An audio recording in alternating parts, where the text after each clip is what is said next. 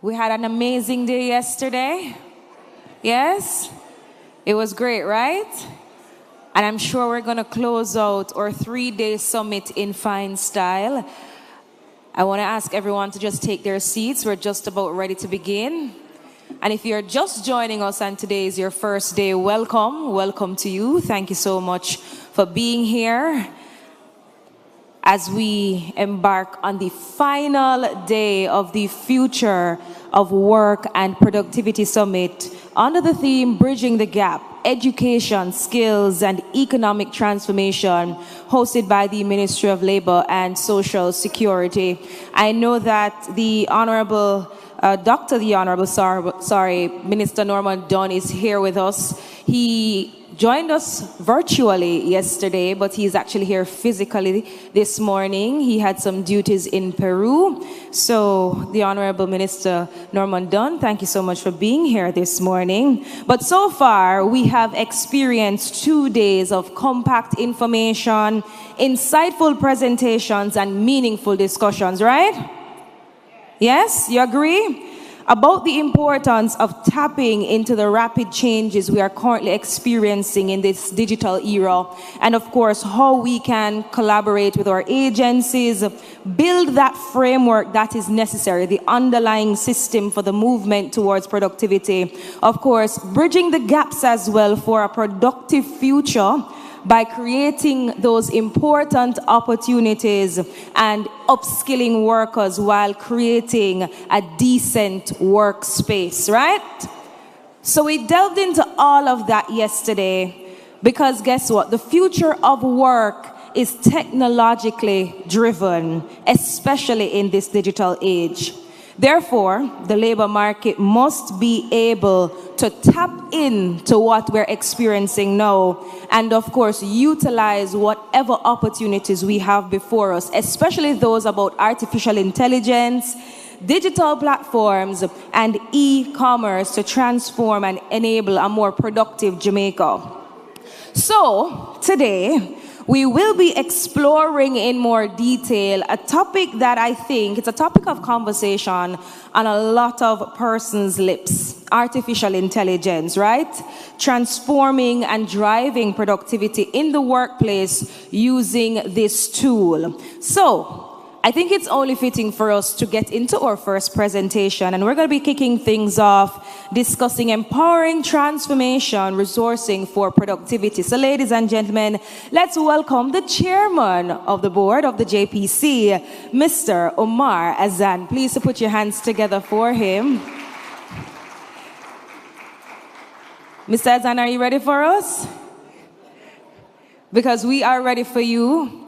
Yes, we're excited to hear from you this morning. Make him feel welcome, ladies and gentlemen. One more time for our chairman, board of the JPC, Mr. Omar Azan.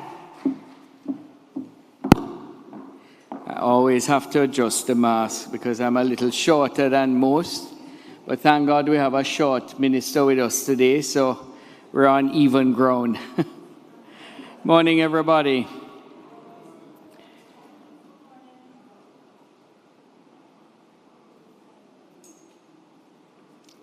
If you don't mind, before I start, I'd like to just say a quick prayer. Normally we start. This is not on the agenda, but if you don't mind. Lord, we just thank you for this day.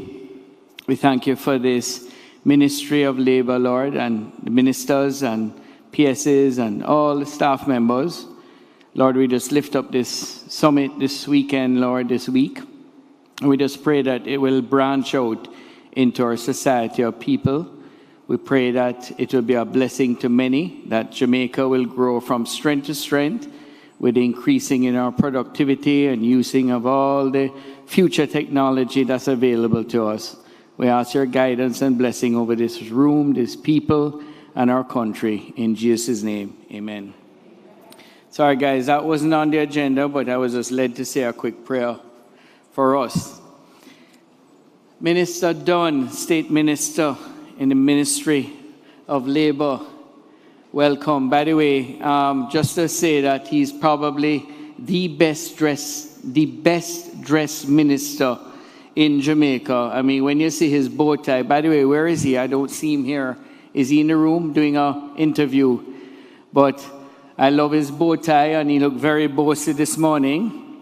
Our PS, Permanent Secretary in the Ministry of Labor, Mrs. Colette Roberts-Risden, thanks for being here again today. You spent the entire day with us. We appreciate you being here with us. Members of the Advisory Board of the Jamaica Productive Center.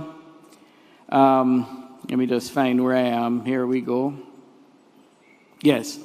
Our Chief Technical Director, Mrs. Tamara Nelson, panelists and guests of the AC Marriott Hotel, and those joining us online, good morning, everyone.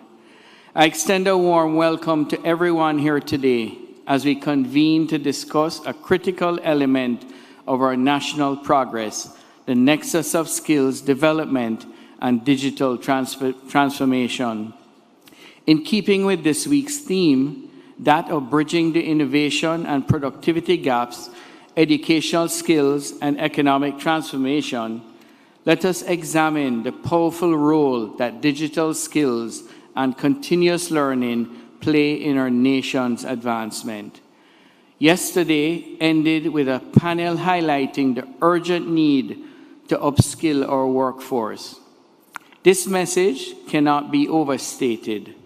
The 2023 World Economic Forum's Future of Jobs survey underscores this necessity, revealing that 4 of 10 workers experience disruption in their skills, 6 in 10 need upskilling, yet only half can do so.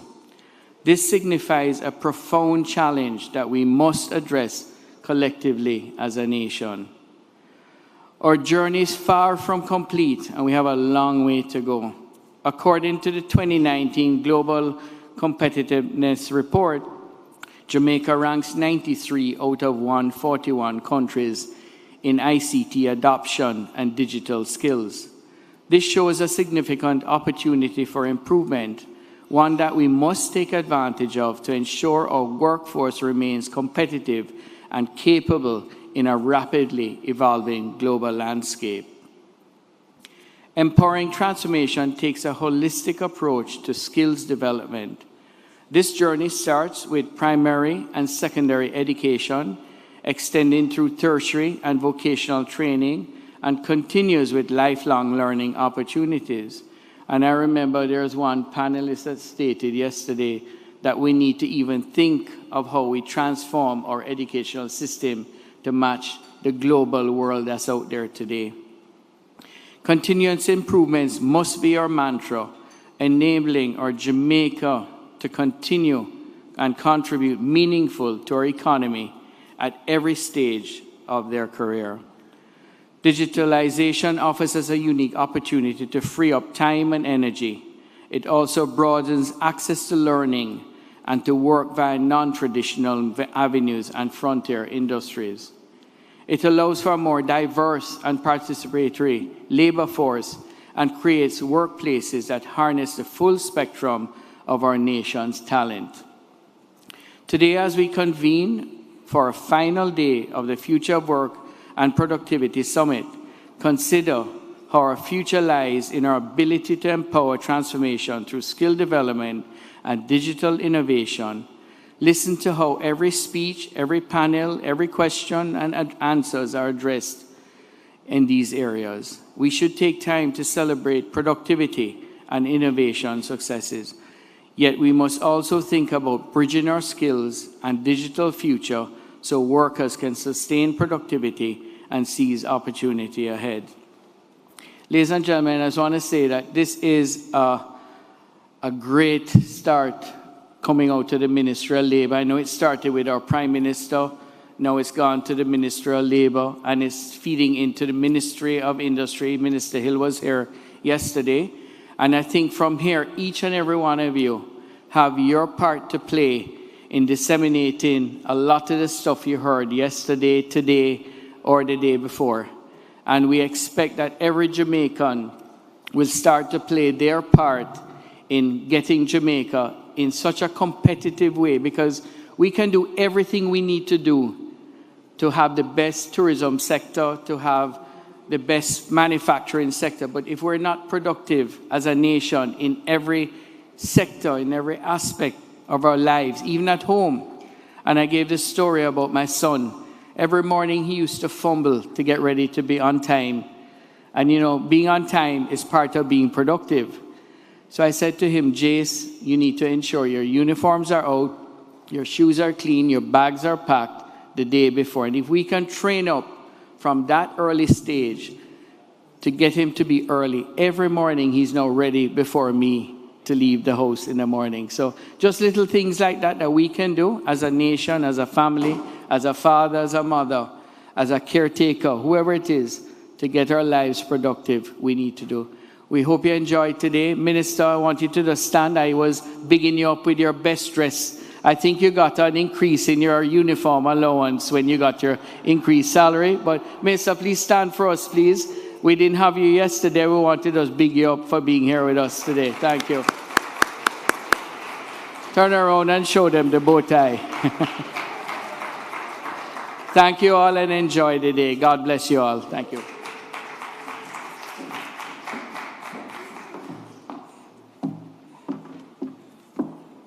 Thank you so much, Chairman Mr. Omar Azan. You touched on a number of important points. Of course, upskilling is definitely necessary, especially those digital skills. Even as some workers have limited opportunities to do so, we still need to intervene at all stages. So thank you so much, Chairman. All right, ladies and gentlemen, we mentioned him earlier. We thank him for being here we thank him for being here this morning as well. I know our chairman also, big him up because his suit and bow tie is very crisp and clean. He'll be our keynote speaker this morning, ladies and gentlemen, touching on the topic of people-centered productivity development. And we're going to be exploring an approach to international development that focuses on improving communities, of course, with the people at the center of it all. So, ladies and gentlemen, let's put our hands together and welcome our speaker, Dr. the Honorable Norman Dunn, State Minister in the Ministry of Labor and Social Security.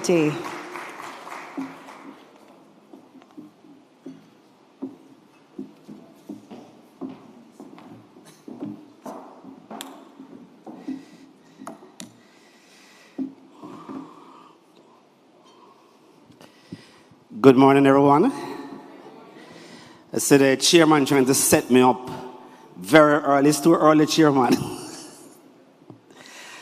But I'd like to recognize, of course, our chairman, Sazan, our permanent secretary, the members of the board, representative from ILO, as well as IDB, our exhibitors all lined out in the back, other distinguished persons who are here today, our interpreter that shows how inclusive we are in what we do, and persons online, a pleasant good morning again. Now, today we are exploring the topic people-centered productivity development. And I must say, although I was not here for the previous 2 days, I watched as much as I could online.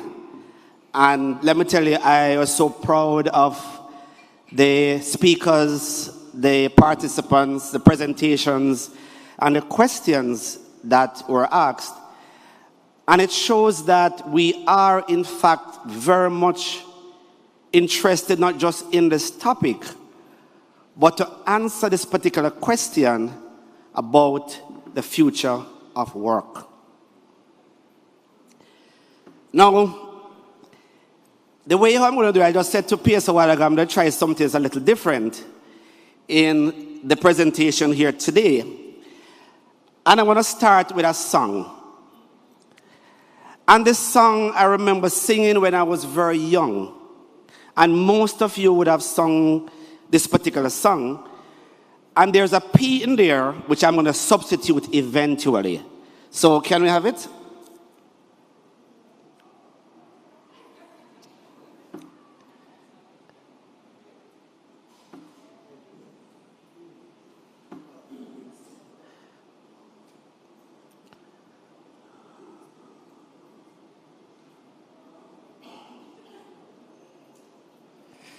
You see, if I could sing it, I would just go ahead and sing. Ready?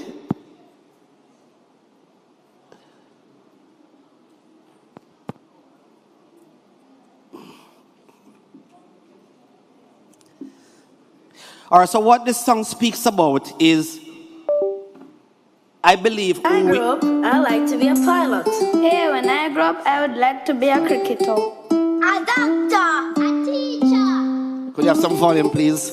We are all going to fulfill our potential, and that's a promise.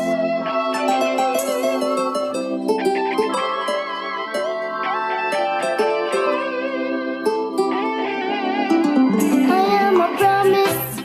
I am a possibility. But you know the song? I am a promise with a capital P. I am a great big bundle of potentiality. Oh yes, and I'm learning to hear God's voice, and I'm trying to make the right choice. I am a promise to be anything God wants me to be. I am a promise, I am a possibility, I am a promise, promise with a capital P. I am a great big bundle of potentiality. Oh yes. All right, so what I'm trying to convey is that inherent in all of us is a possibility. But we are much more than that now. And this is where productivity comes into play. Because we need to start having this concept of productivity to be a complete part of who we are. So I stand here, of course, thanking the organizers, which of course were CTD Nelson. CTD Nelson, our small team from JPC. And of course, Ad Intelligent for putting this all together. So I'd like to really thank them for this. But in getting the presentation together, there's a picture I'm going to put up now, and I want to ask persons if they know who this picture is. That picture on your left, who is that? Is that person here? Where is he? Dr. Henry, could you stand? This is Dr. Henry. And why I'm mentioning this, I remember, if you can look carefully at the date of that article, I think it was in October last year. And I remember walking into the office of Minister Charles, and he said, you see what I'm always talking about? Because while productivity is around and the concept has been around for a while, I believe that the Prime Minister set the tone in so many ways in driving this conversation of productivity, and you will hear it in most of the messages that he has, speaking about productivity, and he even mentioned it at the biennial conference in Montego Bay. So when Minister Charles came in with this article, he said this is something that he has been working on for a while, and here is an article in the paper just at the right time speaking about this. And we decided that we're going to put together a productivity summit. Other entities I know is in this frame of mind now, because even on my visit to the United Nations last week, speaking on disabilities, and the conference was on disabilities, the future of work, in what they call the Summit of the Future, is what everyone now is speaking about, because there are so much things that are changing right in front of our eyes. Right in front of our eyes each day. But as Jamaicans, I believe we are, in fact, a special people. A special people. to the extent that we influence so many things that happens across the world. And here I'll show another video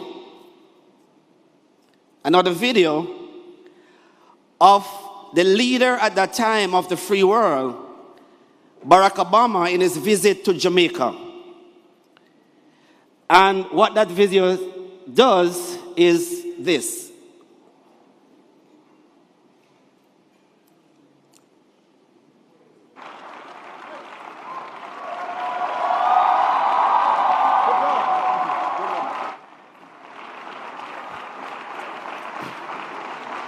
Thank you. Thank you very much. Thank you. Greetings, Massive. Hey. Wagwan, Jamaica. So, did anybody remember this? Yes.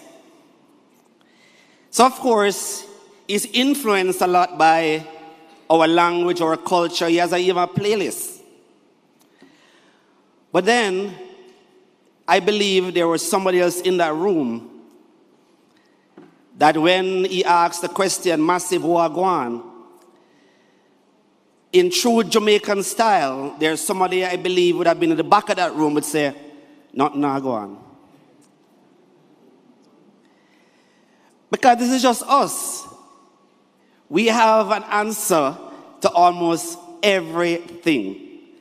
So, in saying not Nagwan, that is not true, because here we are today speaking about the most important topic called productivity. So, Sok Magwan. And it's for us, not just Dr. Lewis, but for us generally, with our productivity ambassadors, and I placing on the table that each Jamaican should now become a productivity ambassador. Must. The Prime Minister made a point, again, at the conference in Montego Bay. No matter how much, and we see it in so many cases, that we can increase salaries, but it will never be enough to drive the growth of this country unless productivity is an important part of that equation.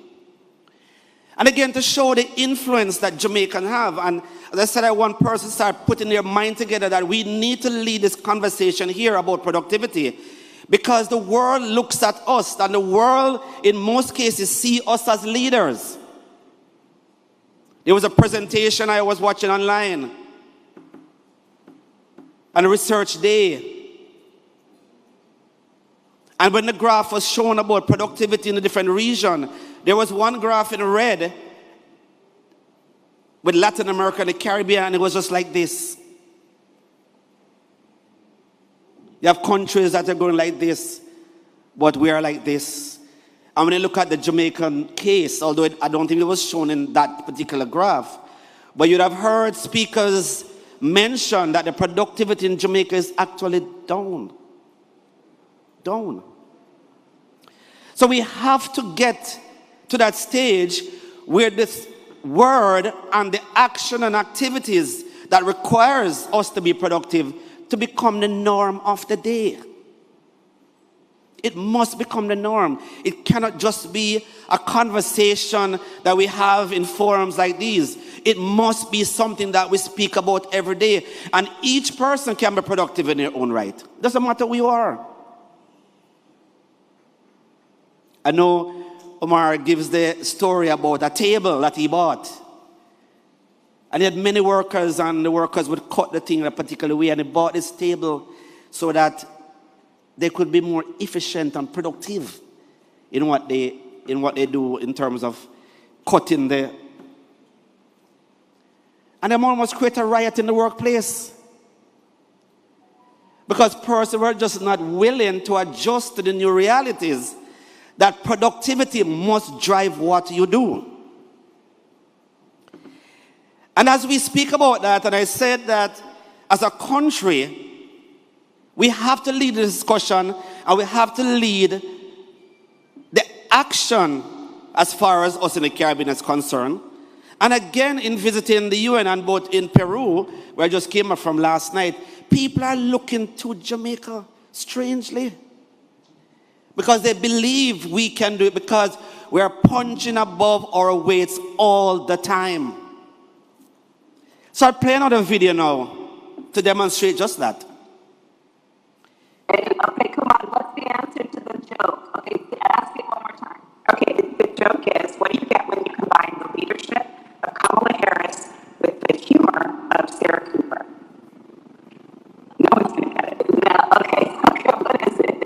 The answer is, you All get right, one so whole Jamaican. we're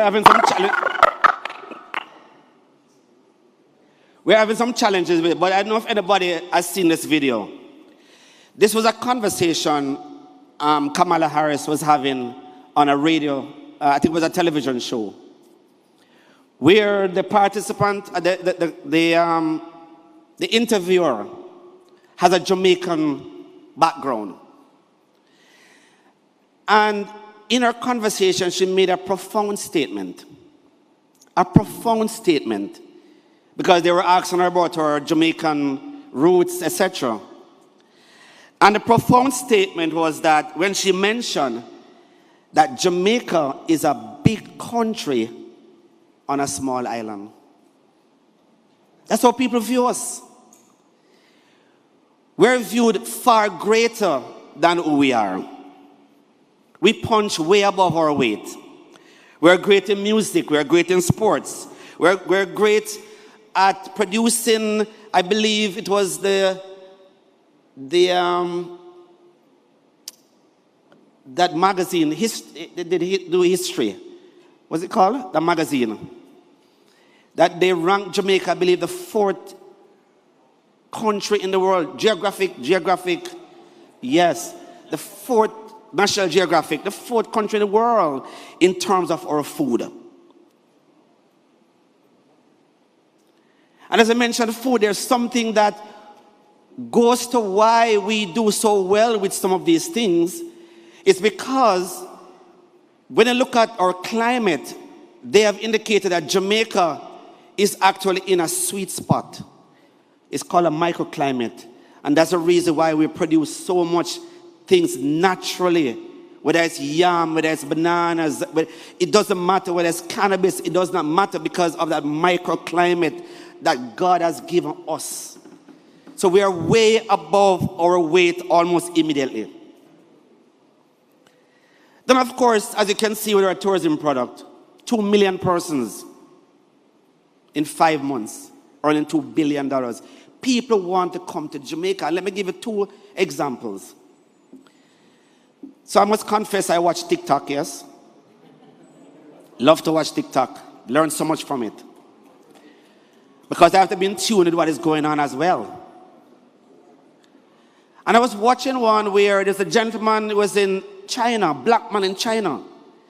And the black man was speaking, and he was speaking Chinese fluently. Fluently. And the Chinese get around him. So I don't know if anybody here has been to China, but when you go to China, I don't know if it's changing now.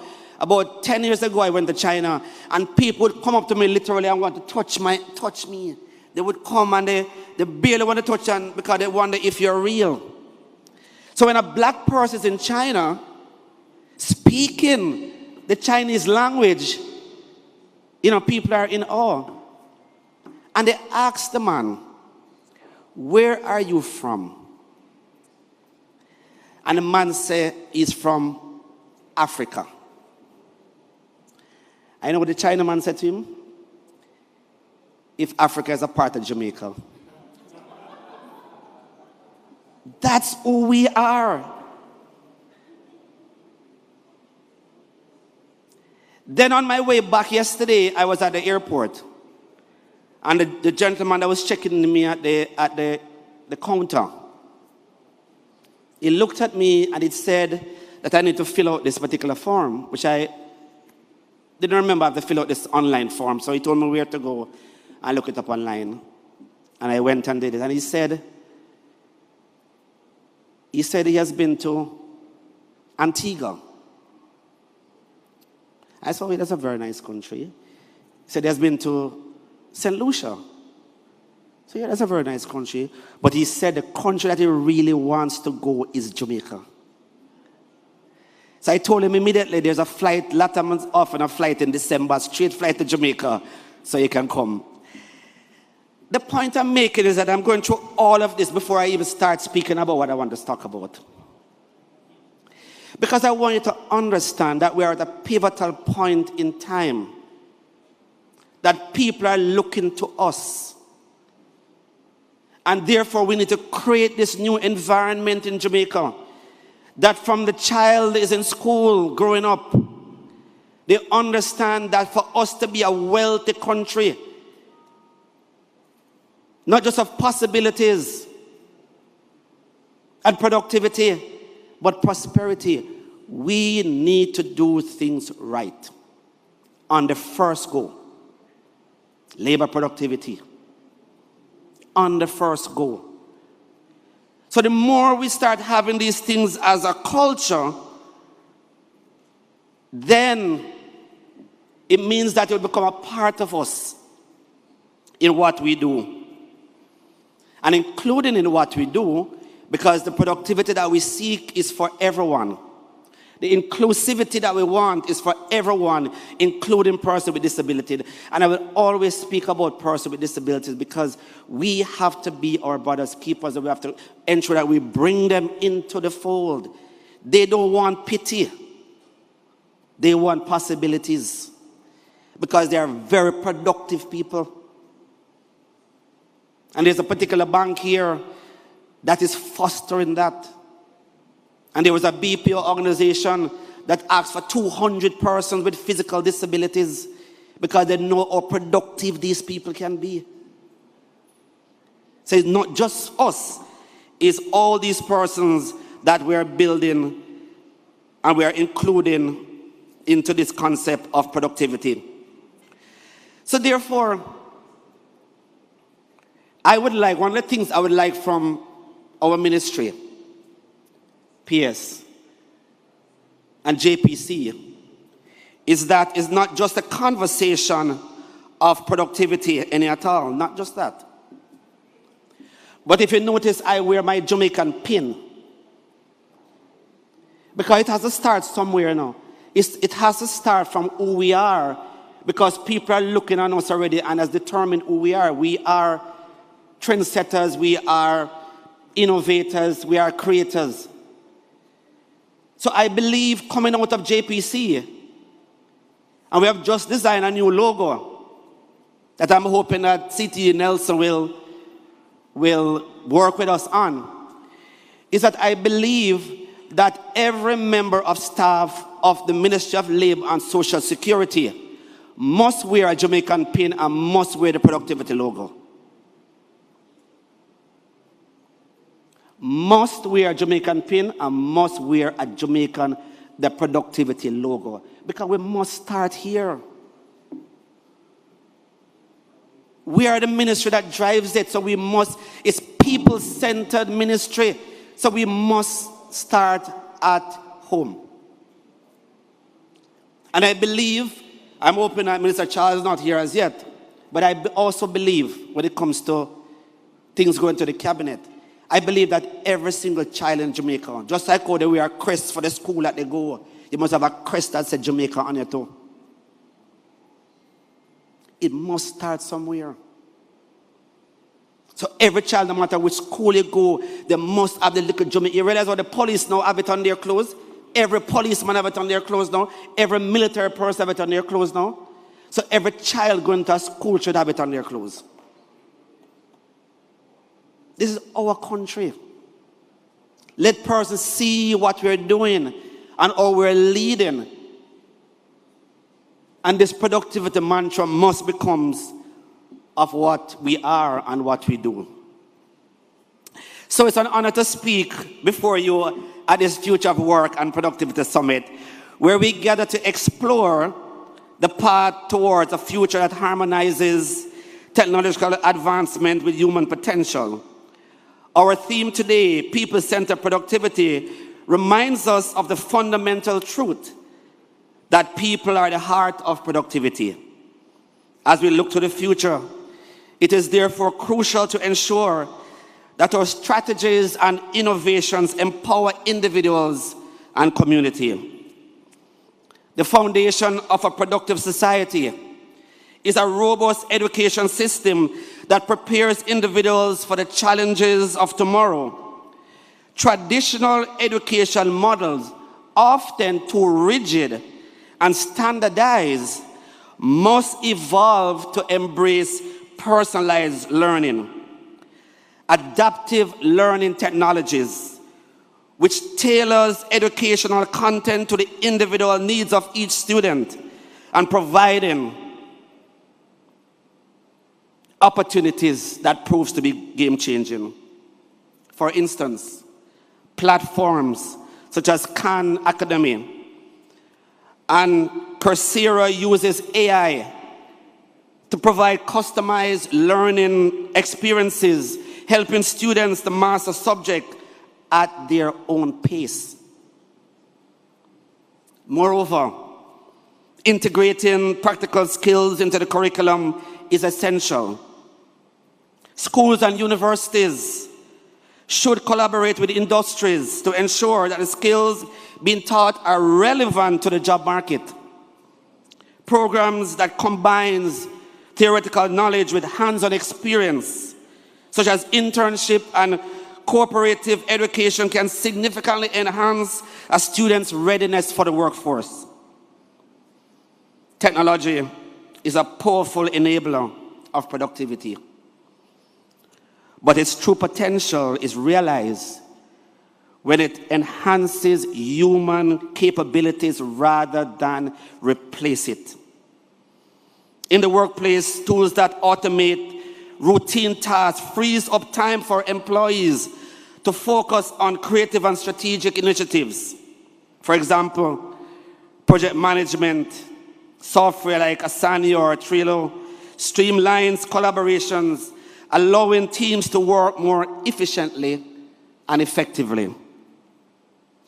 Artificial intelligence, machine learning are revolutionizing ways, sector by sector, by providing predictive insight and automating complex processes. In healthcare, AI-driven diagnostic tools assist doctors in identifying diseases with greater accuracy, leading to better patient outcome. And I pause here because there's something that is happening, and I want to really congratulate and thank both the ILO and the IDB for partnering with Jamaica all the time.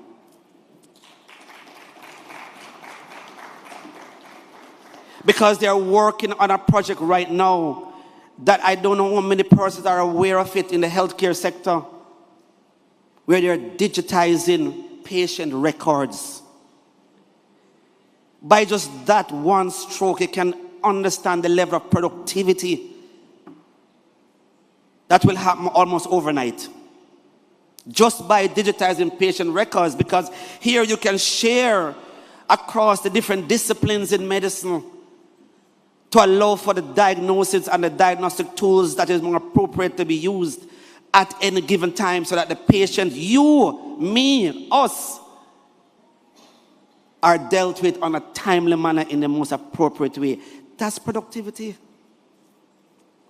So I want to big up the the IDB on this particular project. So these technologies do not diminish the role of healthcare professionals, but rather augment their capabilities, enabling them to provide higher quality of care. A productive workforce is one that is continuously evolving and adapting to new challenges. This requires a culture of continuous improvement and lifelong learning. Organizations should therefore invest in ongoing training and development programs that helps employees to upskill and reskill, and HEART is doing a lot of that right now. Platforms such as LinkedIn Learning and Udemy offers a plethora of courses that can be tailored to individual career path. Moreover, fostering an environment that encourages innovation and creativity is crucial.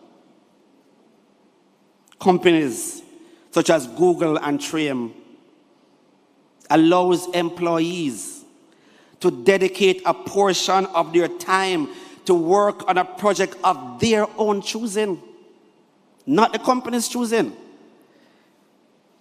We have a clear example here. This not only boosts morale, but also groundbreaking innovation that can drive productivity. The rapid pace of technological changes means that the skill required for the job market are constantly evolving.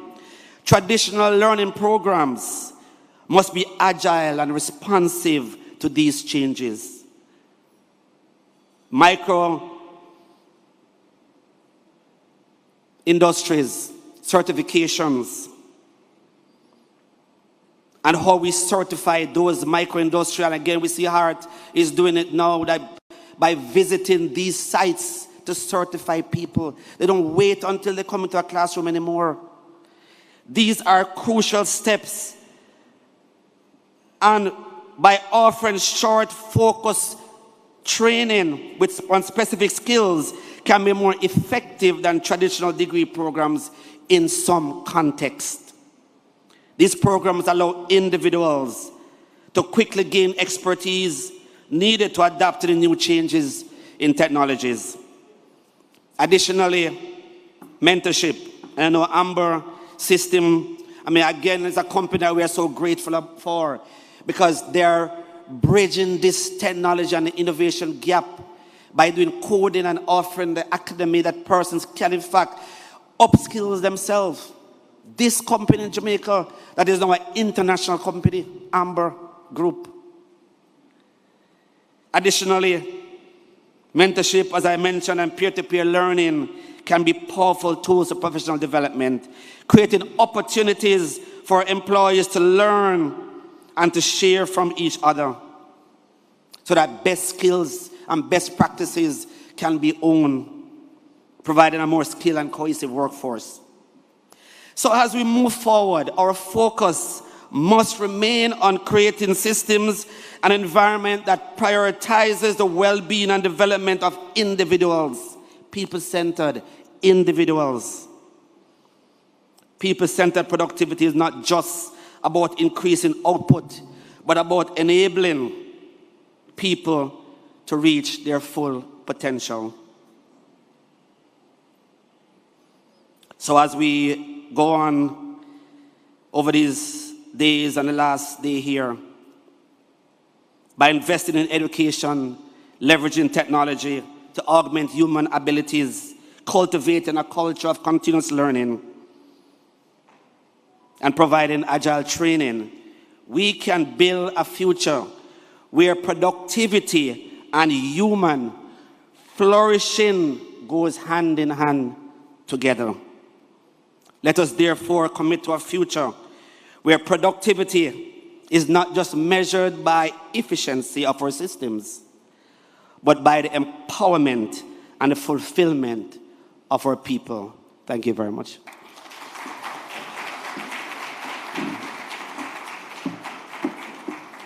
State Minister Dr. the Honorable Norman Dunn. One more time for him, please, ladies and gentlemen.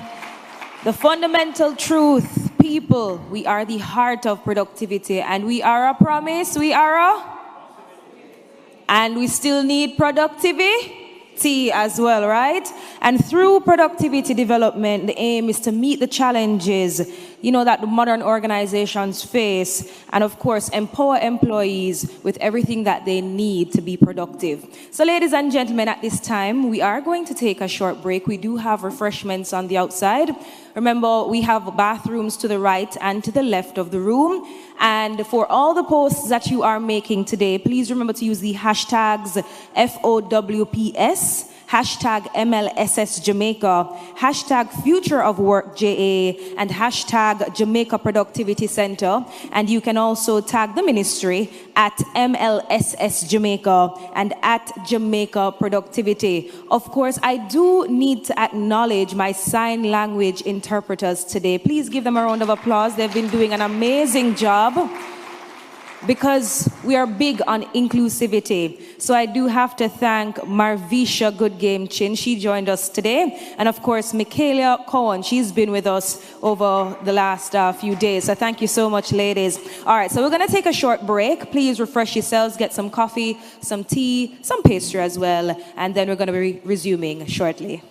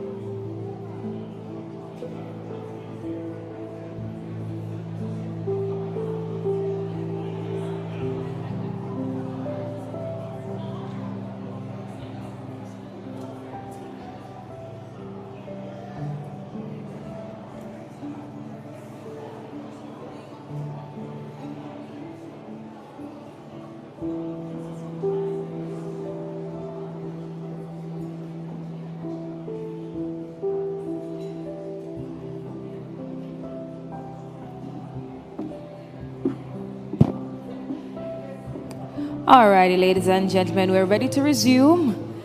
So I'm kindly asking you to take your seats as we head into our next presentation, Driving Productivity Workplaces with AI. Is the cost worth the benefit?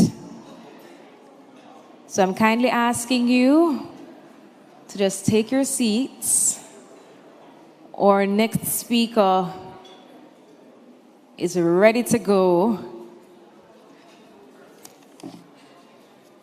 Of course, we do have to thank our sponsors, because without them, we would not be here today. So thank you so much to the Ministry of Labor and Social Security, the Jamaica Productivity Center, Compete Caribbean, IDB, C&W Business. They've provided the internet services over the past 2 days, on our third day as well. Heart NSTA Trust, the University of Technology, Boss Furniture for the lovely seats that you are sitting on, Incomex, EduHub, Check, Adtelligent, Incos, Avanza. Am I forgetting anybody? I hope not. CariMed, with some lovely prizes and gift baskets as well. So thank you so much to our sponsors. We have some AR and VR booths happening as well, and we're going to have them on display a little later on. We're going to show you what's happening. I know the University of Technology, they have some very interesting stuff taking place. So we're going to put them on display so that our viewers online who've joined us and are tuned in can see what's happening. Now, ladies and gentlemen, AI has emerged onto the scene, and some persons say that maybe it's just for a time. Some persons think that it has contributed to the progress of certain, big technological companies, while others have concerns about job losses. Now, the question is, could this technology power future growth through improved productivity? So, ladies and gentlemen, our speaker will be touching on all of that. Is the cost worth the benefit? Driving productivity workplaces with AI. Ladies and gentlemen, let's welcome the CEO of Incos Services Limited, Leslie Lee Fook. Please put your hands together for him and make him feel welcome. Thank you, Talia. Good morning, everybody. Walk on. So, Minister is talking about the black guy who's speaking Chinese. Me Chinese man speak patois. So, I'm very excited to be here with you guys today. I always love doing events in Jamaica. And where's Minister? He's not in the room. So, I want you to let him know, Craig, let him know that self-praise is no praise. Right? Because I love doing events in Jamaica, because Jamaica is the most forward country in the region. So I want to big you up a little bit. You guys are all here as a real testament to the fact that you want to take things up to the next level. So give yourself a round of applause. Clap yourself. All right. So I want to be able to give you guys stuff that I really only give to my private clients for that reason. And by the end of the session today, I'll give you guys everything you need to be successful with AI. But it requires one thing. So this is not going to be an academic presentation. It's not going to be very technical. But to get the most out of today's session, I want you guys to participate. Are you guys okay participating? Yes or no? All right. Lovely. Love it. So any HR professionals? Cool. So give us a quick little scan if you could. And then fill it out. There are like 4 or 5 questions. All right. Good. I know it's a quite mixed room. Any marketers? Any marketers? Okay, give us a quick scan. And then you have about 4 or 5 questions to answer. All right, wonderful. So I'll leave you to it for now. So what we're going to cover today, just a quick outline of the agenda. We're going to talk a little bit about what is AI. We're going to talk about the impact on the workforce. We're going to look at AI opportunities. And then we're going to look at the framework that we use with our clients that help us accelerate AI adoption across their organizations. And if we have time, I have a little bit of a bonus for you guys. So we start off with the framework. Now, this is our 6-step framework. This is what we use with our most successful clients. We'll only scratch on the first one. And this is the most critical one. This is the ability to spot those opportunities across the organization. What most people are talking about today is how do I use AI for marketing? How do I use AI for customer service? But it's a very, very different way. And when you're able to spot the opportunities, you see how you can apply AI across your entire organization. The other stuff is really important, but you have to be able to spot it first off. So since we've been spending a couple minutes together, guys, would it be okay if I shared a little bit about how I got here, some of the mistakes that I made, so you guys could save on all those headaches? Is that okay? Yes or no? Yeah? All right, good. So I'm known as the data millionaire, and this is my number. And when I get to this number, I'll retire. My job today, though, is to help you guys become millionaires as well. Now, when most people see me, this is kind of what they see. They see me with prime ministers, captains of industry, CEOs, and sometimes celebrities. Any Beanie Man fans here? All right. Love it. But the reality is it wasn't always like this. So these 4 letters, my mouth is drying up even thinking about this. But it's 4 letters, COXX. Thank you. What's COXX? It's actually, thank you very much, my A-level results. I got a C in GP. I got an O in, no serious thing, an O in chemistry, an X in biology, and an X in mathematics. Now, why am I sharing these extremely embarrassing results with you guys? It's because most people think today to be successful with AI, you need, what do you need? Maths. You need programming. I didn't even do computer sciences at school. So by about 2018, because of lots of different things, and I'll give you the short version of it today, by 2018, I had established a data analytics practice that was covering the entire Caribbean. And I realized that AI was coming, and it was coming fast. But I had that same problem. I couldn't code. Anybody could code in this room, any coders, any programmers, a couple, all right, the smart folks in your room, a couple people, good. So I can't code, I can't program, but I know AI was coming. So I wasn't quite sure what to do, and I started to, well, when you have tough questions in life, what do you guys do? You Google it, yeah. So I Googled it, and I stumbled onto this company, and what in 2018, when data scientist was the sexiest job on the planet, this company was doing something called automated machine learning. What's that? They were in 2018 already automating data scientists. So I called up the company. I got into a training program, and it was actually a training program with their sales team. I was like, perfect, because I'm not technical. So I go there, and by about lunchtime on day 1 of a 5-day program, I am lost. So we had a little water cooler break, and I'm talking to the new sales staff, and they said, look, I have the minimum requirement is a master's in statistics. So I was drawn in. But on day 5, just after lunch, they said, go to this website called Kaggle. Anybody ever heard about Kaggle? Yes or no? No? Okay. So Kaggle is basically this online data science competition where it attracts the best data scientists in the world. So for example, Netflix will post a data set there, and they will put a bounty, $1 million for the data scientists that could solve this problem. So all the best data scientists go there. So at the end of the training on day 5, they said, go to Kaggle, download a data set, put it into the platform, and then hit this big start button. And then come back 30 minutes on. So I go to Kaggle, download, put it in, click, I go for coffee, I come back, I take the results, and I put it back into Kaggle. And on that day, I became the 43rd best data scientist in the world. Because I could click a big button, basically. But they had already automated the work of data scientists. So I came back to the region, and I started to train citizen data scientists.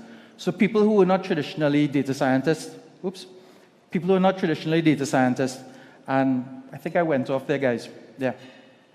And life was good. So we started to work with the Actuaries Association. We started to work with the financial services across the entire territory.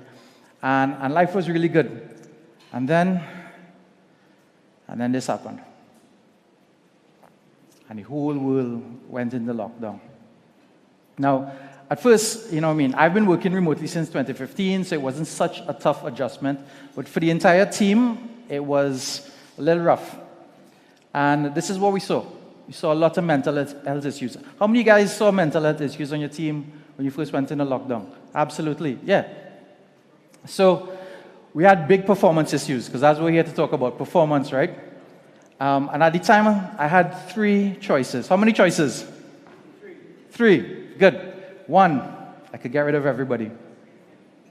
And I really thought about it at a point in time. 2, what else could I do?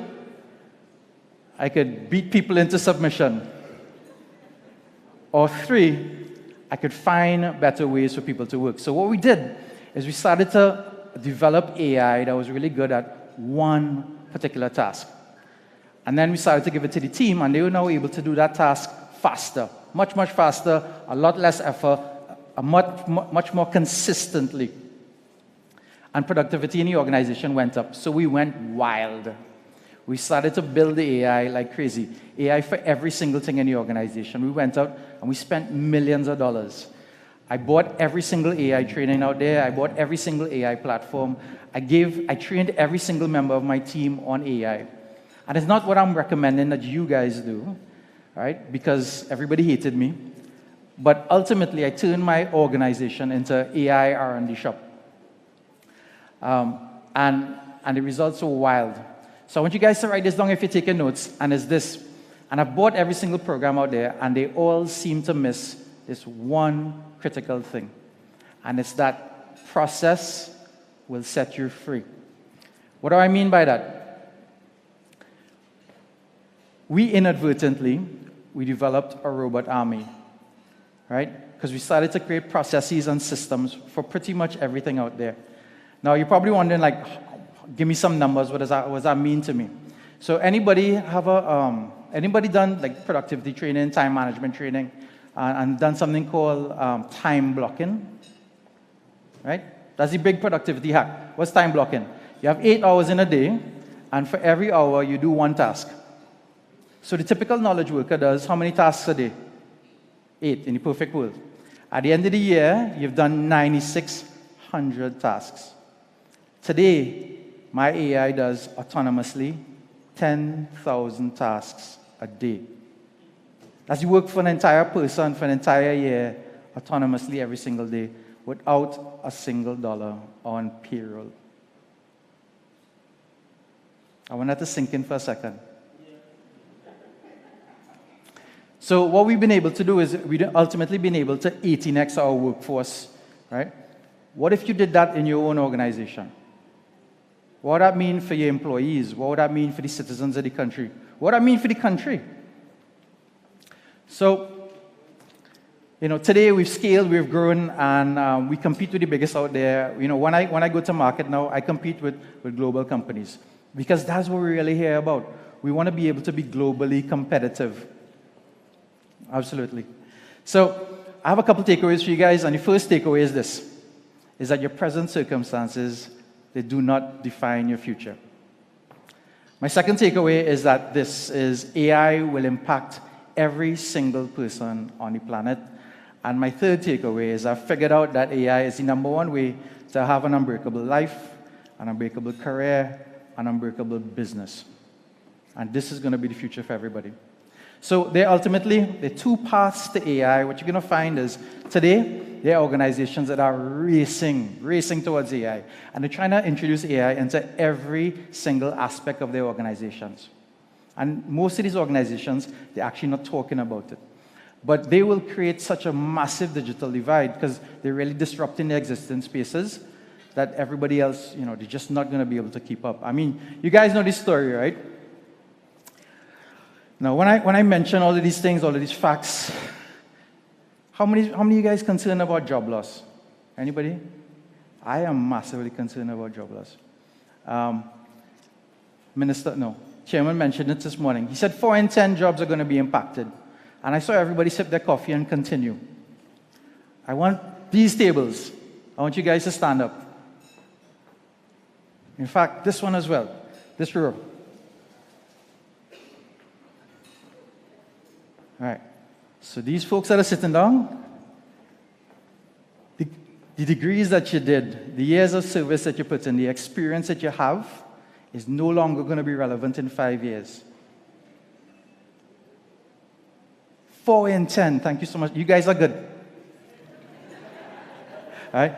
4 in 10 is massive numbers. Now, who's using AI already? Anybody using AI already? Okay, all right. Who's using AI but their boss doesn't know it? Don't raise your hand, give me a wink. All right, gotcha. Cool. So AI is going to make you at least 50% more productive. Is that conservative? Very conservative. And it's because of this, right? There's this gold rush that's happening right now towards AI.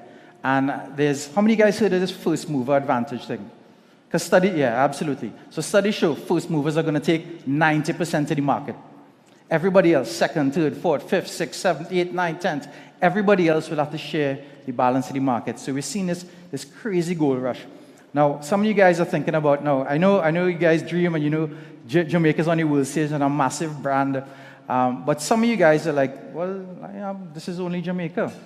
But the reality is this. If you look at the first movers in any particular market, Coca-Cola, it was created in a little pharmacy in the US. Kellogg's was a breakfast accident in a sanitarium in a madhouse. And most of you guys know the story of Amazon. Amazon was created in a guy's garage. So sometimes people with very little resources, that are the first movers. So it's really about asking yourself the question, do you want to be a first mover or you want to be a late adopter? Do you want to be a first mover or a late adopter? Absolutely. Because this is the 2030 vision. You want to be the best, right? You want to be the place of choice to live, work, raise families, and do business. And there's only one way to do that. It's to be the first mover. So what is AI? And I don't have a technical description for it. So this is how I like to think about AI. So think about AI like the best employee you've ever had. That's an employee that works 24 hours a day, 7 days a week, 365 days a year. They don't get sick. They don't have bad days. They don't call the union. It's an employee that is always learning. Every single task they do, they're getting better, they're getting smarter. And the crazy one that I like, it's an employee that's extremely experienced and adaptable. What do I mean by that? It's an employee that understands marketing, sales, finance, IT, operations, risk. Like you name it, compliance, they understand all of it. So, do you use AI today? And I know a couple of people here that raised their hands. What do you guys use? What do you use? ChatGPT, everybody. Oof. By the way, you know the White House banned the use of ChatGPT? You know they banned Copilot, you guys know that? Just checking. All right, cool. So if I asked that question maybe 2 years ago, I'd have gotten different answers. So who's got the iPhones? Yeah, so I was going to make a joke, but I'm not going to make it because nobody... So I was told a girl in Jamaica is not going to talk to you if you don't have an iPhone. Joke. So, but when you pull out your iPhone, you look at your iPhone, facial recognition, that's AI. When you get emails into your inbox and it gets pulled out into your spam folder, that's AI. When the bank calls you and they say, look, fraudulent transaction or not, that's AI as well. So we've been using these forms of AI, but that's really a class called discriminative AI. What does it do? It discriminates. It makes a decision. And whilst it's powerful, it's different from the stuff that we're now exposed to. So this stuff, ChatGPT, most of you guys are already using it, is really one of a whole ecosystem of platforms. So it's not just about text, it's voice, it's speech, it's music, it's audio, like you name it. I was at a conference in Montego Bay last year, and one of the guys at the conference was the head of medicine at Yale University. Now, I was super excited to meet this guy because I'd love to get my kids to go Yale to do medicine someday. And I get to the lobby and I run into him, and he bumps into me and he said, Leslie, real excited to meet you. I was like, you excited to meet me? Why? Right? He said, because AI is impacting doctors. You mentioned that earlier. So his partner was with him, and she's like, yeah, AI is also impacting my space. I was like, what do you do? She's like, I make perfumes. Now, I've never seen AI with a nose But AI is impacting every single person, even in such a narrow niche. So, how smart is this? Any lawyers here? Talia? All right. Any other lawyers here? So, okay, cool. I'll go ahead, Talia, with your permission. All right. So how smart is this stuff? I want you to look at the third row down. So the third row down is something called the Uniform Bar Exam. So at the end of 2022, they released a model called GPT 3.5. And GPT 3.5 sat the Uniform Bar Exam. It's the exam that tons of people take to become lawyers. And it scored in the bottom 10th percentile of all lawyers. 5 months later, the Big Brother version 4, was released. And it sat the Uniform Bar Exam, and now it was in the top 90th percentile of all lawyers. So it's getting smart, and it's getting smart fast. Now, you guys have probably heard a lot about blockchain and all these emerging technologies.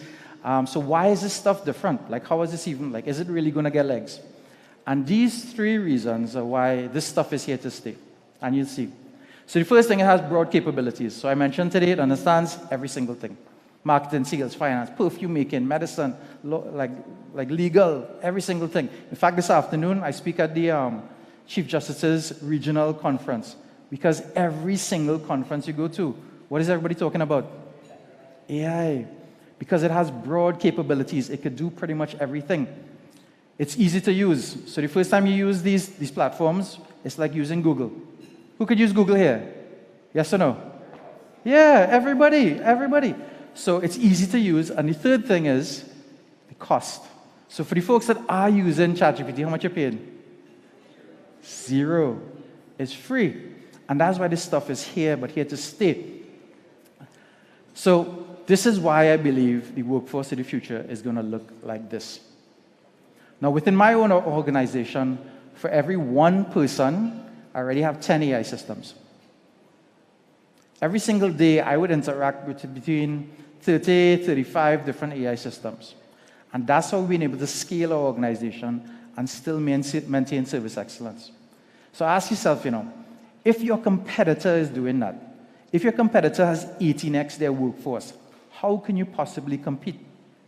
You simply can't. And every organization needs to rethink, what is our workforce even going to look like? So I want to show 2 examples, if that's all right, guys. Am I doing okay for time? All right, cool. So I want to show quickly 2 examples. And the first one is really operational efficiency. Okay, so who did the HR thing? Cool. So the HR one basically was your name, email address, and then some things that you hate doing. A couple of tasks. What were those tasks you hate doing? You remember? Sorry? Projects. And a couple of other things, right? Right. So ideally, how did I even get started with this stuff? So how many of you guys are small, medium-sized businesses? Anybody? All right, cool, good. So in a small, medium-sized business, you get busy because you're wearing a lot of hats and there's knee-jerk hiring, right? What is that? We don't have structure or anything. We're just busy, so we go hire somebody.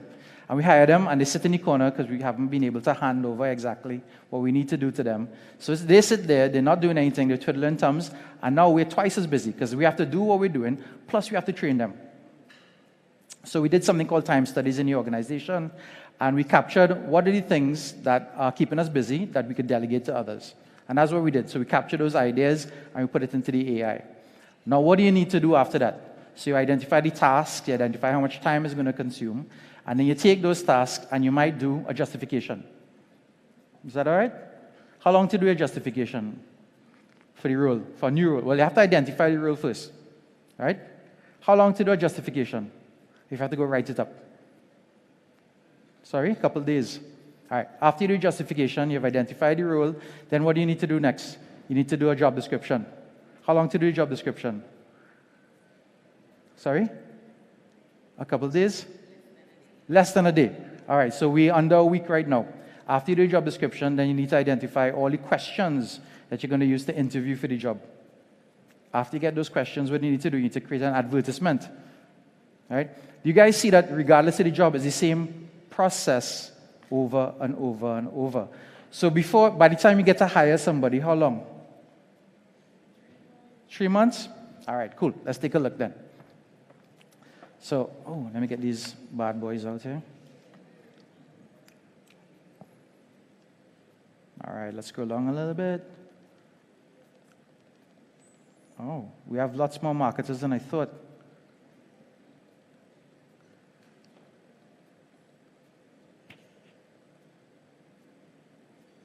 Ooh, lots of you guys responded to my survey.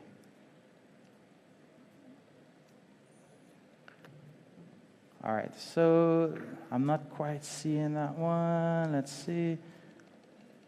It's gonna come.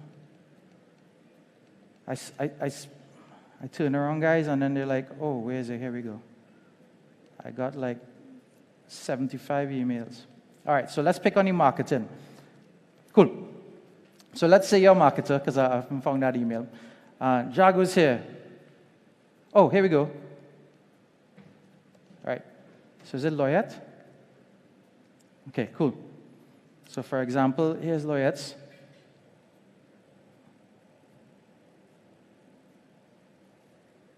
All right. So what do we do here? We have can you guys see that? So we wrote the justification. Is my scroll bar going to work here? We basically created all of the documents that are appropriate for what takes you 3 months to produce. So this is justification. Here is the job description. Here is the social media post. There's going to be an image. There's going to be your interview scoring questions.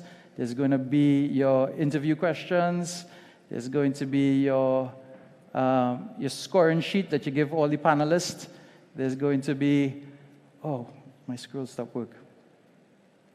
Guys, you get the point that we were just talking about AI. You just gave me 3 little things, and I'm able to now produce all of the assets, what takes months of work to do.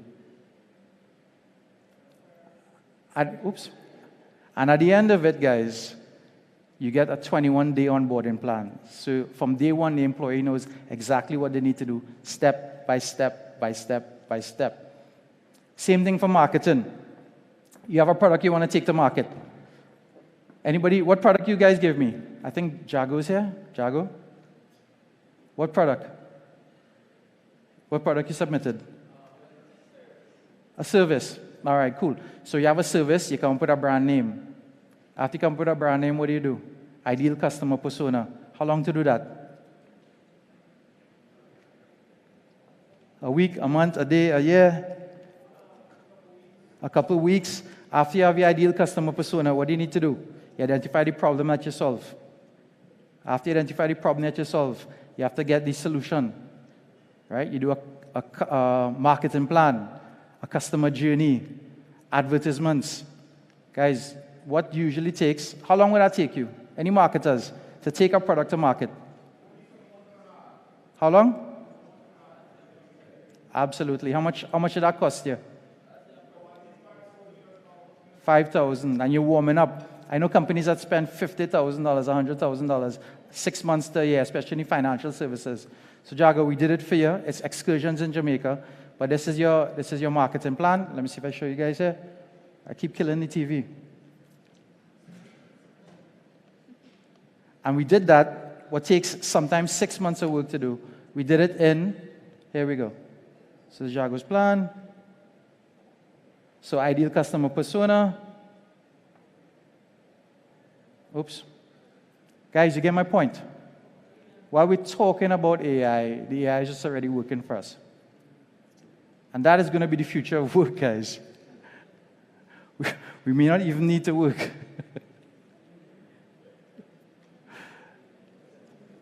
So, I looked at operational efficiency. We could take things that takes teams of people, a couple $100,000 to do, months of time, and we could do it in minutes. And for each marketing campaign, each marketing idea that was submitted, we did it 3 times. So while we're talking about AI, for each and every idea submitted, I did about 18 months of work.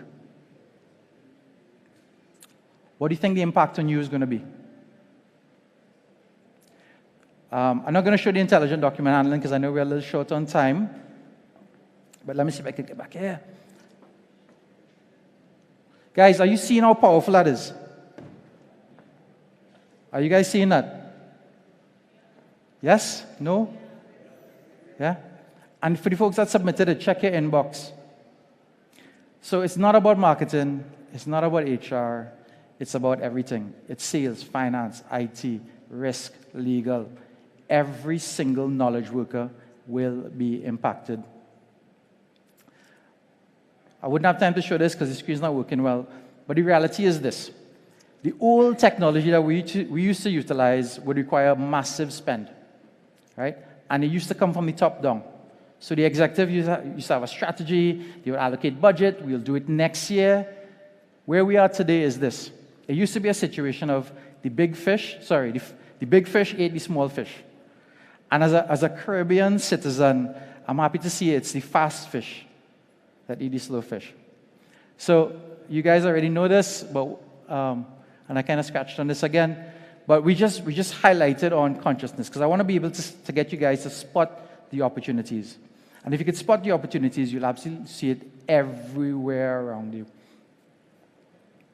So what do? We covered what is AI, the impact on the workforce. We talked about the AI opportunities. I gave you a framework. And do we have time for a quick bonus? Yeah? All right, cool. You guys want to play the video?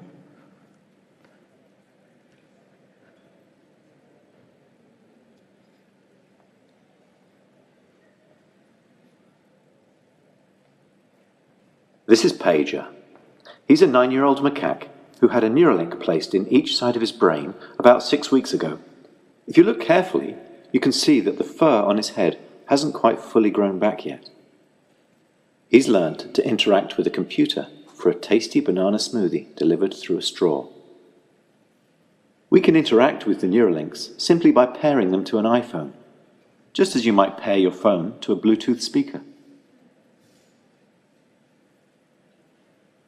The links record from more than 2,000 electrodes implanted in the regions of Pager's motor cortex that coordinate hand and arm movements. Neurons in this region modulate their activity with intended hand movement. For example, some might become more active when he moves his hand up, and others when he moves it to the right.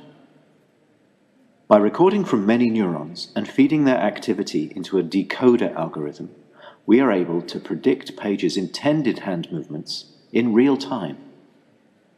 First, we calibrate the decoder by recording neural activity as Pager uses the joystick to move a cursor to targets presented on the screen. As he's playing this game, we are wirelessly streaming, in real time, the firing rates from thousands of neurons to a computer. Using these data, we calibrate the decoder by mathematically modeling the relationship between patterns of neural activity and the different joystick movements they produce. After only a few minutes of calibration, we can use the output from the decoder to move the cursor instead of the joystick. Pager still moves the joystick out of habit, but as you can see, it's unplugged.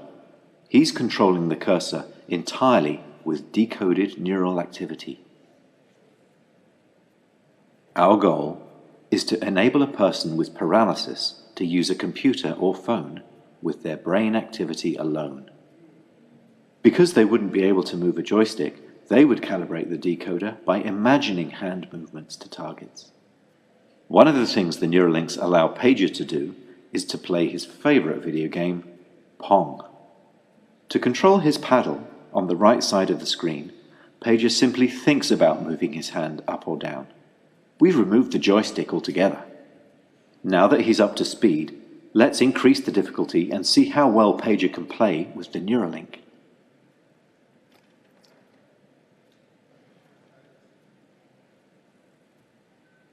As you can see, Pager is amazingly good at Mind Pong. He's focused, and he's playing entirely of his own volition. It's not magic. The reason Neuralink works is because it's recording and decoding electrical signals from the brain. Yeah. Great game, Pager. Thanks, guys. And what better reward for a monkey than a banana? All right. Who's seen that video before? All right, cool. You know the scary part about that video is? It's 3 years old. Last year, the FDA gave approval for human testing. So this is the first candidate who received the chip. Now, guys, we already all have superpowers. This is thousands of times faster than the computer that landed the first rocket ship on the moon. But now we don't even have to take it out of our pocket because we're wirelessly connected to the internet. We're wirelessly connected to AI. Now, the whole premise of this technology is to give people mobility back. But if somebody in your organization gets this chip to get back mobility, they automatically become what? The smartest person in every single room. So if you're in an organization, somebody has a chip, they're getting promoted above you faster, what do you have to do? So you guys are worried about NIDS, right? But you're going to have to get a chip soon. So here's the crazy part. So if you received a chip today, you couldn't walk, right? You couldn't move. What would you do for the first 24 hours of your life, your new life? What would you do?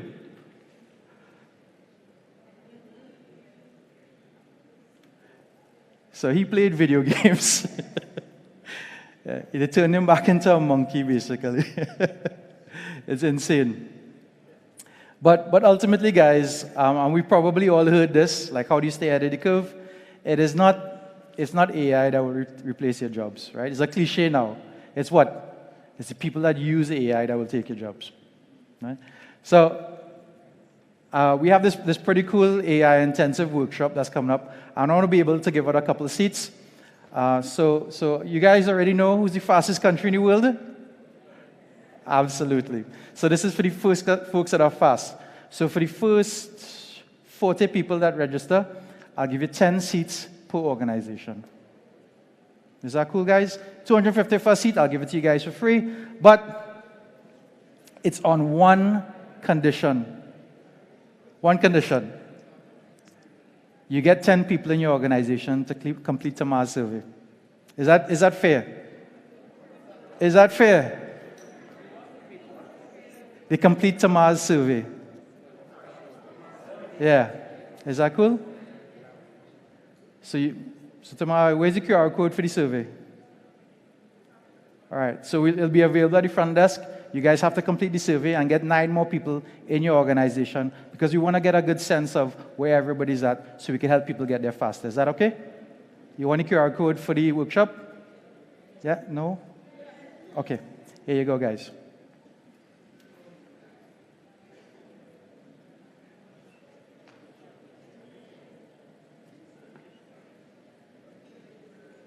All right, cool. So I want to thank you guys. Last but not least, I'd love to get a photo with you guys. Love being here today. All right, guys, say wagwan. I love it. Thank you so much, guys. You guys are awesome.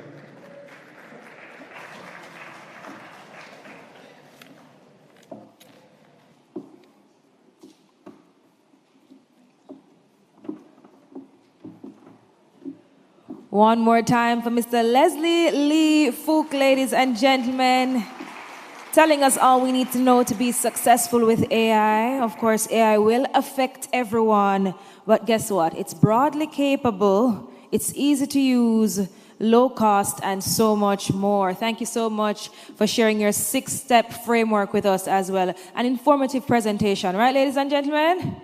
You got the QR code? You didn't get it? All right, so you just check with him at the back of the room and then he'll get that to you. All righty, ladies and gentlemen, it's time for our next presentation and we're going to be talking about innovation for resilience. And when we think about an innovative mindset, it's the ability to come up with, these new ideas and fresh approaches to problems, But resilience is also extremely important for mitigating, those emerging risks that may occur. So our next speaker, ladies and gentlemen, is a globally renowned entrepreneur, distinguished humanitarian, public speaker, and technology disruptor who is motivated by his commitment to give back to society. He has made a significant impact in the tech industry and beyond, as under his leadership, Amber Group has emerged as a major player globally. However, success is not limited to financial gains. It also involves making a positive impact on society through his humanitarian work with the Art of Living Foundation, championing charitable causes. Ladies and gentlemen, let's all welcome Ambassador Dushyant Savadia, CEO of the Amber Group. Put your hands together for him. Come on.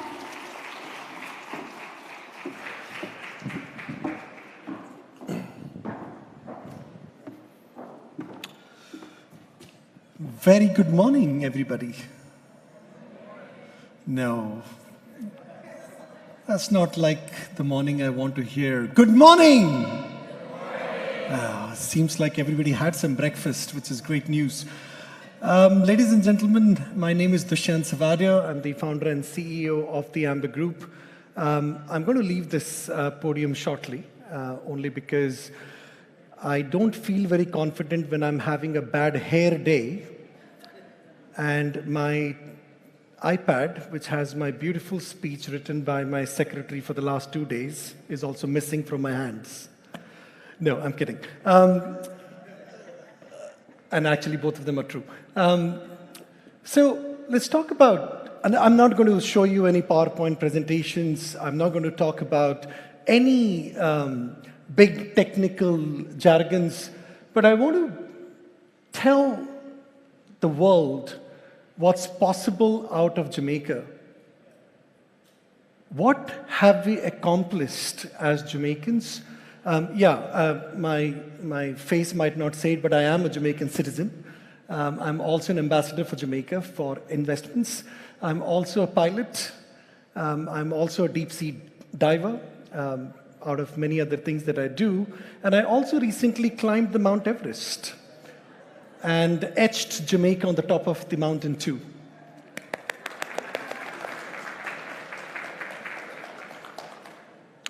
So we're talking about innovation and resilience, right? Let me tell you my journey of innovation from scratch. I was born in India, and I won't spend much time on this because it's a boring subject. You can pause me any point of time if you feel bored. I was born in India, grew up in India. By the time I was 20, my parents threw me out of the house because I was an alcoholic, a drug addict, and I used to drink a liter of rum every night and smoke 60 to 70 cigarettes a day. One night I came home, I was fully drunk, and I vomited in the lounge. And my father looked up and he said, "Oh my God, even the rehab didn't work." So 2 o'clock in the morning-ish, in east of India, threw me out of the house. And I'm sharing this story because you will see innovation everywhere. So I came to the railway station and decided whichever train comes first, that is my destiny and my destination. So I came up to Delhi 30 hours later on the train. By the time I reached Delhi, the alcohol had settled in the system. And I was back in my senses and I realized, oh my God, I'm done. I've got no money, nothing left with me.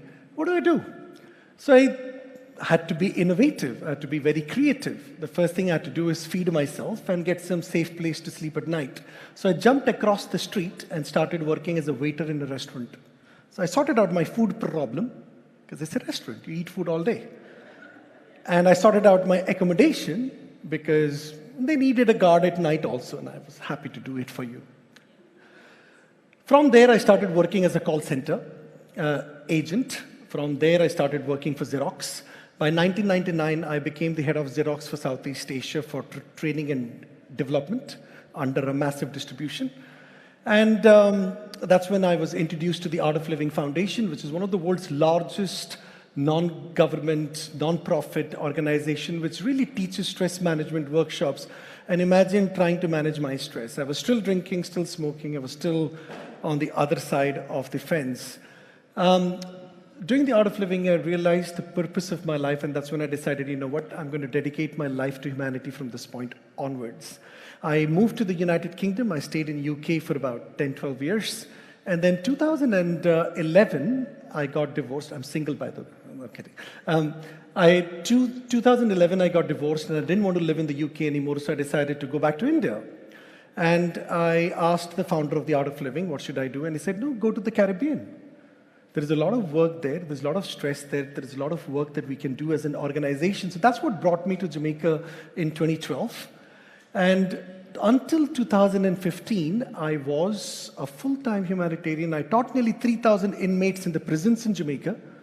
I traveled to inner cities. I did a lot of workshops and a lot of inner city communities around violence and stress management workshops. In the prison, I was inside for a year. Oh, don't take it the other way around. I was in and out. And it's actually a joke. My mother, who recently passed away, when I was in the prison in the morning, of course you leave your phone outside and you go inside for the whole day. And she tried to reach me so many times and she couldn't get hold of me. When I came out and she asked, where were you? We were trying to get you all day. You were in Jamaica and this and that. I said, no, Mom, sorry, I was in the prison. I said, what did you do now? I said, no, I was teaching Art of Living courses, stress management program to rehabilitate our inmates so they can also take responsibility for their past actions and live a better, fulfilled life and become better citizens in the future. So we did a massive, impactful program in the prison. We did a lot of work. But early 2015, and I specifically remember the date, January 2nd, 2015, I had no food in my fridge. And that's the day I realized charity cannot happen from an empty bowl. Yes? You need wealth, my friends. If you want to do good in society, whether you are a government, whether you are an NGO, whether you are a mother, whether you are a father, whether you're an entrepreneur, whether you're an employee. Without wealth, there is no success. Correct? Yes? To do good, we need money. We need wealth. And that is the day I realized that I'm not going to go back to all the sponsorships. You know, I taught most of the CEOs in Jamaica by that time. Most of the government agencies took the Art of Living courses with me in those days. And there's so much of work I did across the corporate sectors, everywhere to reduce the work stress so people can live peacefully, have a more joyful life, and handle their negative emotions and stress better.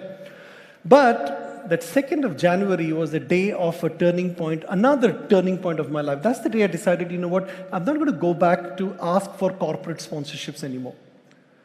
To sustain myself for a little longer, or the foundation and so on, I decided to build businesses.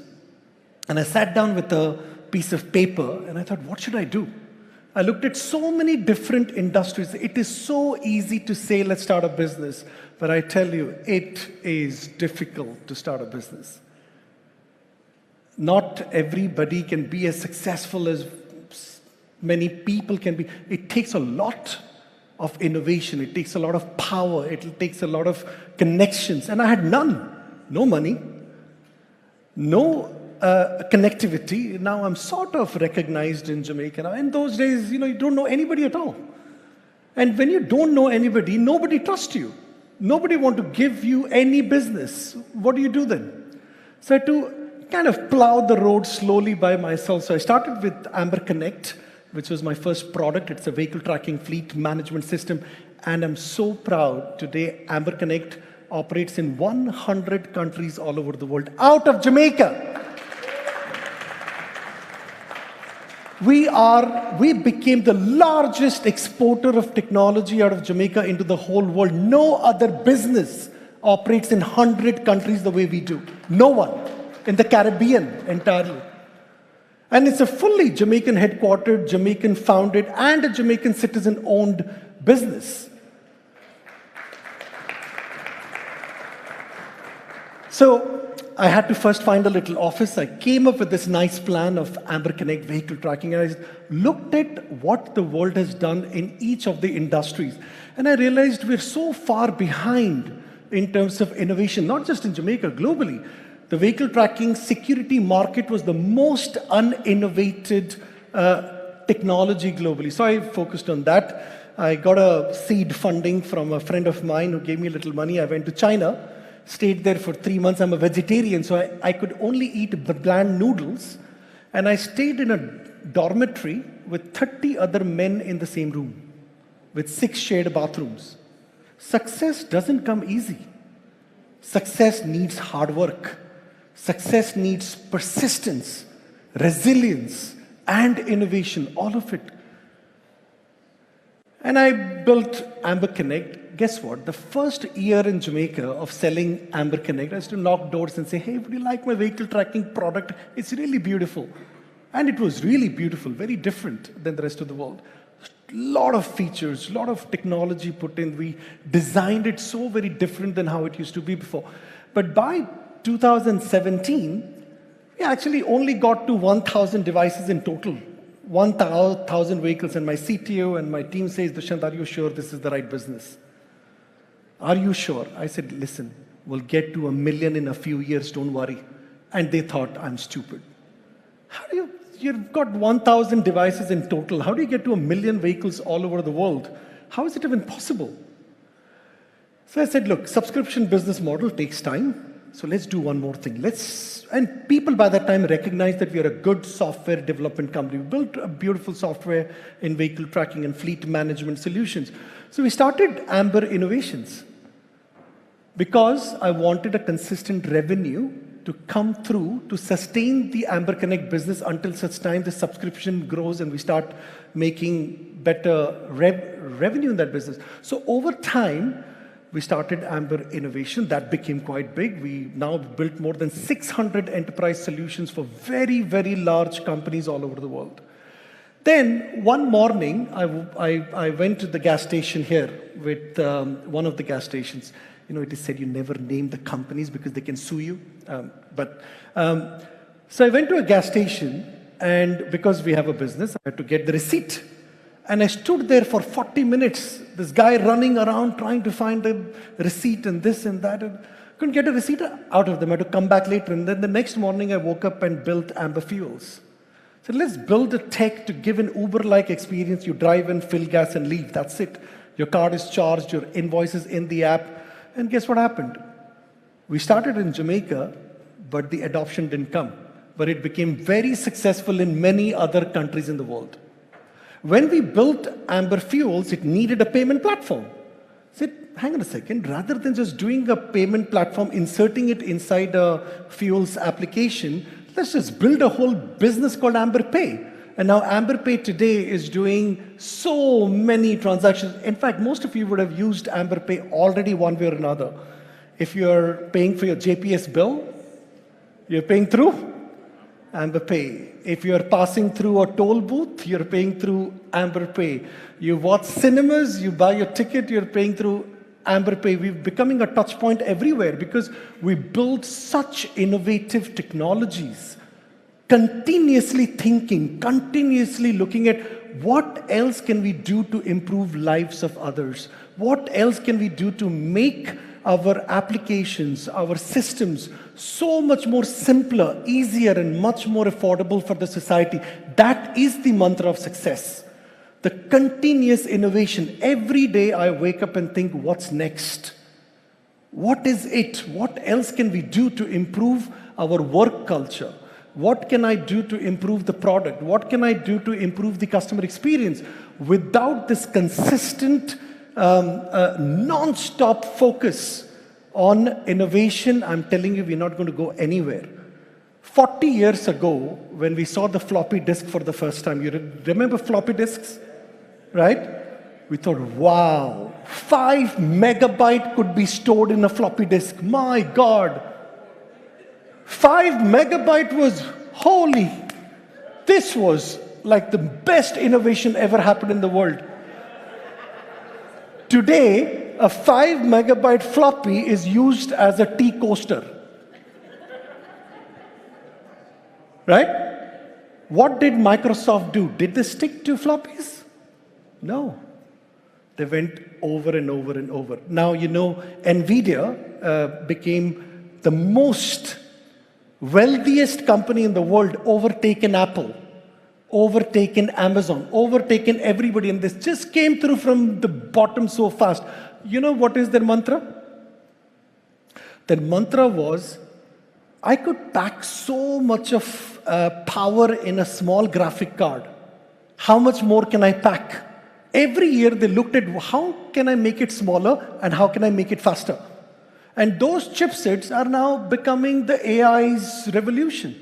They were the first ones to start building out so many power-packed supercomputers. And now NVIDIA crossed even Apple. It's interesting how the world is moving so fast in innovation, right? Faster than we can even imagine. And what is building all these businesses so fast? So to bring you back to my story, so we finished AmberPay. When we finished AmberPay, said, look, the whole world now wants some sort of a reward program. Rewards engages the customer better. Rewards programs bring that stickiness with the customer better. And the customers like to use that platform a lot more if there is some rewards involved. So when we built AmberPay, we thought, okay, let's just insert rewards into it, and that became another platform. And then we went into so many different, so now Amber Group operates 12 businesses. Then we know cybersecurity is becoming a massive global problem. Oh my gee, it is unbelievable what has happened to the world in the last 3 years. The number of attacks, the number of sophistication that is now present in the world, I've never seen something like this before. It's unbelievable that you can stand with your pocket closed and your wallet is in your pocket. Somebody can walk past you and swipe your entire card number, expiry date, CVV, everything, not even touching you. Have you seen touchless theft? Touchless theft is now possible. It's incredible how fast the world is evolving. And ladies and gentlemen, I, as an ambassador for Jamaica for investments, I, as an ambassador for technology for Jamaica and an entrepreneur from Jamaica to the whole world, my responsibility is to make sure Jamaica also stays on the forefront across the world, stamping our name across the world too. And I urge all of you to look at innovation a little differently. Innovation is not about sitting and trying to see when the apple falls, you know it means gravity and you come up with a big invention. Innovation is trying to make everything better. Whatever you see, whatever you feel, whatever you touch, whatever you interact with, how can I make what is better is innovation to me. Got it? And then from cybersecurity, we moved on and we did so many things. In fact, you know, we started the Amber Coding Academy a couple of years ago. We fully fund with Heart NSTA Trust. I know my partners are here in the room. If Taneisha, is she there? Taneisha Ingleton? No. Heart NSTA, when we approached them, it took us only 3 months to work with Heart to put together a whole syllabus for coding. They opened the doors, gave us the Stony Hill campus, and we've now graduated over 200 students fully trained on software development, fully trained in 1 year. Between Heart and Amber, we funded everything, their accommodation, their food, their laptops, their education. We taught them stress management courses. We did everything we could to polish and bring up a new force in Jamaica to stay on top of technological advances that are happening globally. But Heart does not know yet, so please don't tell them. I'm supposed to have a meeting with them later this week or next week at some point. But you know what I've come to a conclusion now? We need to scrap coding completely in Jamaica. And what I'm about to say is going to revolutionize everything that you have thought of before. Coding is history. Coding is no longer required. And we are actually putting together a syllabus now, a whole big syllabus to revamp our Amber Heart Academy, and also we work with the Universal Service Funds. We're graduating another 300 students in October. But what we've trained, but the next generation, do I really want software developers now, coders who actually learn all the programming languages and type 5,000, 10,000 codes a day to put together one screen? No. The world has already changed under my feet in 6 months.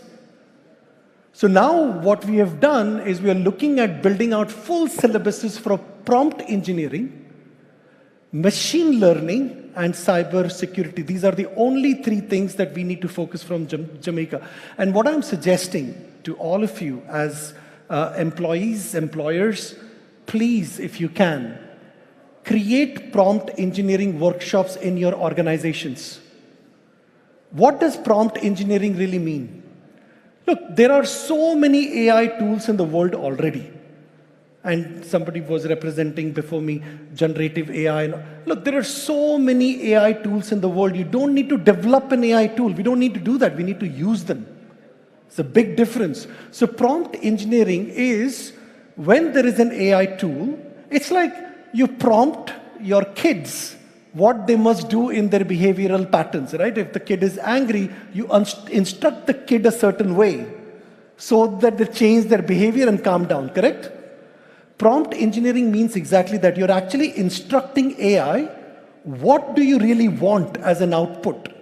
It's actually a whole engineering. You need to learn how the computer understands. If I want to build the stage on an AI tool, I need to say it should be white, there should be a chair, there should be green, it should be like this, and I should look handsome, my hair has to be proper. You have to give a lot of instructions. That giving of instructions to AI is prompt engineering. Do you know, in my organization globally, there is not even one email that is allowed to be sent without processing through ChatGPT, not even one. You know why? We all write very fast, broken English. No matter how educated we are, we don't fully, nicely put together our thoughts and explain it very.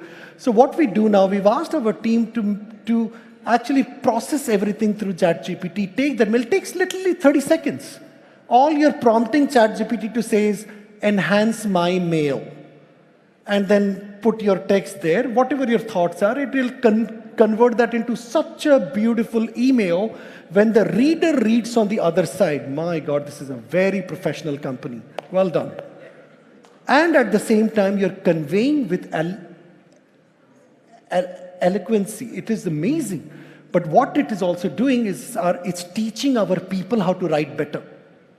Makes sense? It's not just about cut, copy, pasting. It's also about educating our internal teams how to write better at the same time. Then, if you look at where the job market is going, let's talk a little bit about that. I've said where we are going to take the training for coding now. We're not going to stop it. We're going to focus on prompt engineering, machine learning, algorithms, and cyber security. These are the three forces, I think, which will, if my team, and we're actually doing it inside our organization now, we're building a whole syllabus for a year for our own organizations too, that I need all our staff to know how to use prompts. Because the better they know prompts, I don't need to code. There are softwares which will give me the whole code as long as my team knows how to give the prompt for that code. Now, I don't know if you've seen a recent documentary from World Economic Forum. This is a solid use case which should frighten us a little bit, but at the same time look at the opportunity of the future workforce of the world, not just Jamaica. You've heard of IKEA? IKEA, the shopping furniture brand. IKEA had over 80,000 call center people, 80. Because they've got 43 countries, it's a very vast network. 80,000 BPOs, 80,000 odd employees in their call center. About 3 years ago, I think it's 2021, they reduced that workforce to 10,000. Significantly, they reduced it down because they started using chatbots. Now, when the chatbots came in, it started taking over a lot of work that all these engineers were doing, all these BPO staff were doing. So what they did, that very timely, they decided while there is a growth of chatbots and the growth of video bots, there's just so much is happening. We've seen news bots now. There is a company called Newsbot AI. You can actually have a video presenter which is not a human. An AI presenter which is gathering all the information of news from all over the world, converting that into a 30-minute news piece and speaking it itself. And it's an AI avatar. If the world is replacing all of this workforce so fast, what are we going to be useful for? Now, our use is what IKEA did was a benchmark. They didn't let go of those people who they removed from the call center. They upskilled them very fast to do interior designing for their customers. And IKEA made $2.7 billion US selling that service, using those call center employees, upskilling them to use AI-based design tools and help the customer on a video to design their homes. What an impressive way to move their own internal economy.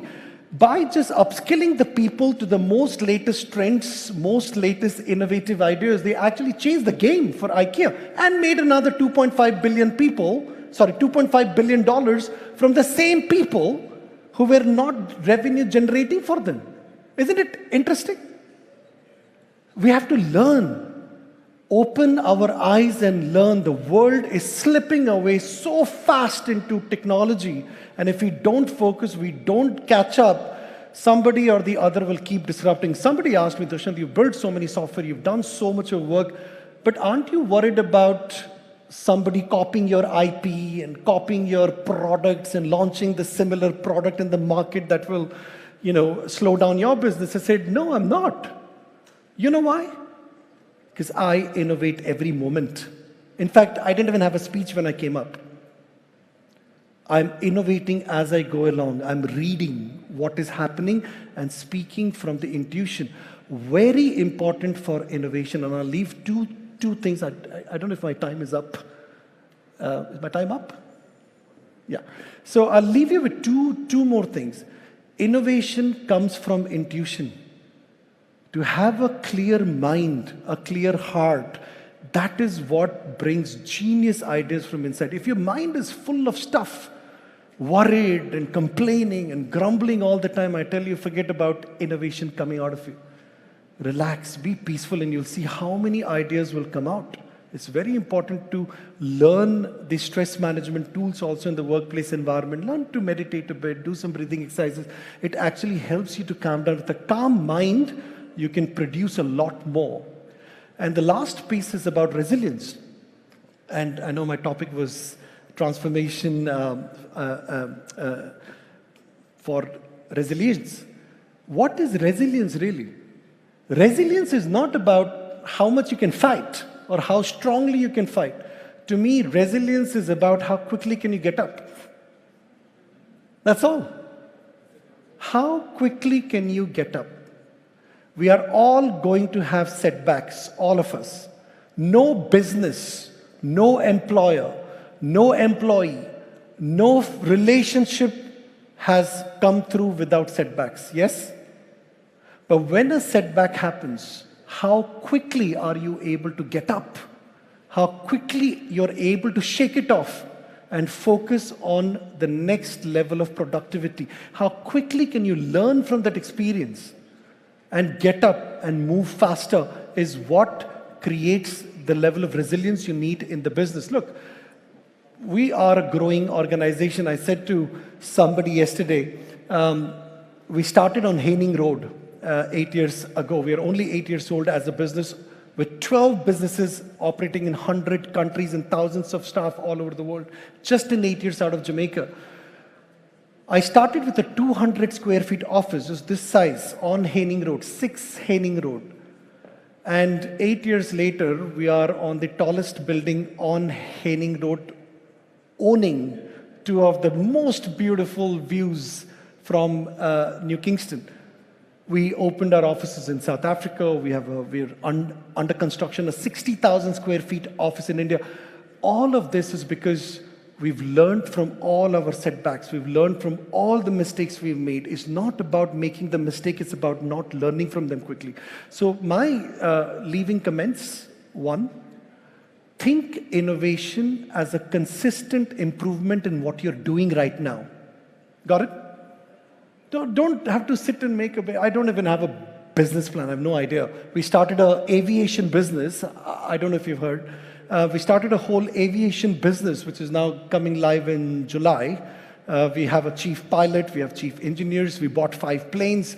Everything is ready. And I never had a business plan. I'm not asking don't do one, because please do it, it's good for you. But I'm a pilot. I was passionate about doing something for Jamaica to bring that 3D tourism to Jamaica. That's why we built this whole business. And in a lot of ways, I know what I'm doing. But if you don't consistently think how to improve whatever is, you will lack innovation in what you're doing over time, and you will go behind. Second is keep that resilience very strong. Don't worry about losing. Don't worry about failure. Innovation means risk also. And you know what has happened in our country, in Jamaica?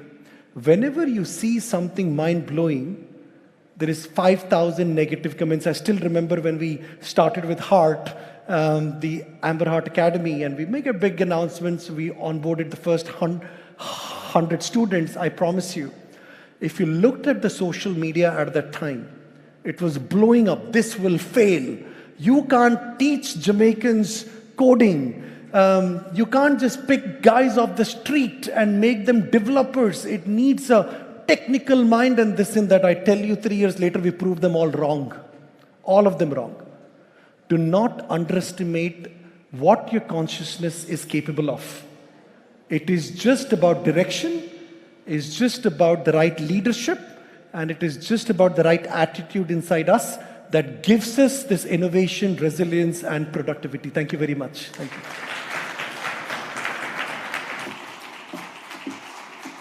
Ambassador Dushyant Savadia, ladies and gentlemen. Ambassador, I know we have a few questions. Thank you so very much. Resilience, how quickly you can get back up. Thank you for sharing your personal testimony with us about Amber Group, how you've grown, how you've managed to stay resilient throughout the years. Isn't he an inspiration to us all, ladies and gentlemen? So I know we have one question here for you, Ambassador. Go ahead. Oh, can we get a roving microphone, please? Oh, it's right here.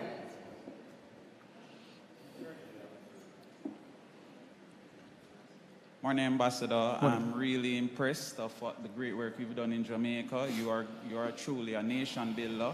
I also admire this summit. I've learned a lot. I'm inspired by our politicians, the move that we're making to make Jamaica better.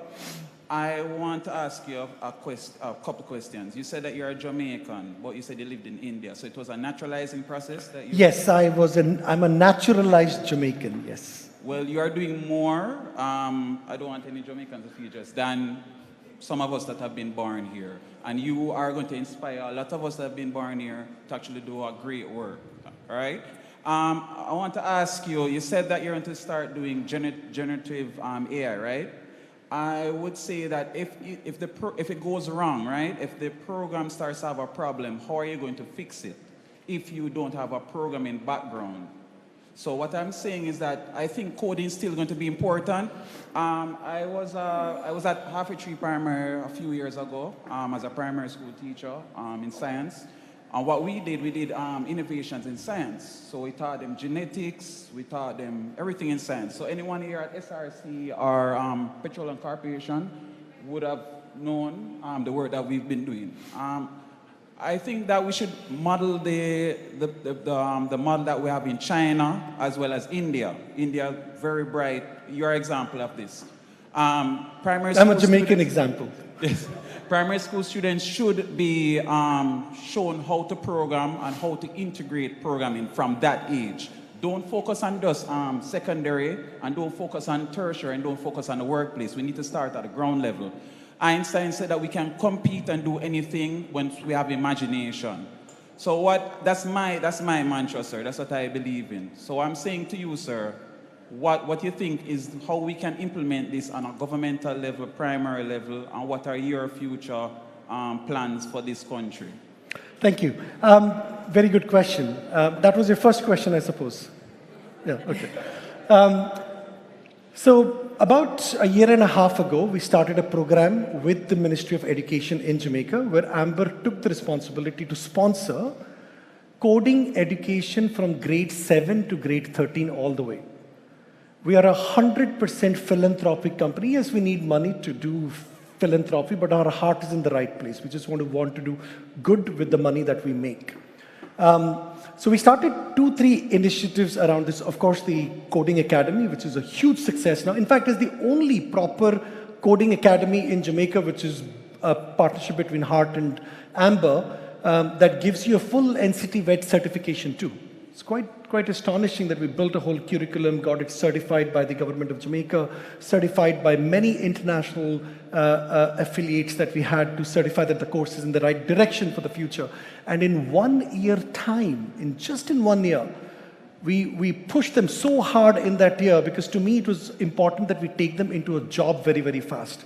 Not learn for 3-4 years, 5 years, and then they still can't find a job. Yeah, for doctors, engineers, all that is easy because you're studying hard, because you need to learn the entire subject. So we fast-tracked that learning to go straight into jobs. And that is how we kind of manage that. But we've started working with the Ministry of Education. We did a pilot last year or a year and a half ago with about 100 schools, about 20,000 kids participated. We ran that program for 6 months to see whether the Jamaican kids are able to adapt the language of coding and start understanding and enjoying that stream or not. And I tell you, 99.99% of every single participating kid loved it. So it tells me it's in our blood to be innovative. It's just unfortunate that our crime has gone so up and the innovation is used in the wrong place. But if we brought all this talent back to do the right things, I think we'll do the right thing. Another initiative I forgot to mention, that we just a couple of months ago, March first week, we launched the Amber UTech Launchpad. So we partnered with University of Technology. And we said that there's so many bright entrepreneurs in Jamaica, so many, it's unbelievable. You sit with any person in this room, all of us Jamaicans here, you sit with any person, tell that person, give me one bright idea that you think you want to do in life. I tell you, it will be unique by itself. We have the capacity to think. We have the capacity to even execute, but we don't have the funding to do it.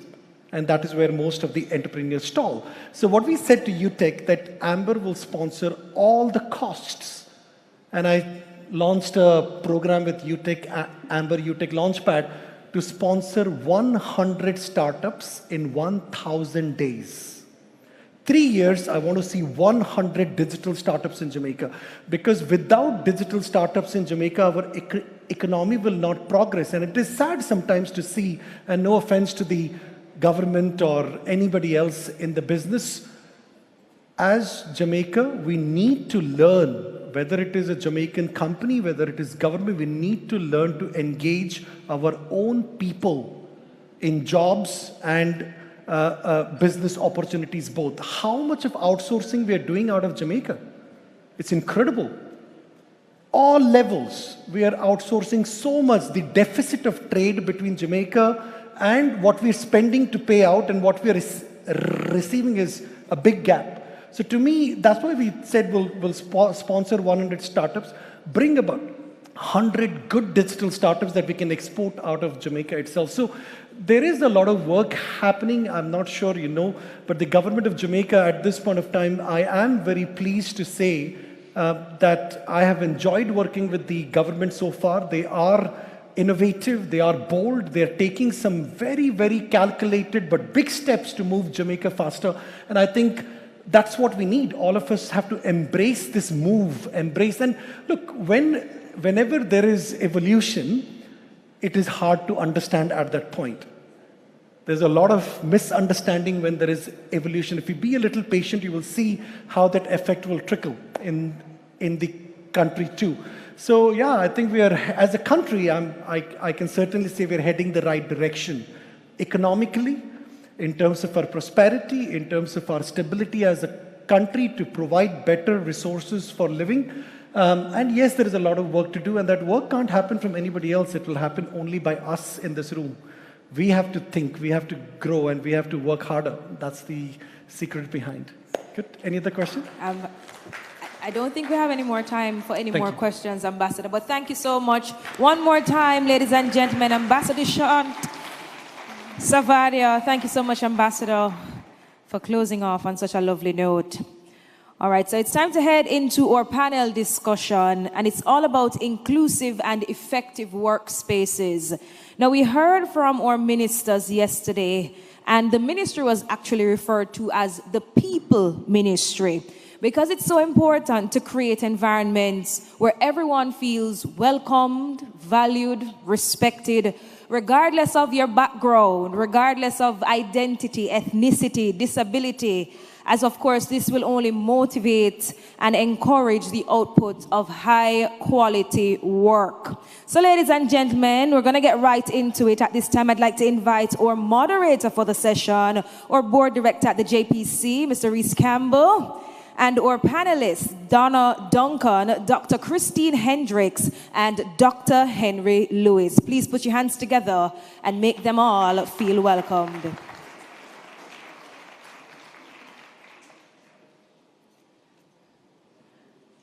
I'm kindly asking my team from Main Event, can you help me with the stage, please?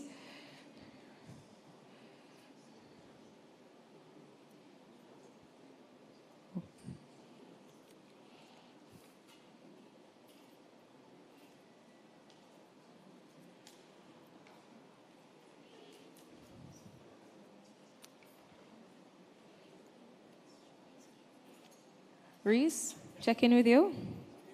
All right. Everyone is here?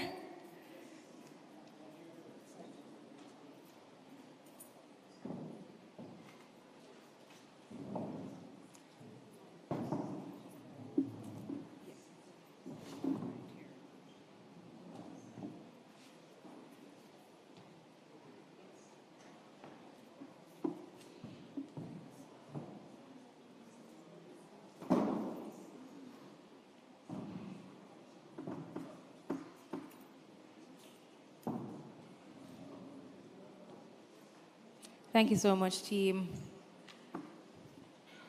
Reese, over to you. Good morning, everyone, and welcome to this session that is the thing between you and lunch today.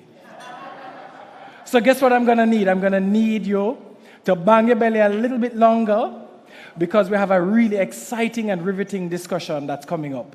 So let me invite my panelists to join me on the stage today. So we have Donna Duncan Scott, Dr. Christine Hendricks, Executive Director of the JCPD, and we have Dr. Henry Lewis from University of Technology. Dr. Dunn spoke about him this morning. And we have Ija Thompson, who is the CEO of Essential Medical Services and a wellness consultant. So, everyone, good morning once again. We are going to have a really good discussion. First things first, I just wanted to talk a little bit about the workforce as we know it. So, can I just quickly ask everyone here, I'm going to need your attention for this. There are currently 4 generations in the workforce now. And here's what's so interesting. It's interesting because never in our history have we had so many people from so many generations working all at once. We have baby boomers born between 1946 and 1964. We have our Gen Xers born 1965 to 1980. We have our millennials born 1981 to 1996. And guess what? We have our Gen Zs who are now entering the workforce at a rate and at a pace, and they are changing things quite significantly. And those persons have been born between 1997 to 2012. Put simply, them born after Gilbert, right? Because everyone knows that we used to use Hurricane Gilbert as the marker to know when you're born. You're either born before Gilbert or after Gilbert, right? Don't worry, panelists, I'm not asking if you're born before or after. Don't worry. But that being said, when we speak about having a different world, millennials and Gen Zs have seen, this is an actual interesting fact and statistic. Millennials and Gen Zs have seen more layoffs from their parents, friends, and peers than any other generation. So if you are a millennial and you are a Gen Z, you have already seen something. You've been through a pandemic. Everyone went through the pandemic, granted. But you have a very unique vantage point. Because when we start to talk about technology and the importance of technology and the workplace, what we are witnessing today is unlike anything that has ever happened since the work week was created, since bread got sliced, since we discovered patties needed to be hot to be served. This is a really big thing for our workplace. I'm so sorry, I'm giving you a lot of trouble there, my sign language moderator there. But it's not all doom and gloom. That's the good news today. And one of the things that I want to probably highlight, things we can learn from millennials and more specifically Gen Zs, there are 4 key things that we need to also keep bear into consideration when we're talking about inclusive workplaces. We need to think about our inclusive spaces. We need to think about training, open communication. How judgmental are we? And more importantly, we need to think about wellness. And guess what? Today, I have the panel of 4 persons here who are going to speak about exactly that. They are going to guide us on a journey of looking at all of the above. So, allow me to turn over to you, Donna. Oh, okay. You're up next. All right. Everybody hearing me good? We're hearing you perfectly. I'm hearing. Okay, great. Okay, so I have 7 minutes to share what I'd like to contribute to the building. So my thing is on the screen yet? You can put it up, the slide. Okay, all right, everybody see it? So I just wanted to share I'm from GMMB, everybody know that, right? And we are a great place to work. That's right. All right? We actually get certified. We're a certified great place to work. That's the Jamaican operations. And the DR operations, actually, we hit it out every benchmark out of the park in terms of being a great place to work. You know that company that certified companies? And Trinidad, we only missed it by, or Trinidad operations only missed it by 1 percentage point. So you know, so I match that up next time. So I'm going to share from my experience in terms of creating, because that's important to us, an inclusive, safe, enjoyable and nurturing workspace. That's what we are standing for. So 3 things, the purpose and the vision. Oh, this is to click. No man, Craig have helped me. This is my nephew. He's going to help me. Yeah, he's going to help me. I'm not good at that. Right, so we create purpose and vision declaration. So I'm going to share for you some of the things that we do at GMMB that really, really work and make a difference. I think I do something to the mic. It's too much here. Okay, good. Thank you, guys. So purpose and vision declaration. 1, people selection. 2, preparation and practices. You're not working? Okay, we're doing a 7-minute presentation. So what I wanted to share now is listen to some things that our team members said when we asked them, what is unique about GMMB? Listen to this. One person said, this is the first company that I have worked that says they are a family, and I actually feel and am treated like family. Another one said, yes, everyone treats everyone with respect. No one is more than anyone and is treated with love and respect equally. Right? More.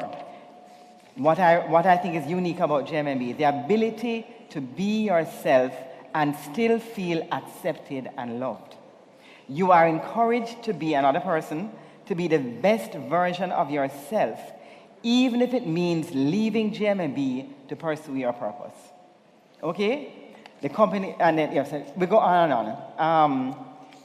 one more I want to say, unique about JMB, the atmosphere of love and family and togetherness. The feeling of not only working as an employee, but you are treated with love, care, integrity, respect, and honesty.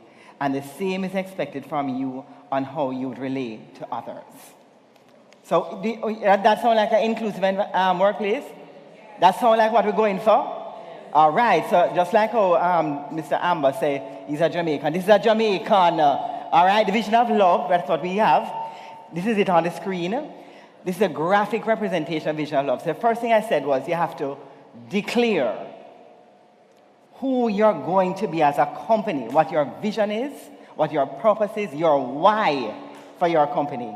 So that when you go to select now, you're going to select team members who also are in alignment with that. So you talk about the Gen Z, all the generation, they need to connect their why with the why of the company. All right, so that's the first thing. So what you're seeing on the screen is a graphical representation of our vision of love that was created by every single person in the company way back in 1996. And this is what we said we want to be. And we just put it in graphics so we can see who do we need to, what are the values at the bottom? What are the ways of thinking that we need to inculcate? Who do we need to be? What do we need to do? And what are the results that we are looking for? So that's how we broke it down, and that's what we are looking for. So therefore, that's the first thing. And the way that it is written, it's written like a declaration. So this is who we are, full stop. In the present, not something about the future. That's how we declare it. So that's number one when you're building out your culture that is inclusive, right? Second now, other slide. So this is just this is a synopsis of the vision of love. So we said, this is our people success model. You can't read it so clearly. It says you have to have the right people in the right place. You want to have happy, high-performing individuals that have genuine, powerful, high-trust relationships and that create happy, cohesive, high-performing teams that serve the client and are all supported by extraordinary leadership, which is not extraordinary leaders, but leadership, because we expect leadership from every single team member. It's leadership, leaders have their responsibility, but you expect leadership. So quickly now, so you got that. So now we're going to build this effective culture, important, two things I want to share. Right fit, right role. So remember the first thing, the right fit. So we need to have a high level of congruence of the individual values and beliefs with the company values and beliefs. So we need to have that. We need to have team members who fit the job. They're passionate about it. Like the lady just before this, I had to go and tell her, that was making the translation. But that job requires a lot of passion because you have to express the people emotion and that kind of thing. And I really think it's amazing. I had to congratulate her. I was really impressed. But you have to have passion for what you do. So that is, we have to get the right people, because once the right people connect their why with the why of the company, then you're going to be creating that culture that you want. And then, finally, effective practices, training and practices.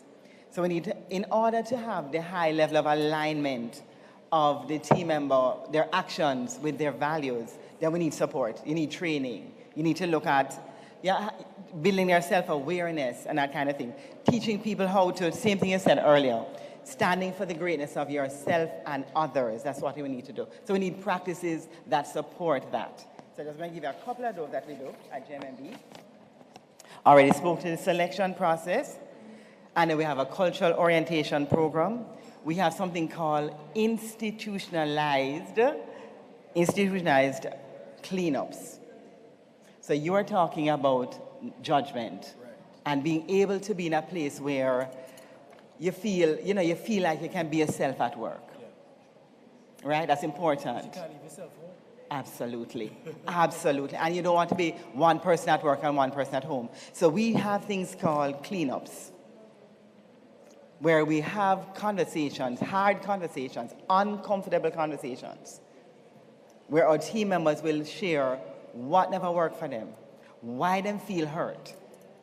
You know what I mean? Why are they up in their feelings to share it in a way, but in a way that can make a difference. So you're not just sharing to just dump, but you are sharing in order to build a relationship, because there's one principle that we keep pushing. As I talk about the practices, you have to, one thing at JMA we say, we need to learn to trust intentions. Look behind the actions and look to what is the intention, so that we can restore relationships and build very strong relationships. So that's how we can come to the place where a team member can say they just feel like they're a family, that they're a family. That's why they can feel like they can be their best selves at GMB. Because we're going to have those conversations. When something don't work, we're going to have the conversation. And we're in the middle of, I'm just going to wrap up now, but we're in the middle of, oh no, I have to tell you about this. We have the Conversations for Greatness. Now that is Jamaica. That's from Jamaica, our brand. Conversations, and we actually do it in schools where this is the GMB way. We have to understand there's greatness in each of us, and how do we stand to realize our own greatness and the greatness of others? How do we stand for the greatness of others? That kind of training. So, you talk about fact and interpretation, some very important transformational distinctions that we share in the training. But I want to give you one last concrete example, because you shared it. I don't know how much my time gone, but let me tell you one. When you said about redundancies, right? I'm going to share with you something, because I'm very proud of it. It just happened. So you guys know that the financial sector, the high interest rates are giving us a clobbering, right? Everybody know what, right? So all the financial sectors have to look at their cost structure and what they're going to do differently, because the interest rate now come down. At 2 years now, we are waiting for it to come down, right? So although we're hoping it's still going to come down, right?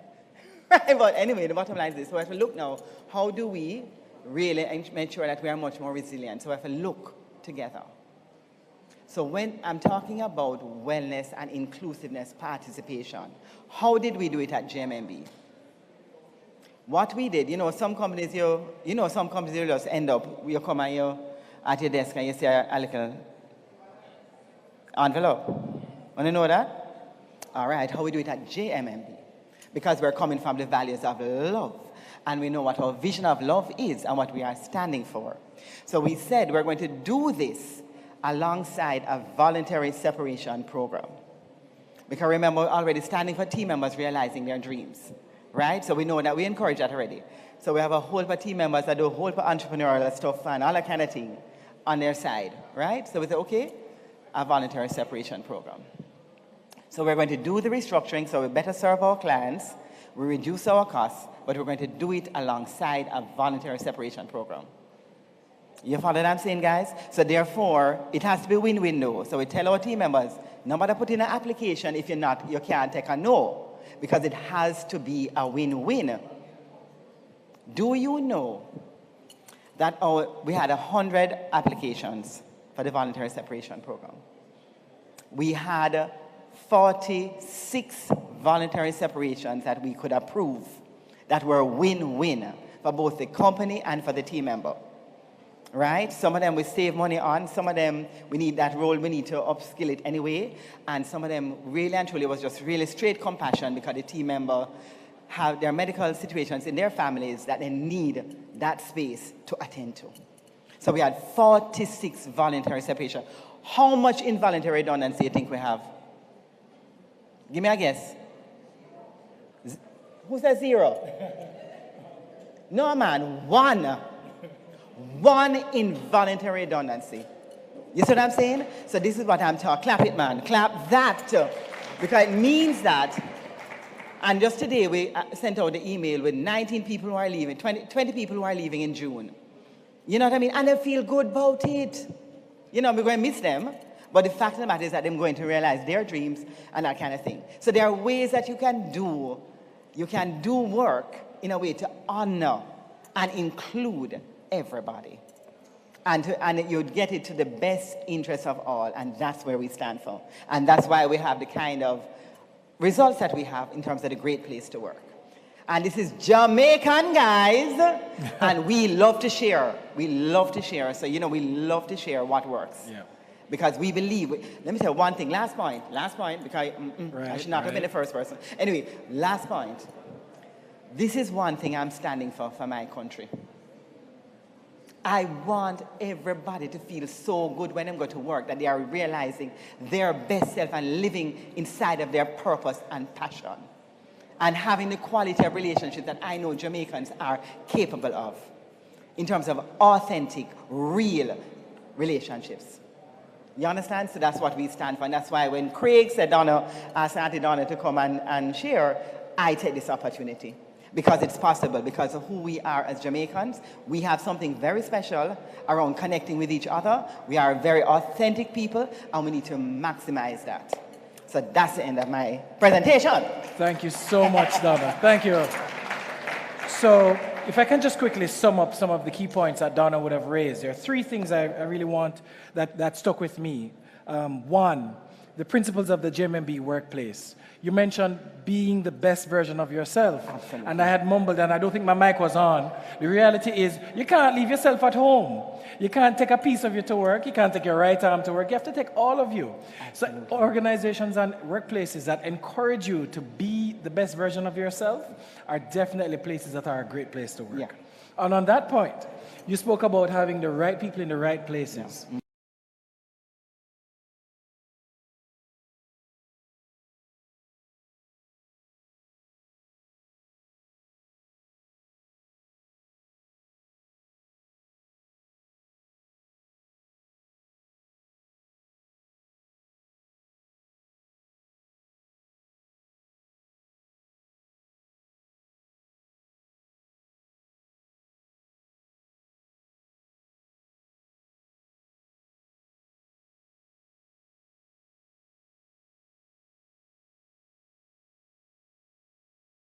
Be better off. And on that point, I would like to pivot to Dr. Before I go, Donna, I did not introduce you properly. Oh. I should have introduced Don Duncan Scott, who is the Group Culture and Human Development Officer at JMB. Forgive me for not introducing her formally earlier. Yeah, man. Good. All right, so over to you, Dr. Hendricks. I think you're coming up to the podium. Yeah. All right.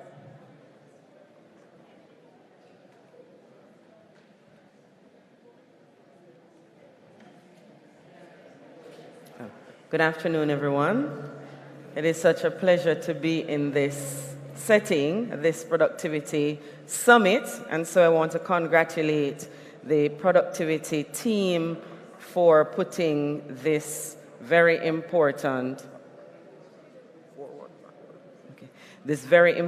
summit on. Now, earlier, when I was listening to the presenter talking about AI, I thought to myself, oh my goodness, how am I going to fit into this conversation? How will persons with disabilities fit into the conversation when we're thinking about robots taking over? But then the second to last slide came in, where it was demonstrated that persons with disabilities, whether you can use your hands or not, your feet or not, you can be valuable in the AI workspace. And so this afternoon, we're going to be looking at disability inclusion in the workplace. And what does that mean? It is simply ensuring that persons with disabilities have an equal opportunity and are fully integrated into all aspects of society, including but not limited to education, employment, social activities, and public services. It involves identifying the barriers that would prevent persons with disabilities from participating fully and creating an environment that will support their full inclusion and participation. And so the JMB that Donna spoke about just now sounds like a good place to be and a place that many other Jamaican workplaces need to practice. Who do we talk about when we talk about a person with a disability? I know that sometimes persons think of the worst case scenario, but if you look on the screen, you will see people that are ordinary people. And if you look at me, you will see a person and you will say, oh, she's fine, she doesn't have a disability. But I do. And so persons with disabilities are persons who have long-term impairments, whether they are physical, mental, intellectual, or sensory, which, and this is the key word, may hinder their full participation in society on an equal basis with others. Many times we think about persons with disabilities, and the first thing we think of is that, no, they're not able to. However, I'm sure if you look at the persons on the screen, you will see persons that can do many things, including myself. Now, it's very important in a workspace that we recognize that there is a legal framework that surrounds disability inclusion. Of course, persons may know, or if you don't, Jamaica was the first country to ratify the Convention on the Rights of Persons with Disabilities. And this convention is a 50-page or 50-article document that speaks to what are the fundamental rights that persons with disabilities have. And are they any different from the rights that any other ordinary citizen have? Certainly not. They are the same as anyone else or any other right that we all have as citizens. The right to education, the right to employment, the right to travel and to be participating in society. We also have the Disabilities Act that was passed in the Parliament in Jamaica in 2014 and became effective on February 14, 2022. So we do have a legislative framework around which we have to function. And these legislative frameworks indicate that persons with disabilities must be included on an equal basis with others, without any discrimination. What is important in the workplace to ensure its accessibility is, or to ensure its inclusion, is accessibility. And that is ensuring that the physical spaces, the digital platforms that we've been talking about, communication methods are actually accessible. Most persons, when we speak about accessibility, think about a ramp and a rail, most often than not. However, sometimes the ramp and the rails are in place. However, when you get to the doorway, there's a step into this space. And so the consideration has to be how to ensure that the entire space is accessible. The signage, how the environment is set out in terms of its design, the restrooms and the ability to utilize that comfortably, and of course sign language interpretation that we have been experiencing today to ensure that persons who are deaf and hard of hearing can understand and participate in the discussion that is taking place. And also importantly, most companies have websites, and it is ensuring that these websites are accessible so persons who are blind and visually impaired can navigate. And you know, the good thing about it is the fact that when you make a space accessible, it's not only for persons with disabilities. Every single person benefits. And I can use the ramp and the step in coming in this morning through the door towards my left. There is a ramp and there are 2 steps. And I'm sure most persons who came in here this morning utilized the ramp, didn't you? Yes, most persons didn't go up the steps. And most buildings, if there are ramps, persons will choose to use the ramps. There is also what is called reasonable arrangements. The Disabilities Act speaks to the fact that to make a space inclusive, there needs to be reasonable arrangements to facilitate persons with disabilities. And these are the necessary arrangements or adjustments that need to be put in place to ensure that the person with the disability can participate, can exercise their right, can get their benefit and their interests, and can also, be able to participate fully. The benefits of an inclusive workspace is the fact that there will be diversity of thought, diversity of ways and methods to do things differently. And that is something that I'm sure that workplaces would want to encourage. Enhanced employee morale and productivity. I did a study some time ago and found that companies that employ persons with disabilities, the level of morale is very high. And we look at places like Digicel, we look at places like Grace, Kennedy, and you can feel and hear the difference and know the difference even if you don't work there. The kind of workspaces that there are include persons with disabilities, and other people benefit from having people with disabilities around in the place or in the space. There is access to a larger talent pool, because the truth is, persons with disabilities comes with talents and skills that sometimes others might not have. And so it is important that they too have a place at the table. We all have a place at the table, so we can introduce some new things and we can bring to the table other ideas that were not thought of. Many persons in hesitating to employ persons with disabilities would wonder, how do I do it? But you know the best way to do it? Talk to the person. And you will find that what you think would be costly is actually no cost at all. And of course, there's a positive impact on the corporate reputation. And you know that from the companies that I spoke about earlier. Everybody knows what Digicel is like. And when you go there, you will see persons who of varying disabilities who participate. They are not just there and not moving up. They are not just there doing the menial tasks. They are right across the organization. The Jamaica Council for Persons with Disabilities is also an organization, the Ministry of Labor and Social Security, that has persons with disabilities working there. And it makes a difference because there are persons who are deaf, persons who have mental disabilities or psychosocial disabilities, persons with physical disabilities, persons who are blind and visually impaired. And I'm sure others will tell you who do not have a disability.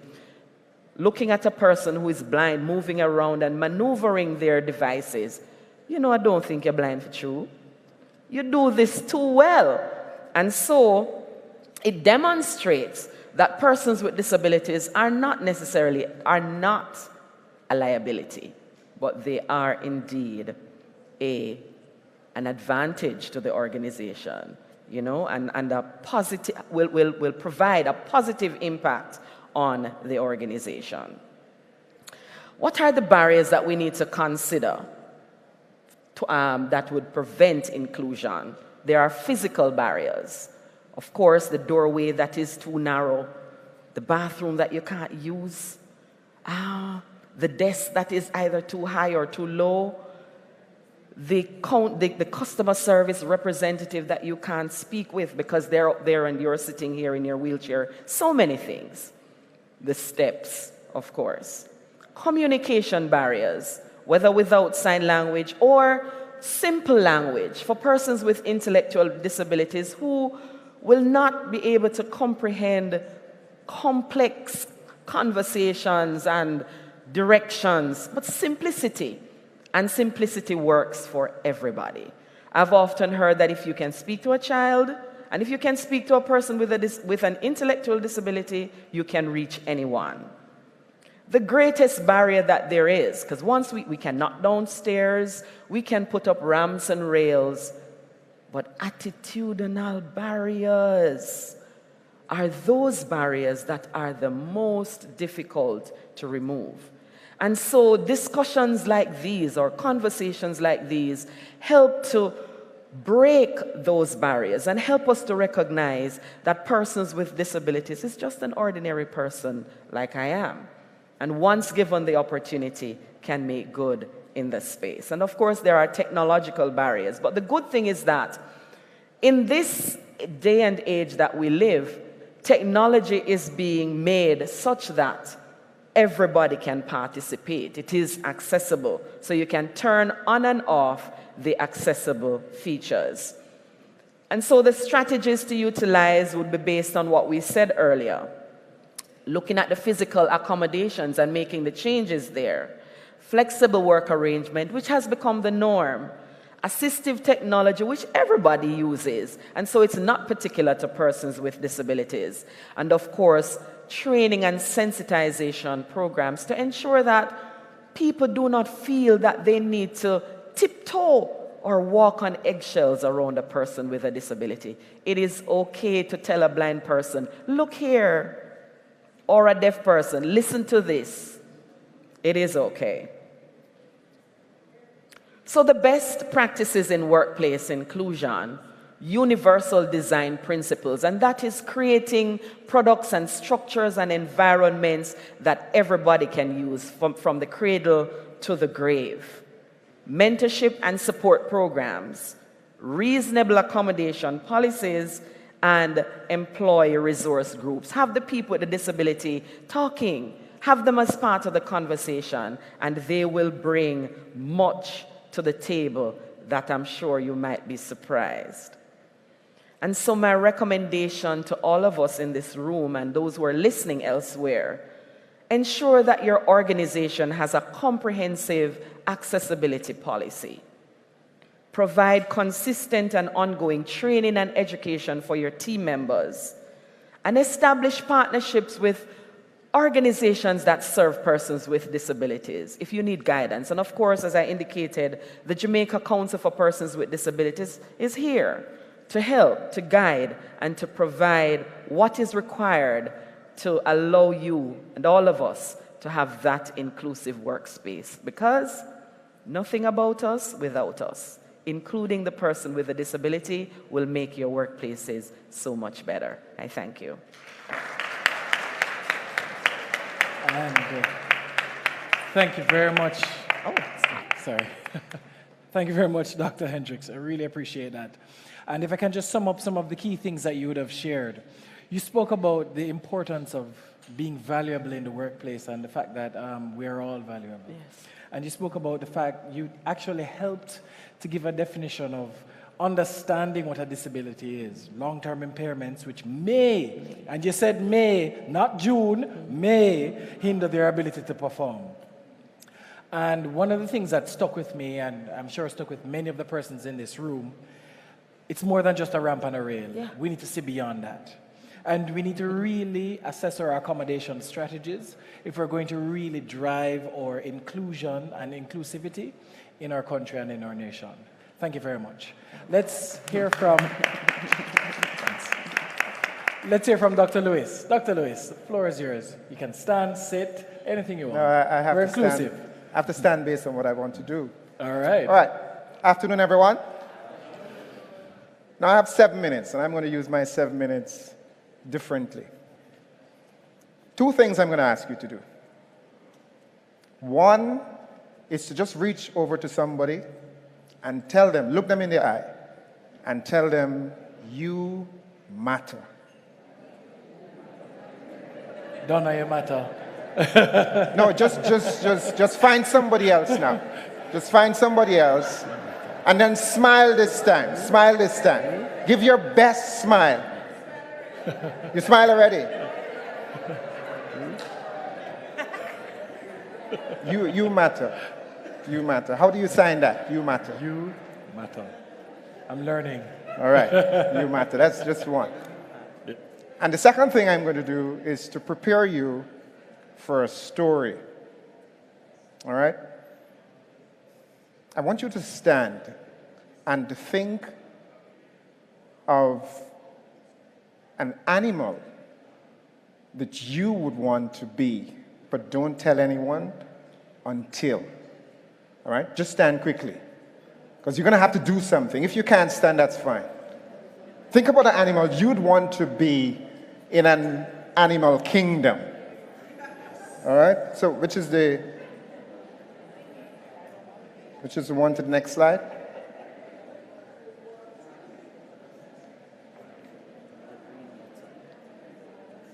Oh, the play. Back? All right. You ready? Do you have your animal? Yes. Do you have your animal? What's your animal? All right. Did you say a meow? No, he didn't. He didn't. Do you have your animal? Now, after the count of 3, I want you to make the sound of the animal. After the count of 3, everybody together. All right, you ready? You sure you're ready? All right, I don't know how you're going to do this. All right. 1, ready. 2, ready. 3.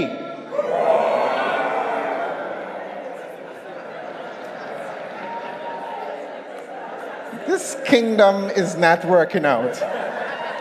I don't like this kingdom. Let's go again. I want to hear some distinct animals. So if you want to be recognized, I need to hear you. Let's go.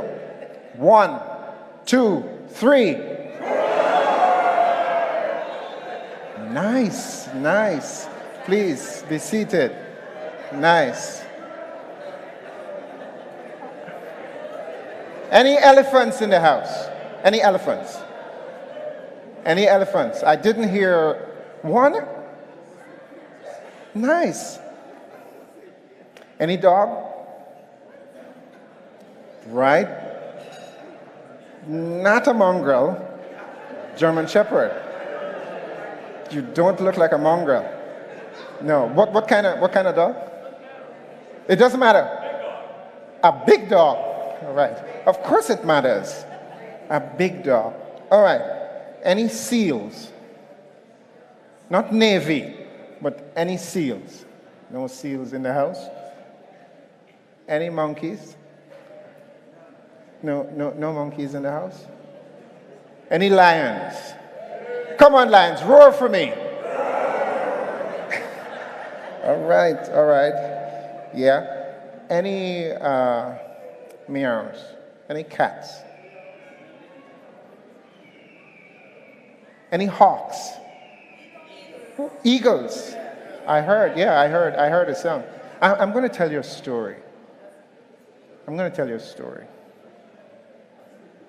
One day, the animals came together. And the instructor of animals, in fact, they were in animal school, the instructor of animals said to all of them, all of you must take this new curriculum that we have. It's called all of you take the same curriculum for the animals. And at the end, you'll have to do a test. And what's the test? Well, the test is all of you will have to climb a tree. Well, trouble broke out. Serious trouble. In fact, big arguments. Because they felt this was bias towards the monkey. This is discrimination. How on earth are you going to ask me, big elephant, to climb a tree? This is not happening today. And so they had this big quarrel about this unfairness in the school, and they protested in front of the school gate, we need a transfer. We need a transfer. Question. Do they have a case? Come on, people. Do they have a case? All of them have a case? Why? Is it fair? It's not fair. Let's all agree. Everybody say it's not fair. No, hold up. You have to say it with attitude. This is not fair. It is certainly not fair, but guess what? This happens every day. And I'm here to say to you today, it is not fair. I'm saying to you managers, you HR people, it is not fair. I'm an elephant, but I can't climb a tree. I'm a seal, I'm a good seal. I want to be a productive seal. But don't ask me to climb a tree. It is not fair. I'm vexed. I'm not presenting anymore. It's just not fair. We talk about inclusiveness, but we still function like the plantation society. Everyone take a machete and cut the cane. Everyone. You hear me? Everyone must do the same things. And we talk, oh, we are inclusive. No, you're not. You're not inclusive because you're asking every single person to do the same thing without recognizing uniqueness, individuality, personality, style. This is what inclusiveness is all about. We see the tip of the iceberg of inclusiveness. Age, disability, what else?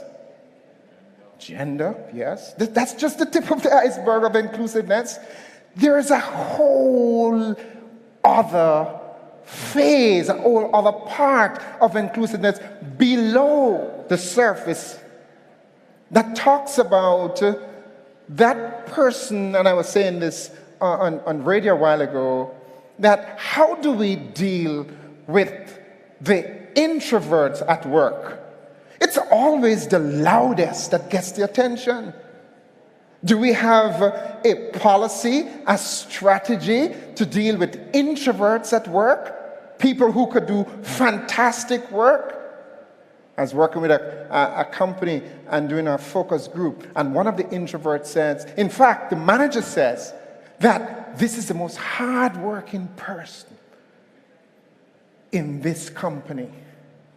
Yet, that individual does not want to be at work every day, in the office, negotiating for some flexi time, can't get it, hardest worker. It's not fair.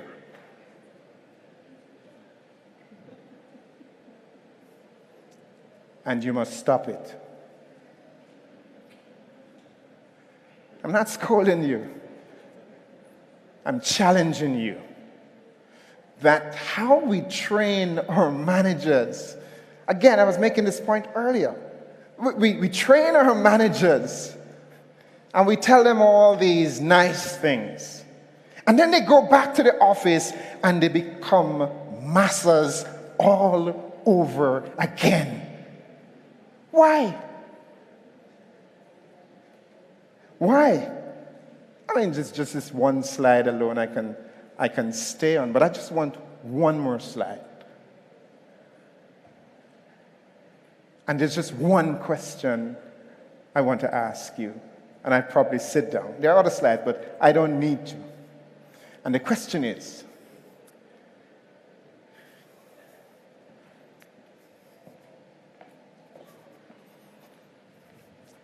everyone seeing over the fence?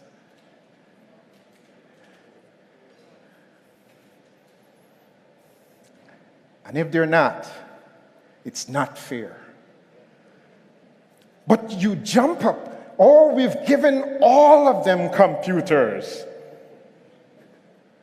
Yes, you talk inequality, but all of them can't see over the fence.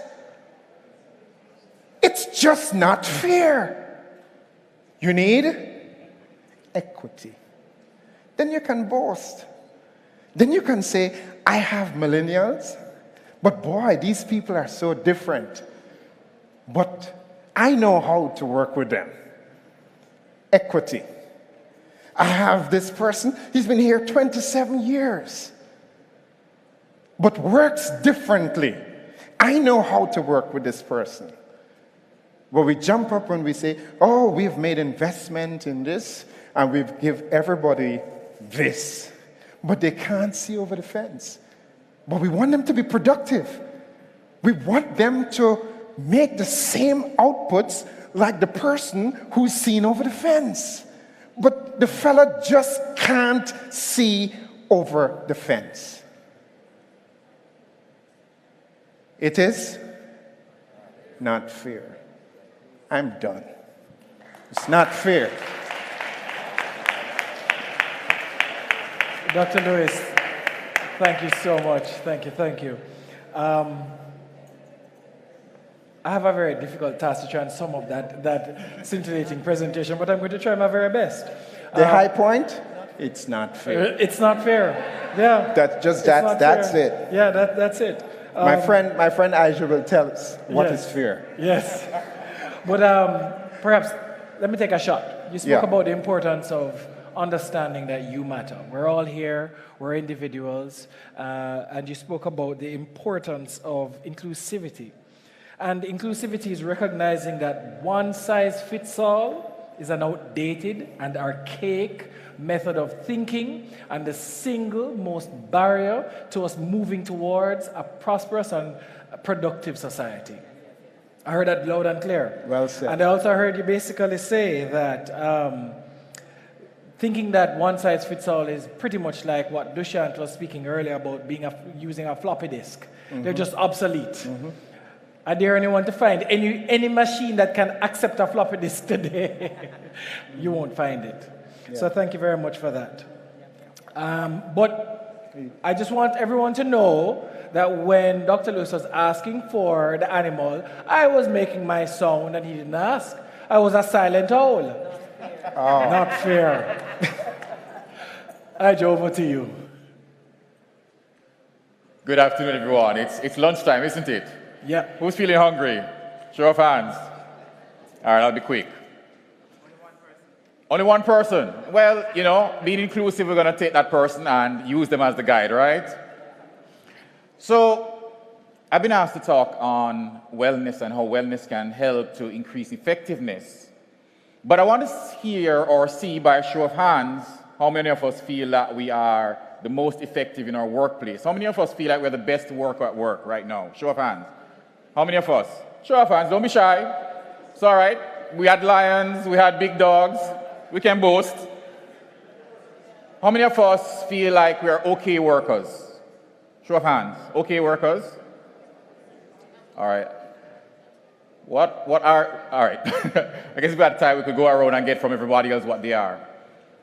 But I'm sure no hands will go up if I ask how many of us are the least productive workers at work.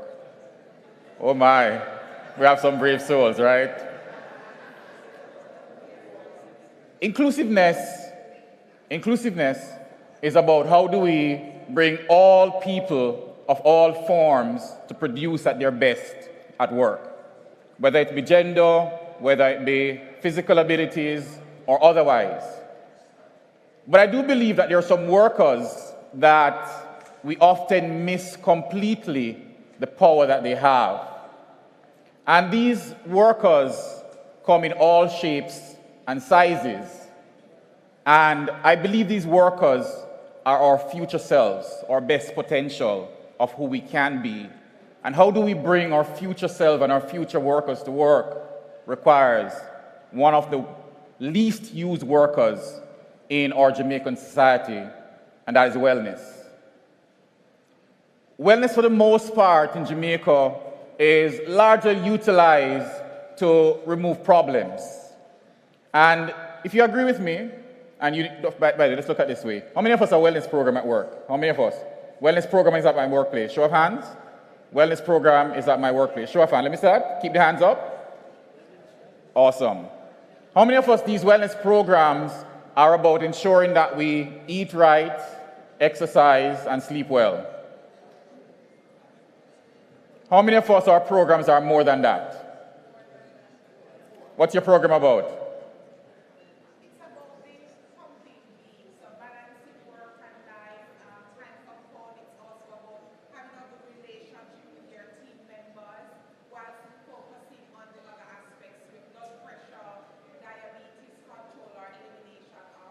Love that, love that. So your program helps you and the members of your teams to be better people. Yes. Wellness for me means people development. They're synonymous. All right? However, what we find is that when we believe that wellness is simply about helping a person to just be a better performer or to reduce the problems that they may have. So they are tired at work, so we need to ensure that they're exercising more. Or we realize that they are not so much connecting with each other, so we need to teach them how to converse a little bit more, have some team building activities with them, right? And ensure that they can move.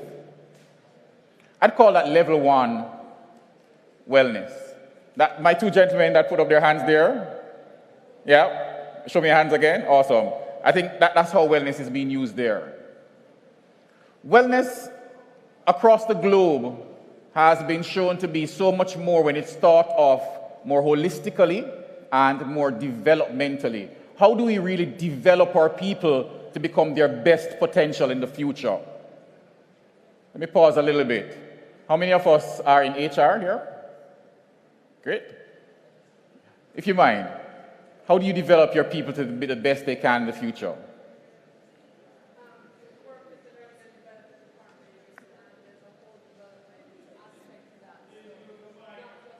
I'm going to repeat for them. I'm going to repeat. Yes. Yes. Yes. So you think about career path, you think about their work, their journey with the organization and how to move them through. How many of us think of wellness like that? You know, how do we not just prepare them for today in terms of what they need to eat, exercise, and so forth, but what they'll need tomorrow and what we'll need for the future for organizations? How many of us think of wellness like that? One hand. The workplace is the performance arena for every worker.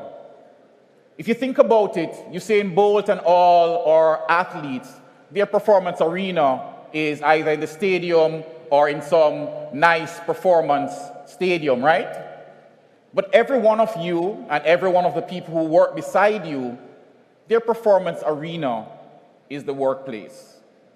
But how many of us take the time to pause, to think about what does it take to prepare my team member, myself, for the level of performance it will take to be at our peak performance in a year, in 3 years, in 5 years? How many times have you heard that conversation? And I'm so sorry, let me catch your name. Michelle. How many times have you heard that conversation around wellness? All the time. I love that. Which company are you from? You're from ITEL. Obviously, you have a powerful program. But being one in the room, I want us to start to envision wellness as something that needs to be included, not just at the individual level, but wellness to be included at the team level and at the organization level and at the strategy level in the boardrooms. Because wellness, when it's done well, wellness works. And wellness needs to be your biggest and most valuable worker, because wellness is about people development. And if we're going to develop our people to be their best, not just physically, but also mentally and socially, their relationships, and occupationally, how they project their careers, and spiritually, how they find purpose and connection, as Donna spoke about earlier, that they become your best driver of the peak performance that you seek to sustain over the not just 2 years or 3 years of your tenure, but the 10 to 30 years that we need our country and this world to become its best state. Not just divided as we find ourselves in so much wars and crisis, but built as an individual within a embryonic and fertile ecosystem that they can now flourish into the best human beings they can be right where they are in your workplace, right where they are right here in Jamaica. We can have the best team members, we can have the best workplaces, we can have the best teams right here in Jamaica if we put wellness to work in the way it works best. And so, with little time left, hopefully my message is clear. Your best workers who raised your hands and those you know are great. But there is a worker and many versions of them that sit with you and is right here in this place that is waiting on you to unleash the way in which you use wellness to increase inclusivity, increase performance, and increase the way in which we create the best in the world right from where you are. So, to summarize, wellness may be at its lowest level of performance right now, but I'm hoping as you look to the vision of the panel, inclusiveness and effectiveness, that you will bring wellness to a more holistic state, not just the holistic individual, but the holistic team and the holistic organization and the holistic Jamaica, that we will have the best of all people and their potential built right here in Jamaica for the rest of the world to see. Just like Usain Bolt can run the world record time that will hold for the next generation, we can build that here if we use wellness in the right way. Thank you so much, and I encourage you guys to keep thinking on this. Awesome. Thank you very much, Ija. And I promised when I was introducing Ija, I would not call him by his hall name, and I will still hold that promise. But if you want to know his hall name, you can check me after. If you buy me a ginger ale, I can tell you, right? No problem. But Dr. Thompson, you spoke about our future selves, and our best version of ourselves must include wellness. It has to. And it's a holistic approach to wellness that we really need if we are going to ensure that we have a future workplace that is inclusive. Indeed. And moreover, one thing that stuck with me is our performance takes place every day at work at your desk. So every day, every single day that you're sitting down, whether you're working from home or you're working from work, and you're sitting down, you're pressing F5 to refresh, you are doing your best, you're doing your work in your performance and your arena. Now, we have, based on my estimate, we have 8 minutes, and then I can send it to some curry goat. But before I do that, I just want to probably open up the floor, so if you have some tight questions or you have a comment for the panel, now would be a good time. And while I await persons to make their way towards the mic, all right, okay, well, there's a mic, so if you do want to ask a question or make a comment, make your way to the mic. While I wait, I will probably just say a few things. Now, first of all, it would be completely remiss of me if I did not acknowledge my day job, which is I work with Flow Jamaica, and I'm responsible for sustainability and legal strategy for Latin America and the Caribbean. And there are a couple of things I want to probably highlight. That Flow was one of the first companies to introduce parental leave for both men and women. And we have a flex personal time off, or flex PTO, which means you have unlimited vacation days, as long as you and your manager can come to an agreement on, obviously, the days and the time that you want off. So that way I hope I can get in the building and they'll give me my lunch today or give me my lunch next week, so that they say, boy, Reese, why you didn't speak about what's happening at Flow? So happy to point that out. And I was looking for my friend in the green. She stepped out. I saw her run to take a call. But miss, I want to know where you work, because, you know, if anybody, we need to look where. Where's that? She's not there. She's from Heart Trust. Okay, excellent. So Dr. Ingleton, I saw you in here earlier and you stepped out. You're probably being mic'd. Great, Dr. Ingleton. I just wanted to know that I might be looking work, because the way I'm hearing Heart Zone, it sounds like the place that you need to be working. Okay. Sorry? Oh, you have a question? Well, make your way to the mic, my dear. We all want to be inclusive and hear what you're saying. Here's the mic right here in the middle.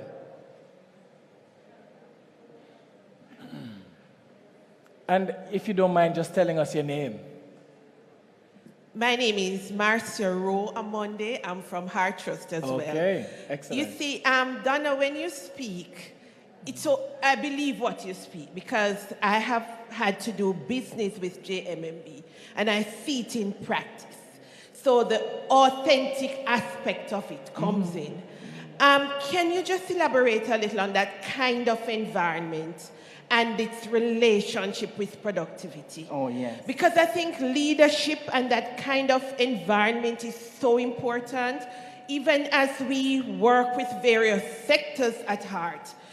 The GSS sector recently asked us to do some program development and delivery in leadership and management. So how does that translate into productivity at JMMB? Oh, yes. You know, the productivity, like we have the vision of love. And it says, we have decided what kind of company we want to create. And then now, when anybody comes, that was way back in 1996, but anybody coming on after that now have to agree that this is the kind of company that you want to create. And the thing is that it's not really, we don't focus on the, it has to be best interest of all. That is the bottom line. Best interest of the shareholder, best interest of the company, you know, the all team, and best interest of the individual and the client.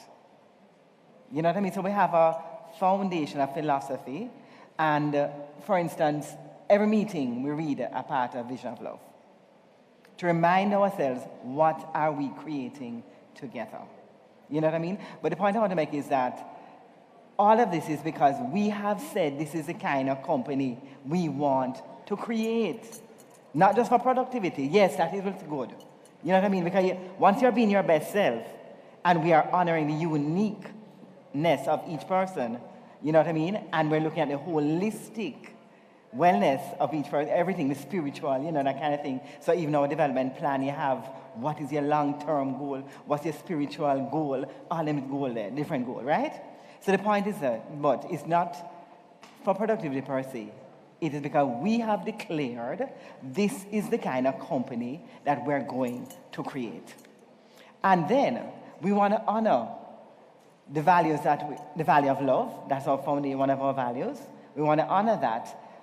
And I just want to add this part because this is Jamaica and I want us to know, to recognize what we have, right? And really start to capitalize on that like heart to make sure that we, just like what you're saying, that vision, take over many, many organizations. Because sometimes when I'm talking, people say, like, no, she can't do that at JMMB. That can't happen at my company, right? No, we have to mash down that lie. We have to mash down that lie and stand for our country because we have something special. We have it. I am going down the hill. I'm living in Irishtown. I'm driving down the hill. It may not take long, but one quick story. I'm driving down the hill, and my daughter, well, no, not me, my daughter was driving.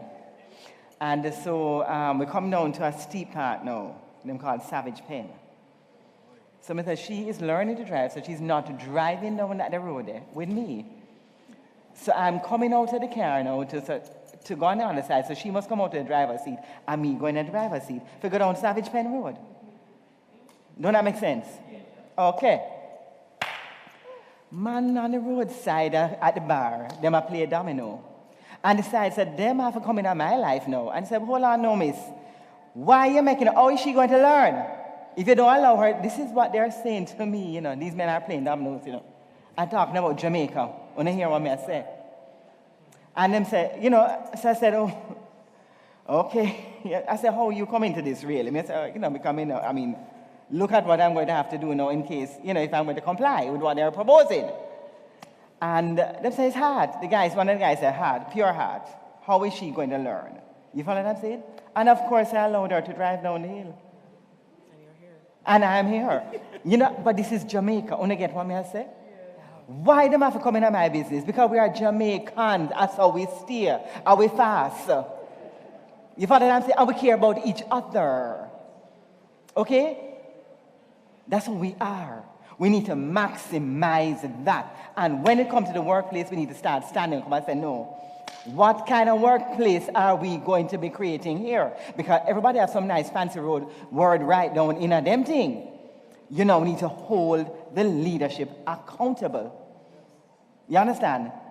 Because not only Bolt alone can be best, we can all be best, as you say, in our performance thing. You know what I mean? So we have something special, Jamaicans.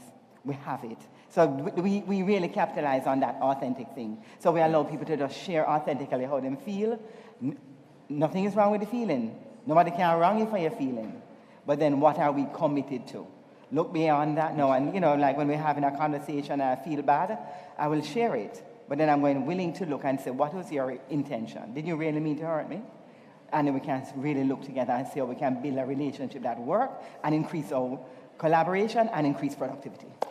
All right. Authenticity. Thank you very much. Thank you, Donna. So this is going to be our final question/comment, and we'll wrap up and then send you on your way. Please. Okay, good afternoon, everyone. Charmaine Lewis, Career and Placement Officer at the University of Technology. So I want to thank all of you for your excellent and passionate presentations. One of the things that I have been thinking about is inclusivity. And, every year we have a job fair. And so this year I thought how cool it would be to have a job fair specifically for graduates with special needs.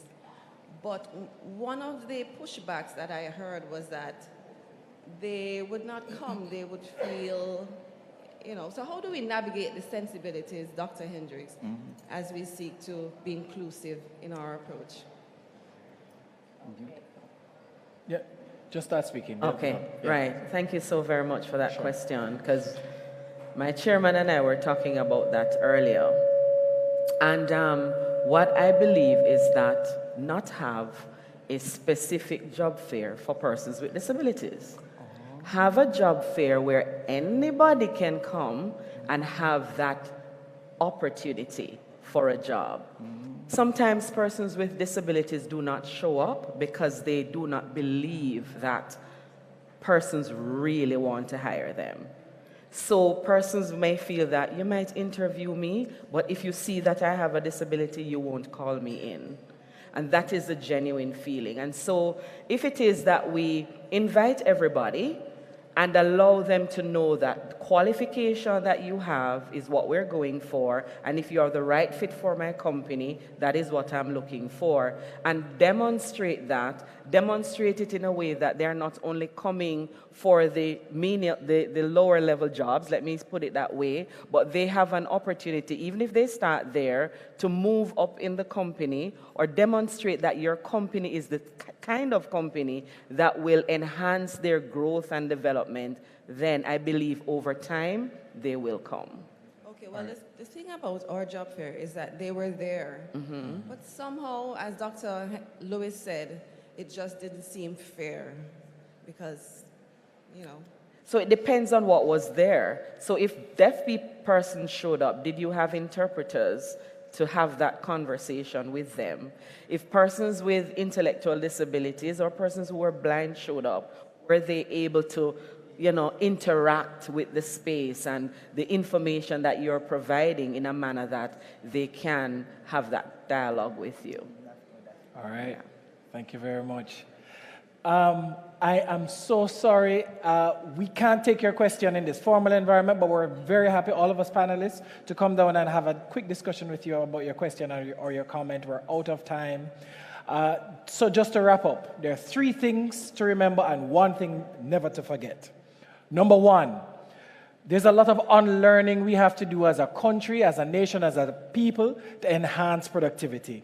We have to shift our attitudes to simple things like our ways of learning, vacation. Are you a morning person? Are you a night person?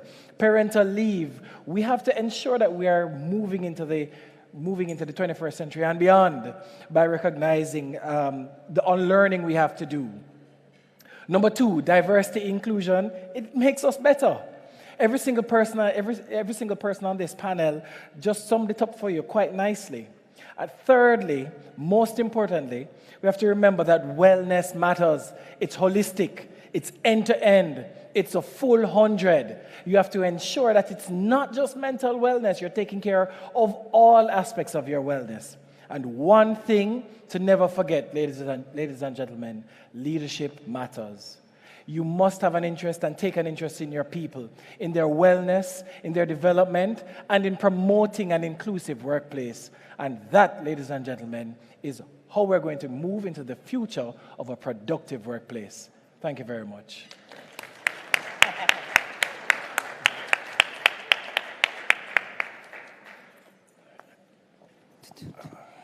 Thank you so much. One more time for our panelists, ladies and gentlemen. Donna Duncan, Dr. Christine Hendricks, Dr. Henry Lewis, and Mr. Nigel Thompson, and of course our moderator, Reese Campbell. I'm sure something from that presentation resonated with all of us. Yes? I am 100% sure. It is so important for us that whoever we choose to be in this animal kingdom, whether it is you want to be the lion roaring, you want to be a cat, you want to be an eagle, you have the potential to excel and to be productive. And inclusivity is about equity and equality. And finally, last but definitely not least, organizations that help persons to fulfill their destinies will always be sought after. If you help me to be my best self, I will want to give my best self to your organization in return. Do you agree? Yes? All right, so it's time for lunch. I'm sure you're a bit hungry. So I'm going to encourage you while we break to visit the booths, both outside and on the inside. We have DBJ, we have a video booth outside as well. EduHub is here. MLS, UTech, Kendall, NCBJ, and Hart. We're going to have some giveaways after lunch as well, but I'm going to be asking the 4 tables here closest to the door. You can make your way to the buffet on the outside. We're going to break for lunch, and then we're going to direct you as to when it is that the other tables should embark on the outside. So we're going to break, and then we'll be right back.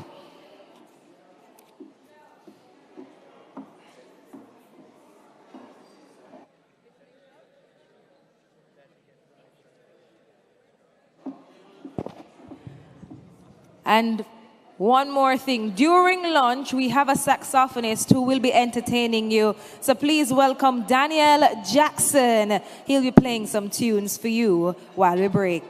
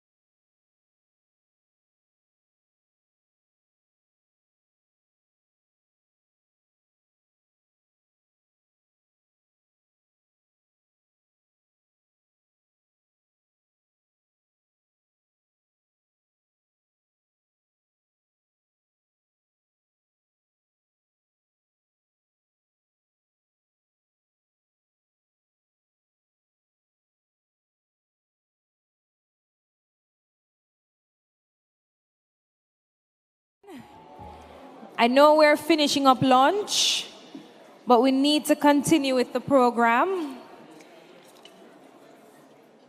I know that you've checked out the booths, the Heart NSTA Trust, UTEC, the Development Bank of Jamaica, CARMED, which is on the outside as well. But I have some giveaways from our sponsors. So the first giveaway, I need somebody to answer this question for me. To which division of the Ministry of Labor and Social Security does the Jamaica Productivity Center belong? To which division of the Ministry of Labor and Social Security does the Jamaica Productivity Center belong? Labor Division? She got it right, Tamar? Yes, she got it right. Congratulations to you. We have a prize for you. All right, next question. How many regional offices are there within the Ministry of Labor and Social Security? Regional offices. And if you are from the ministry, you cannot enter. I see one hand over here. 13, no. Let me see. 12, no. Regional offices, you know. I see your hand. No, my friend right there in the black at the table, yes. 3, Tamar? No?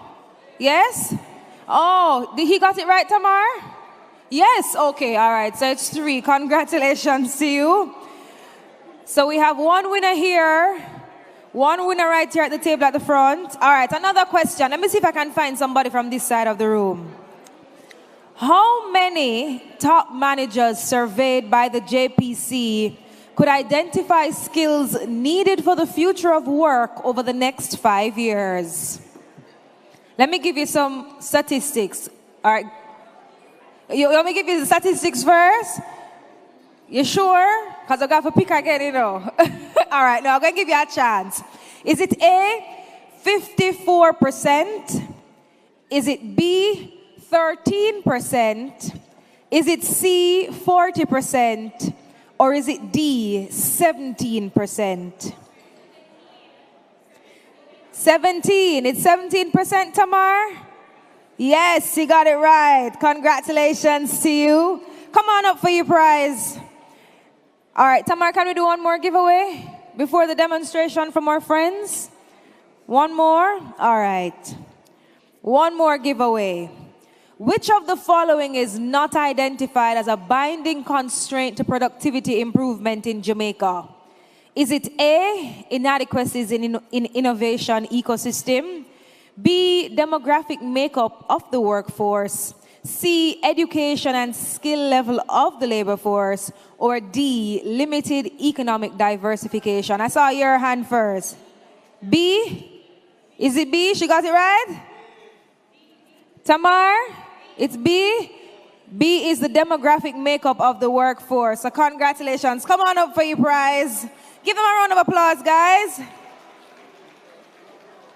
So we're going to get ready for our next panel discussion. But before we do so, our partners from the Heart NSTA Trust, they have a lot going on at their booths. I'm sure you know that at this point in time, we're big on robotics, especially in our primary and our secondary institutions. So at this time, ladies and gentlemen, we're going to be having a demonstration from our friends at the Heart NSTA Trust. Yeah, man, you can clap them. Thank you.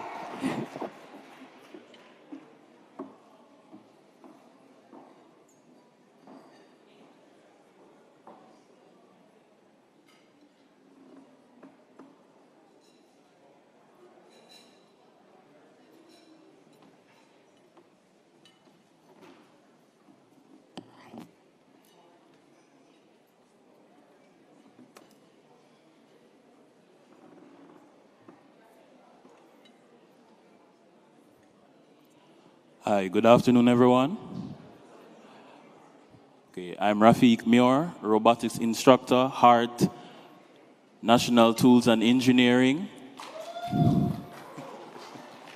And also, we have Draved Dixon, our demonstrator. Draved Dixon. Okay, Dravid, if you could just do a quick movement of the robot.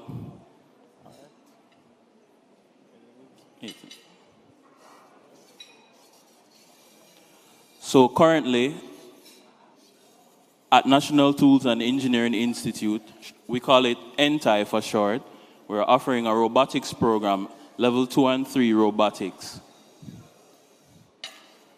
The full name of the course is Autonomous Mobile Robotics, and HEART is pushing now an initiative to have our students ready with skills that will be needed in the future. As such, for the Productivity Summit and the future, we know that the industry will have to meet a demand that is coming, whereby a lot of the industrial sector will need automated machinery. And as such, HEART wants to put their students in the right position at the right time when the need for this skill is in high demand. Right now, it's already building in demand, but we know for sure that our students will be ready.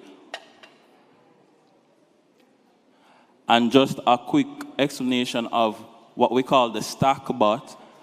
These are resources and kits that we have at the institution so that trainees can come and learn mobile robotics, where they learn the mechanical, electronics, and programming of these robots right now. This robot is equipped with a 3D sensor called a LiDAR and also a depth camera, where it can map the environment and the robot can act autonomously, meaning you write the program, whether it's a step-by-step program or an AI running, and it can move on its own. Right now, the robot is in manual mode via the controller for demonstration purposes.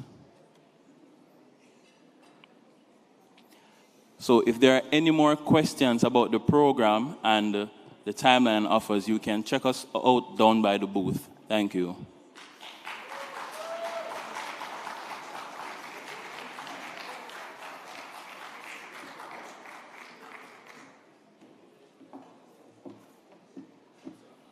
Thank you so much, gentlemen, for that demonstration from the HEART NSTA Trust.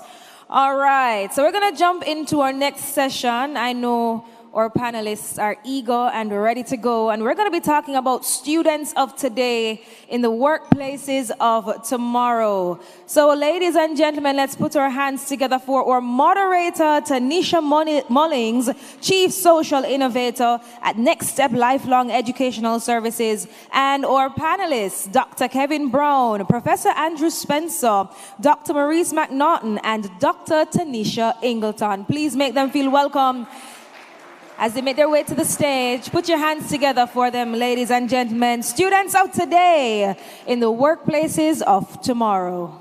Let's go. All right, all right. Hi, everybody.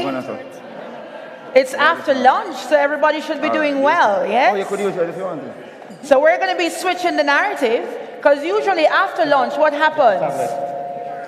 What's that N-word? You have just been fed, so you should be able to speak loud and clear, right? So after lunch, what happens?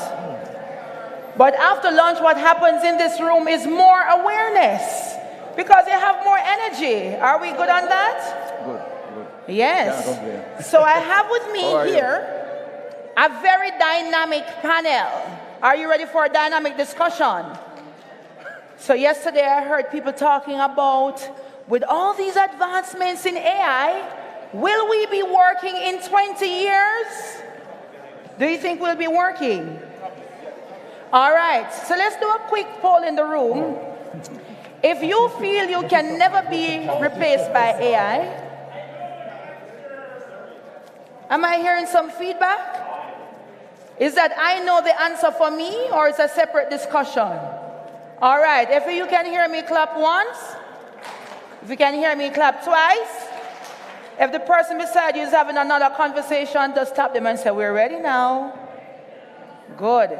So we are preparing the students of today for all the advancements that we've been talking about since the beginning of this conference. We've looked at many graphs. We've looked at the Global Innovation Monitor, the Global Innovation Index.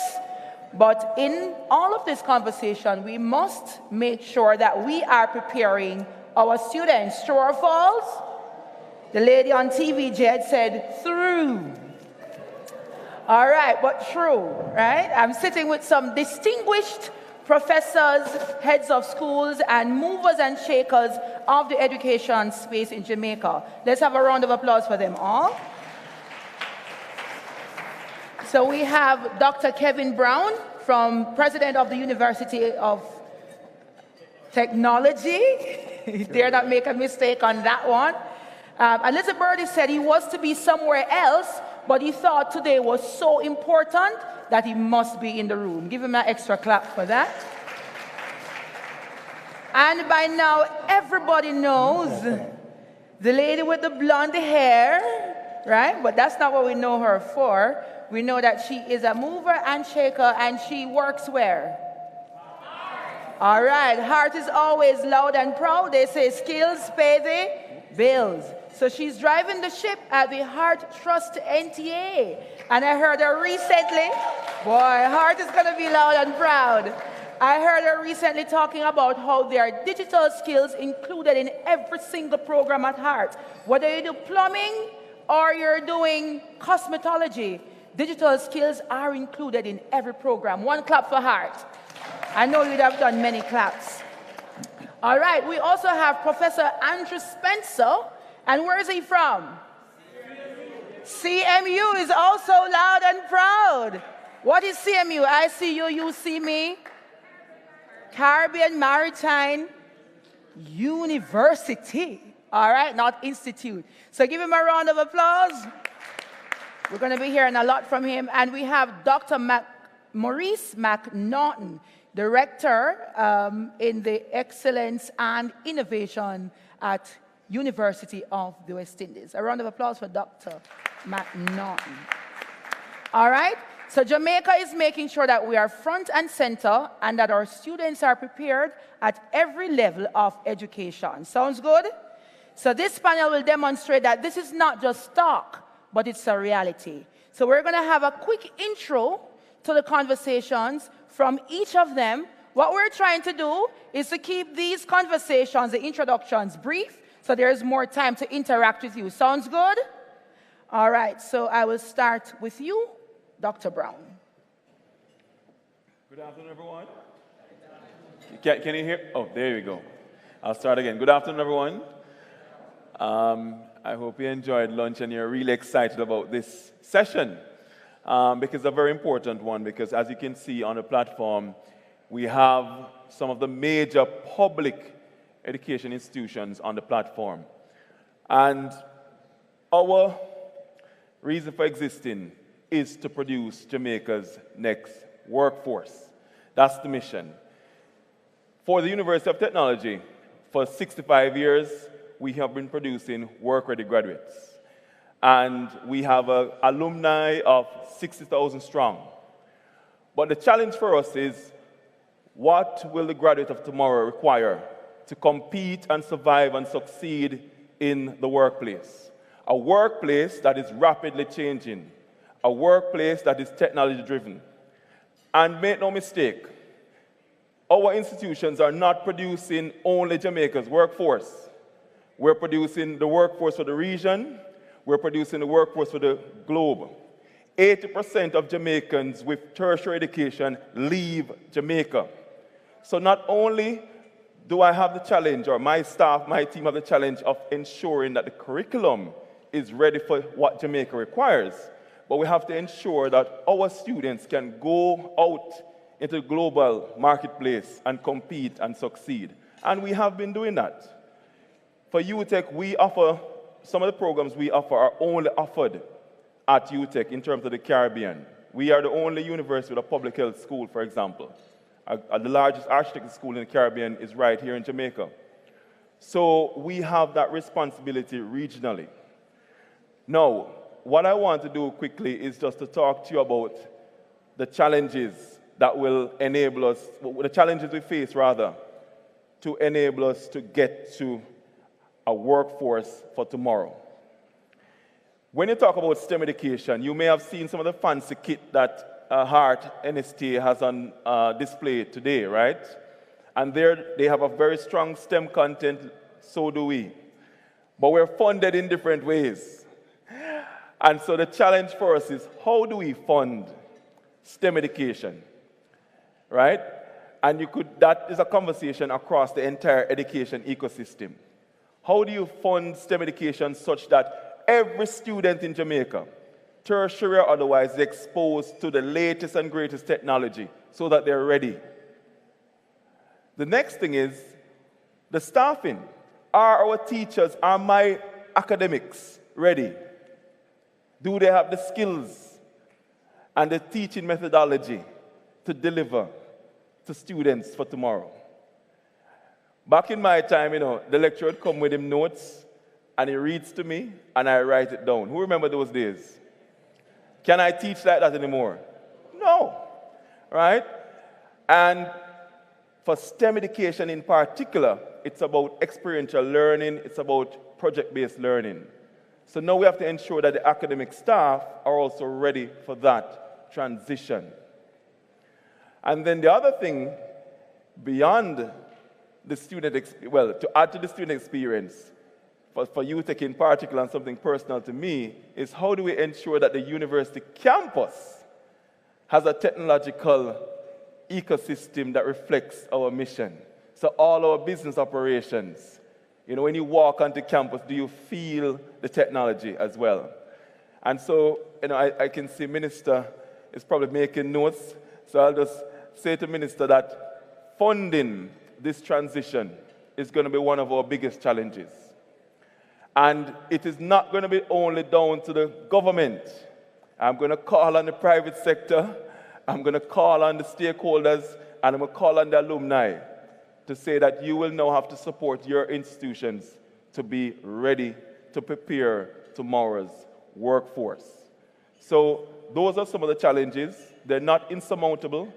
And I think that for me, it's about partnership. All of us here, every single one of us sitting here, are public institutions.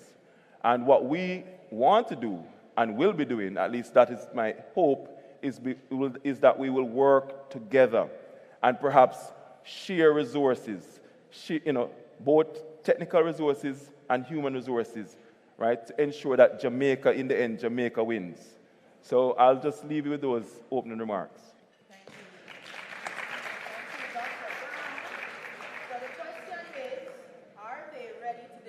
The academic staff?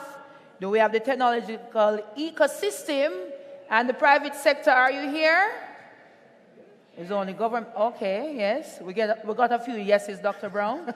And government, are you here? I didn't hear anything from... Dr. Dunn is the only one. All right, so we go to Dr. Ingleton for her opening remarks. Thank you so much, Ms. Mullins. Before I give my opening remarks, I want to say that I am connected to all the gentlemen on stage. I'm connected. I taught at UTech, I worked at CMU, and I studied and taught at the UWI. Wow. So, indeed, I'm connected. No, this is a very important topic. The students of today for the workplace of tomorrow. And I just want to set the context. When we talk about the students of today, what are we looking at? Who are the people we are referring to? And when we talk about the workplace of tomorrow, exactly what's on our minds? So the students of today are not necessarily the individuals who are in the high schools now. All of us in here are students of today. If we look at the retirement population in Jamaica, it now stands at 7.8%. 7.8% of Jamaica's population is in that retirement stage. Can we leave them behind? For the first time in history, we are seeing a multi-generational workforce. Almost all the generations are huddled together in one workplace. So we have individuals who are 66, 70 in the space, and we have the 18 and 19-year-olds in the space as well. How do we bridge that gap? And that trend is continuing because every single year we are seeing a slight increase on the retired population. So we have to look at lifelong learning. What is it that we're doing to continuously upskill the entire population? How can we reach out to individuals to ensure that the fact that you have a degree doesn't mean that you can't go to another career? The fact that you are 40 years old and you have been in a workplace for how many years, it doesn't mean that you can't switch careers. It doesn't mean that where you are and what you have studied is the only thing that you can do. If we're going to keep this productivity going, Minister, we're going to have to tap into every able-bodied Jamaican. And that is what the Heart NSTA Trust is doing in terms of its lifelong learning. That merger of the Jamaica Foundation for Lifelong Learning was not just theoretical. It was very strategic to ensure that we respond to every single Jamaican. So there is that piece. And then we have another piece. For the first time, we have what I refer to as the triangular affair. There is the human intelligence, the artificial intelligence, and the collective intelligence. The only piece there that can never be circumvented is the human intelligence.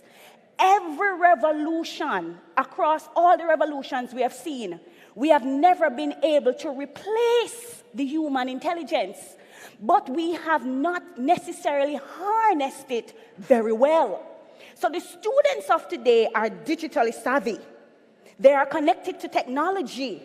They want experience. They want to travel. It's all about what is in it for me. It's not about working for you, but about working with you. That's what they want. So we have to now tap into the emotional intelligence that the AI cannot replace. The adaptability and the resilience that the only thing you can do to get that is actually to teach the employability skills. So at the Heart NSTA Trust, we have woven into our curriculum, it's not an appendage, it is woven into the curriculum, employability skills. How do we get you, Dr. Brown and Professor Spencer and Professor McNaughton, how do we get the students Monday morning ready?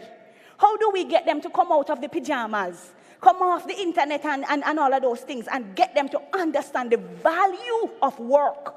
And so at the Heart NSTA Trust, we are very intent on that. Whilst we do very well at the technical skills and the competencies, we do the psychometric testing, and it's telling us customer service is a challenge. Professionalism is a challenge.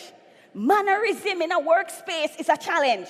And no matter how much robots we have, that human intelligence is the key to really make us productive. And so we have to work on that. So those are some of the things that we're all right. Dr. Ingleton there, waking up the pajama economy. I hope that we're hearing loud and clear, and it's about continuous upskilling all along the ladder of life.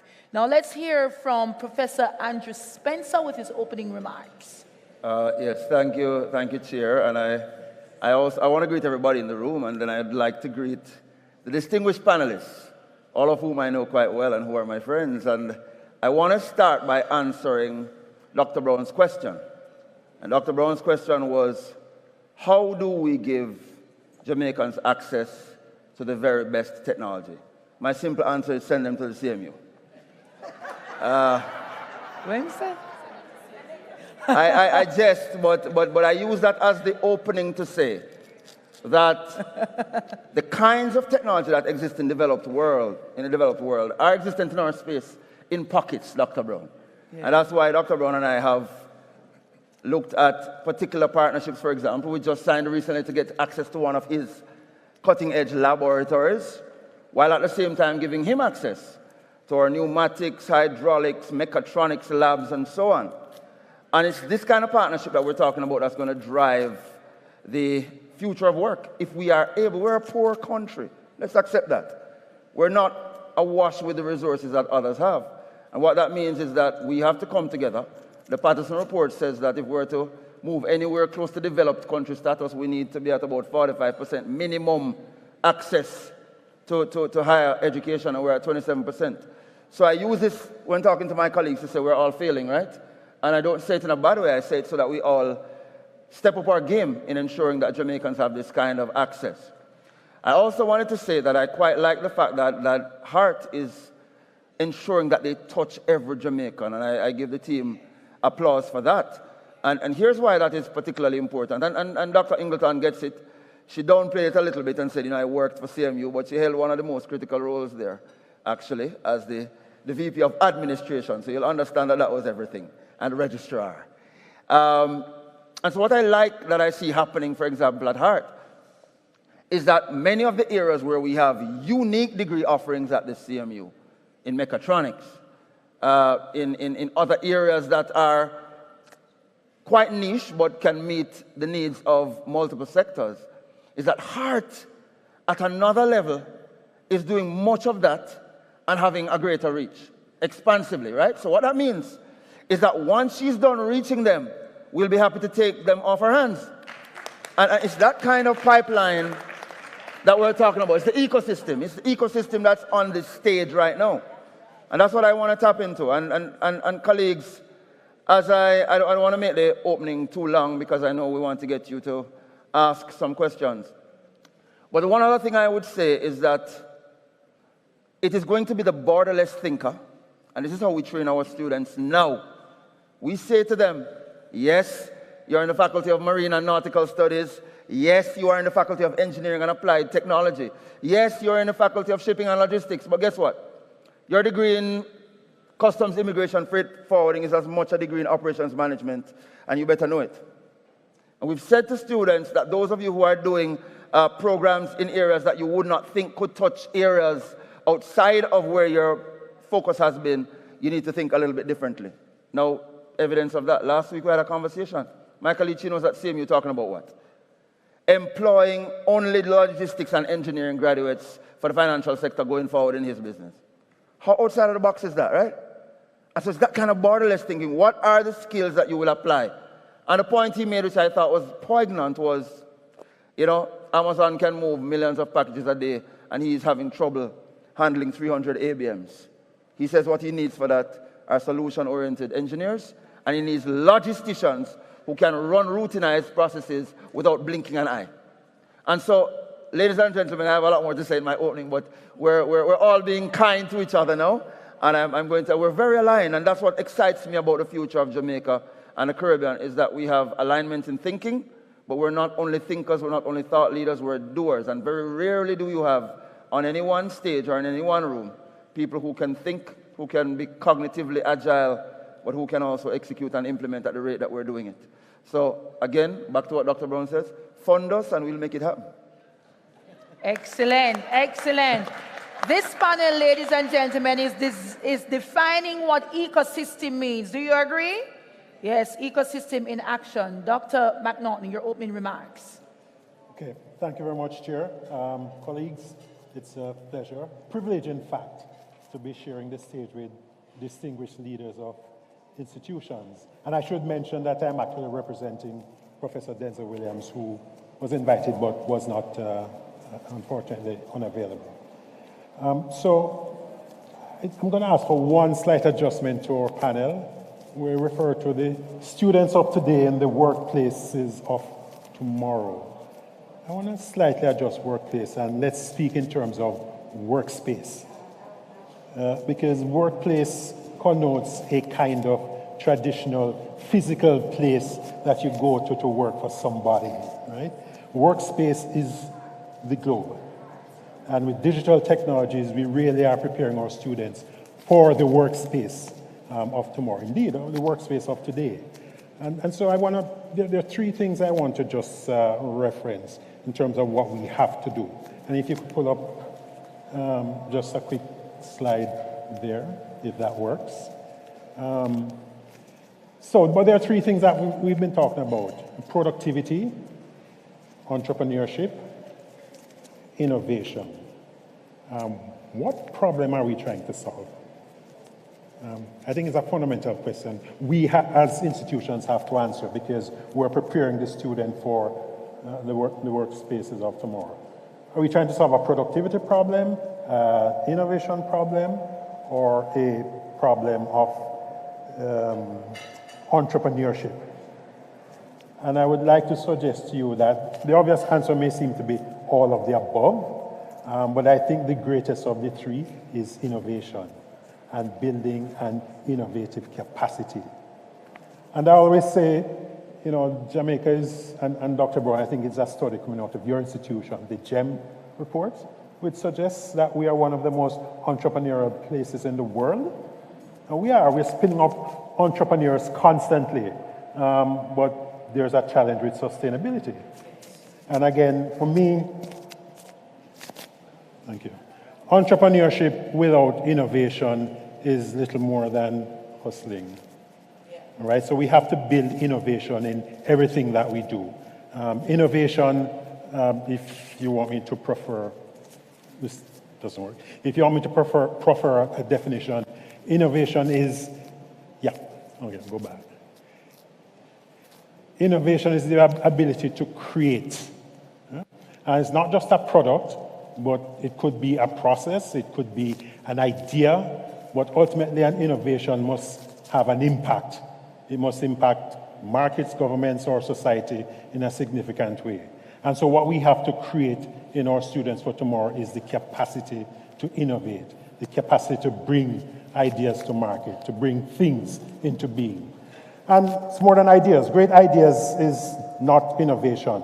Great ideas can lead to innovation, but it's not innovation. Inventing something is not innovation.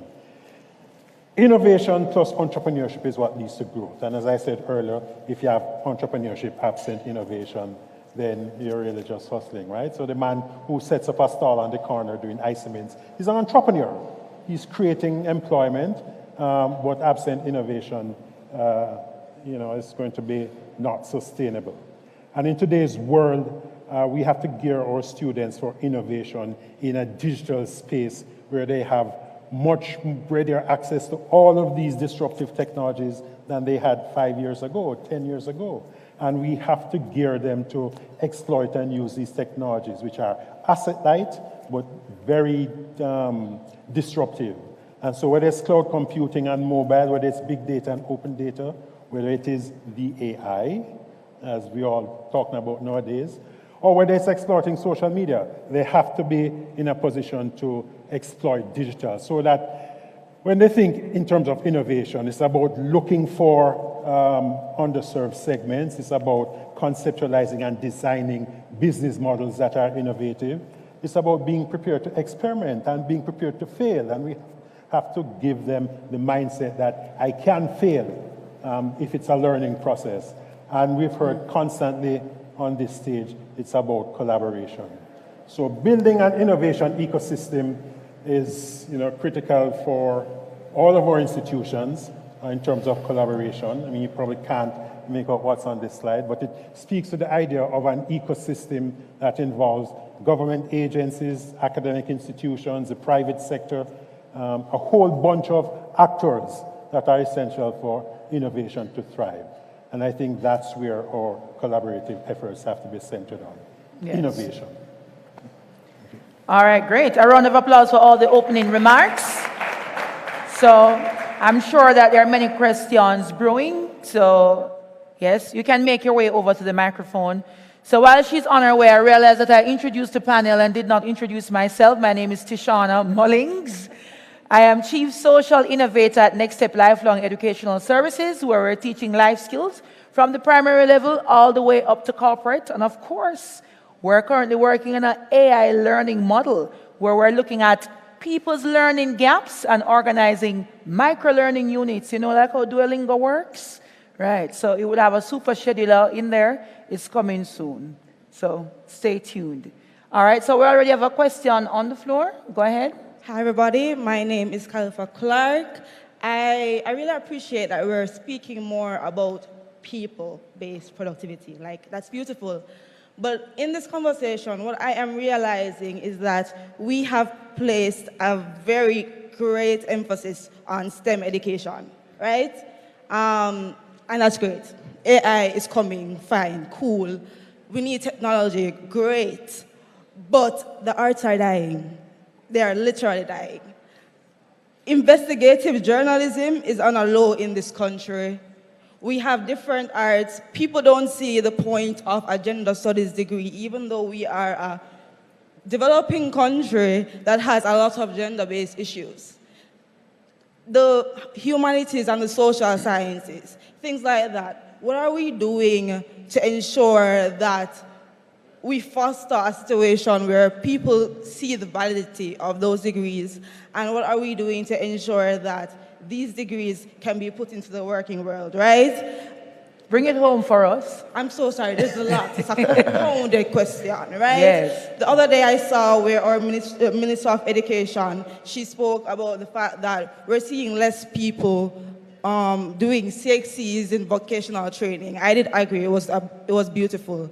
And they're trying to take that away. What is Hart's plan, or anybody else's plan, to ensure that more persons are interested in those subjects? We're seeing where I'm going to beg you to bring it home to the key question. Quick, right? I think we got it. Quick. I think we got it. Yeah, so we're saying I that can generations are existing across the workspaces. However, there are less millennials, less Gen Zs who want to be in skilled work. I don't know about anybody else, but I can't find a shoemaker. So there's that. And just one more thing.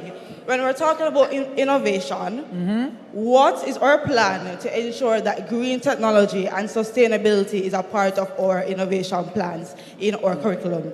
Thank you. Yeah. So I'm going to go to Hart for Hart's plan, and then I'm going to take a response from one other panelist on that one. Yeah. All right. Thank you so much for those questions. It's clear that you're very passionate about all the areas you mentioned. I'm going to speak to the second part. And I really want us to listen, because we're dealing here with a mindset problem that we have to own, that we have created.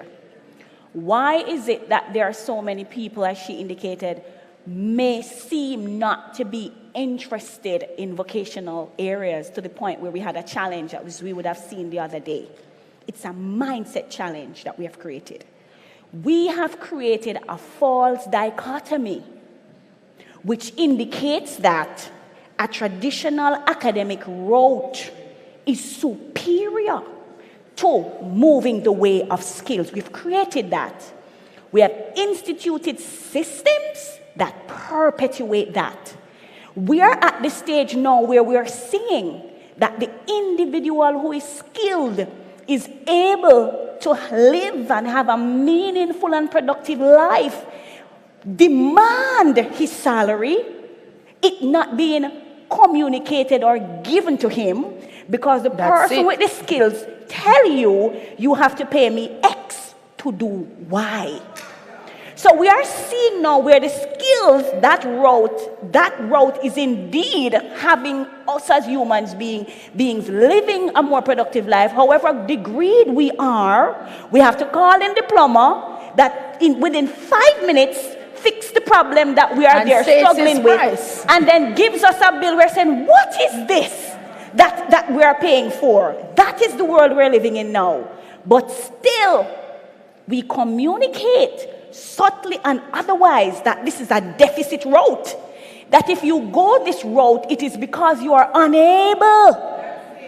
It is because you're unable to succeed within that traditional route. We have to stop it, because the changing world of skills today is showing us that the same level of cognitive and critical thinking that you need to become a lawyer or a doctor, you need that same level of cognitive and critical thinking to do robotics, to do mechatronics, to be engaging up to electronics. You need that. No individual without that basis can be engaged in those things.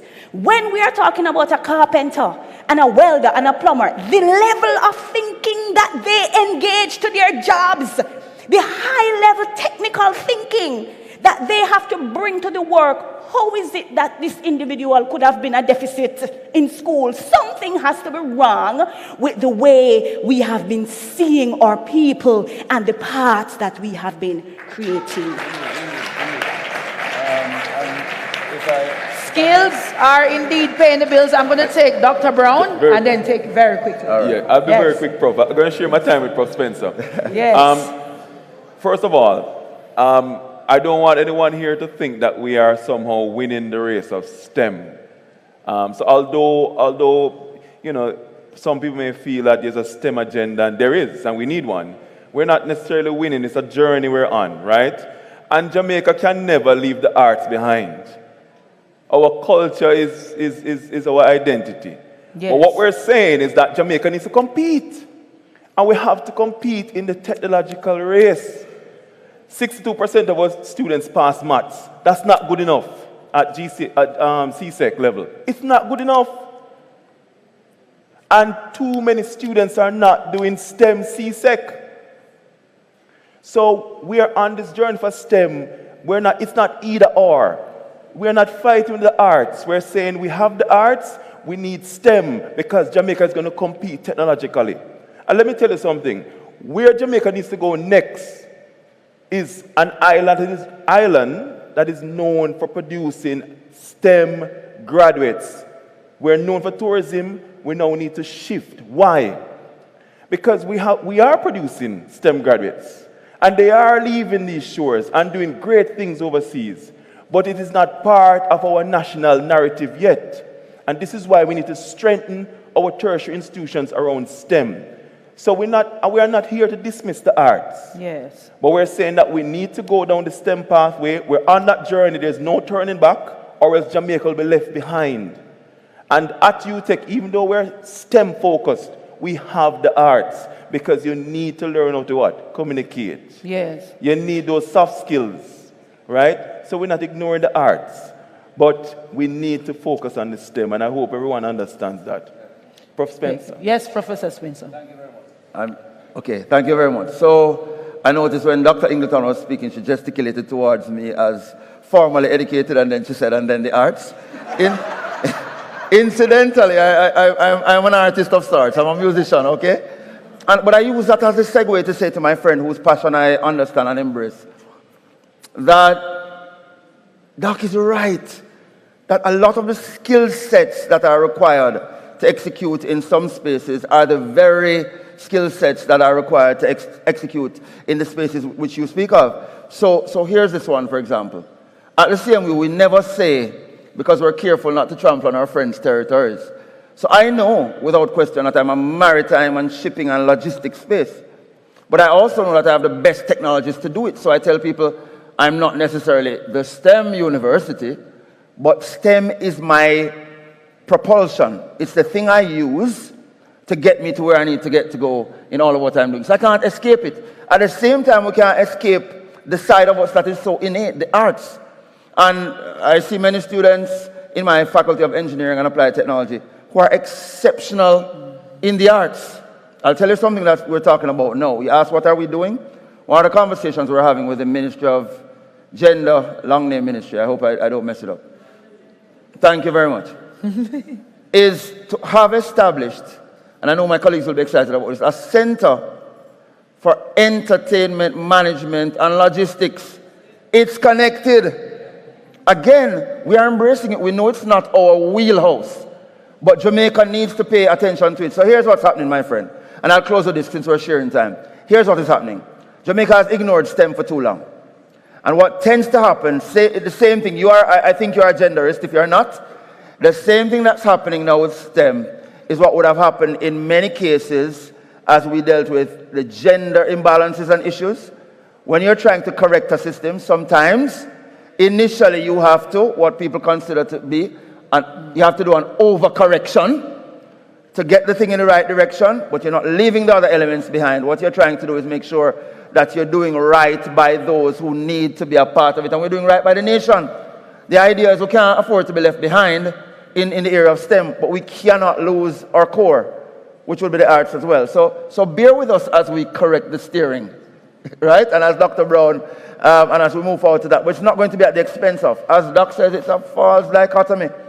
Why we need to work together is that is the old theory of comparative advantage that needs to be at work. So Dr. Brown does some things amazingly well at UTech. We do some things phenomenally at CMU. Dr. Ingleton is doing amazing things. We understand what UWI does. It's the theory of comparative advantage. Old theory, you know, but very applicable today. Let's pull all of those strengths together. And that's how we're going to move the worker of the future to be able to peacefully coexist with the technology. And just go ahead. Mm-hmm. Just to make one very quick point, following on what Dr. Ingleton said, there's a kind of false dichotomy that we create between academia or academic studies and vocational studies, right? And increasingly we're seeing that there's no sort of wall between these. And a lot of our students at the university were also focused on building digital skills, data skills, and increasingly looking at how to use AI. Those are competency-based vocational kinds of training that have to be incorporated throughout our education system. Yes. So it's not a question of being on one side or the other, and which is better or not for our economy. You need to have both. When I was speaking to you earlier today, we were talking about will people be replaced by AI, and we came to the people who know how to use AI might replace the people who don't know how to, right? And we're living in a VUCA world. It's volatile, it's uncertain, it's complex, and it's ambiguous. And that feeds into the way we need to be educating our people. The Minister of Education talks a lot about STEAM, because if you want a Jamaican to learn math, incorporate music and storytelling and the arts, right? And we're automatically learning more. Is that true? Yes, absolutely. All right, so based on the fact that, things are constantly moving, you're in a degree program. If you have a question, you can come to the microphone while I ask this one. By the time you complete this particular degree, in another year or two, you hear that, degree programs are changing, this is irrelevant. What does that mean for the way we now educate? Well, the challenge for... Let's have some sound and Dr. Brown's mic. Very quickly, that's the big challenge for all of us here, by the way. One of the conversations we're having at UTech, and I keep asking my academics, how can I accelerate the programs? Because we're going to have to meet students where they are now. They don't necessarily, at UTech, for example, want to stay there for 4 years to get a degree. Some will. But what we're looking at now are young people who want to be certified very quickly. They want to start making money as quickly as possible. So we now have to look at how we can accelerate our programs and meet the students where they are. And that's a key challenge for us now. So we're looking at a range of access pathways, because I'm with Dr. Ingleton. We have to try and include all of Jamaica and allow all Jamaicans who want to pursue tertiary education to do so, but at the same time, try and ensure that we have continuous learning programs, so short courses, micro-credentials, and so on, to allow for different exit routes as well. Yeah, very quickly, one more. I think, very quickly. So, in agreement again, I think it's an issue of understanding the student. I don't think we've spent enough time to understand the student. We've done some generational studies and we've done some of those broad categorical type things, but we haven't spent enough time to understand. So, for example, I said to somebody recently, speaking at an engagement in Florida, at a tourism forum where they're trying to figure out the tourism work of the future. And I said, let's understand the tourism work of now. These guys don't care about much of what we care about. And things like burning bridges mean very little to them, I mean, as simple as that. So how do we engage them in a way that ensures that they stick with us? Because that's how the nation will develop. So it's going to be stackable credentialing. It's going to be ensuring that you can get, and that's why heart is so important, you can get certified along the way at every step of the journey as you ladder and move towards that ultimate thing that we want you to get to. But you should be able at any point to exit and contribute in a meaningful way to the workforce. Absolutely. Amazing. Very quickly. Hi, my name is Matthew Taylor. All right, so the juggernaut is coming and no one can stop it. So that's AI, right? No one should be afraid of AI. I study AI. What's going to happen is that there will be no singularity. That's a point when machines start to think for themselves emotionally, and we're not going to have that. We're not going to have that for several years, several hundred years. What's going to happen is that human beings will be controlling AI, all right? Human beings will be controlling AI, so there's nothing to fear. We need it in our government processes so that we can cut down on bureaucracy. AI can go through thousands and millions of papers instantly, right? So that will cut down on the turnaround time in all industries. STEM, we need STEM, right? I'm seeing Jamaica that we should be viewing how to go to conquer the space age. The first Caribbean country going into outer space, setting up satellites. That's where we need to see Jamaica. We need visionaries. In terms of heart, yes. You guys have changed my life. You guys have changed my mom's life. I sent her to the level 1, 2, and 3 in cooking, right? So heart is the foundational model for the future. The future of work is not degrees. We'll have degrees, but people who have specific skills will be the ones that are market. Because check out LinkedIn, check out Upwork, check out Fiverr. You're calling people who have direct, specific skills to do what you want to do. I just love the people who come up to the mic and lecture. And we've given you some time. You're going to drive to the question now. All right, so I'm going to hurry up. All right, in terms of the question, I'm a say that I'm in corporate. I'm a corporate CEO. How can I get hired to come in and do what they have to do in terms of my staff? How can someone learn to that, especially for us future entrepreneurs, us future CEOs? How can we get hired to come in and just fix up everything and make it nice, neat, and tidy? So money is made. That's a big question, Doc. Everybody happy. Government can pay our taxes, everything. All right, so that's. I do it for free. I do it for free. Yes. You do it for free. I don't know about the free part for that. But certainly that is something that we do right now at Heart. We do go into workspaces and whatever it is that you need us to do in terms of upskilling the team that you have, taking them through various courses such as leadership, supervisory management, understanding business ethics, etc. We do offer that at the Trust. So I have a table right there, so you see the hand up. So as soon as you move away from the mic, she will take your contacts and we'll get in touch with you. The last question. In terms of studying AI, and some people are going to be out of work, but there's nothing to fear. What is Heart doing in terms of studying the jobs that will be marketable in the next 5 to 10 years so that we can jump on board and Jamaica not be running up and down and say, Excellent questions. Everything that Heart is now doing in terms of our digital transformation is because of our internal research mechanism. So these things we do not just happen upon. What you're seeing in terms of the investment in the technology, we do not just happen upon. We have been researching. We understand that the optoelectronics industry is a multi-billion-dollar industry, and that is what it will continue to be in years to come. We recognize what's happening across the world in robotics and mechatronics. And that is why we are being so deliberate, so strategic in investing in those technologies to prepare our youth so that when it is that they are ready, they are able to move seamlessly into society. We also work with World Skills International, which is an 85-member organization. The top countries are across this organization. So we work with them in terms of their global standards, their curriculum, what is it that they're doing now in their current industries and workspaces. And that is a model that we use to be building out the Trust now with the technology that we are. So we are very ready in this regard. And if you look at the demographic, you see those young men sitting around there? They're young men.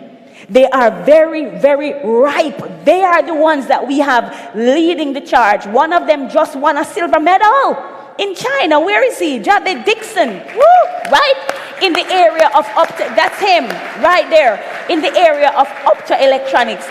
They are moving from being trainees to becoming experts. We have something in Heart called the Teach for Heart initiative, which is essentially an apprenticeship program where we're taking our trainees, building them up, profs, throughout the system to reach the level of instructorship. That's what we're doing with them. So we are retaining them because this kind of talent we need in Jamaica ministers. And if we don't retain them, they're going to go abroad, go make big monies. So we have to find a way to retain them so that they can feel that confidence and support in staying with us here in Jamaica. So those are some of the things that we're doing. Excellent. I want to applaud everyone on the platform, though, because there's something else that, as Doc spoke, it struck me. That you asked what is Heart doing in terms of its internal research. Yes, Heart is going to do that. But Heart also benefits, and Heart never refuses, the research that's coming out of the universities. Correct. And if you look at an area like mechatronics, for example, which, when Heart took a team to World Skills some time ago, the CMU had a team. While the CMU was offering a degree in mechatronics, Heart then took, Heart actually came and partnered with us in terms of training its people in the area of mechatronics. And they are now rolling out mechatronics in a way we could not have. So we're talking about, again, making sure that the ecosystem functions. It's not a win for any one entity. It's about how does Jamaica win. And I'm really excited about what the future looks like. And I think it's important to correct something in terms of the individual who spoke prior, that it is not a competition. No. We are breaking down the false dichotomy. We are not saying skills is better than academics or academics is better than skills. We are saying that our young people have enough potential, enough passion, enough innovation to choose wherever they want to go. Let us not do anything to cause them to think one way may be better than the other. Let us allow them to learn in such a way. And so when Prof speaks about the ecosystem, it's important, because if we plug everything, Prof, at the beginning level, at the early childhood level, a child will grow up not even thinking the way we're thinking now in terms of what is better from what is not. For them, it just be a seamless path. I am a lawyer and I am a makeup artist at the same time. And we have those individuals. So that is what we need to be doing with our young people, so that they do not have this thing in their minds that one is better than the other. I can do anything. I can do many things. There is no one career. There is no one path. And there is nothing that is better than the other. So get your degree, get your skills. Not one or the other. And if you're a multi-potentialite, do it all. It's the day and age where there's a space and a resource to do it all. I mean, we're living in the age of the rainbow economy. It's the blue economy, the green economy, the silver economy, orange economy, right? And one of the things I want you to think about just before we take this question is, as we talk about different economies, when you think blue economy, people start thinking CMU, you know, but it's not just CMU. When you think orange economy, people start thinking Edna Manley, who's not on stage with us. But what I want us to think about is, have we been doing the work to make sure that whatever the future of work surveys are saying, do we actually have those partnerships where we're looking at the areas that we need to train our young people in, and ensuring that we're morphing our courses in the universities to match those areas? Right? So I want us to think about that question, but let's have this question first and then close with that. Go ahead. Yeah, good afternoon, everyone. Helene Davis White from... Pull it down a little. Pull it down a bit. Yes, Helene Davis White from the trade union movement. Dr. Ingleton touched a little bit on it. My concern really is in terms of where we are we going to be getting the pool of persons from to be able to deal with skills and higher education, when some of the latest figures show that at the primary school level, close to half of the persons, the children, are graduating illiterate and innumerate. And it isn't any better at the secondary school level. And then the participation rate at the tertiary level is far below our competitors in the region and elsewhere. So what I'm wondering is, if we are talking about developing our people, I think we have to have that kind of linkage between where it starts and where we are ending. Yes. And it seems to me that the focus is not enough at the beginning level, early childhood. I think the study showed that probably 70% of children were enrolled in some kind of preschool, but most of them are privately run and not properly structured. So, you know, a lot of these supposed preschools are places where parents basically go and leave their children for the day. But whether or not they are actually being engaged and their minds are developing, because a lot of what we're talking about has to start at that level. And I think the tragedy for me is that for a lot of these children, they are quite intelligent, but they're not being engaged, and the structure is not there that ensures that we have leaving our early childhood sector or primary sector children who have been engaged from day one, and that they can actually build on whatever is there, and at the end of the day come to be able to participate in whatever programs are done at that level, at the higher level. All right, so I'm going to ask Do you want to take that, Dr. Proper Norton? Norton? Yeah.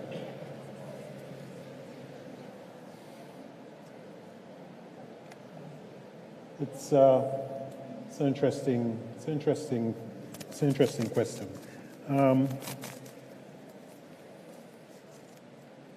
me think about that a little bit. Let's say something very quickly. I make a sport of studying educational models around the world, and when I studied Singapore and Finland, I realized that based on how they introduce them to education and some of the things that they kind of get into what their interests are pretty early. So you might find a 16-year-old who is an expert plumber. What that does is when you go to CMU or UTech, you can actually be making money to fund your own self from even first year, second year, because you already have a working skill.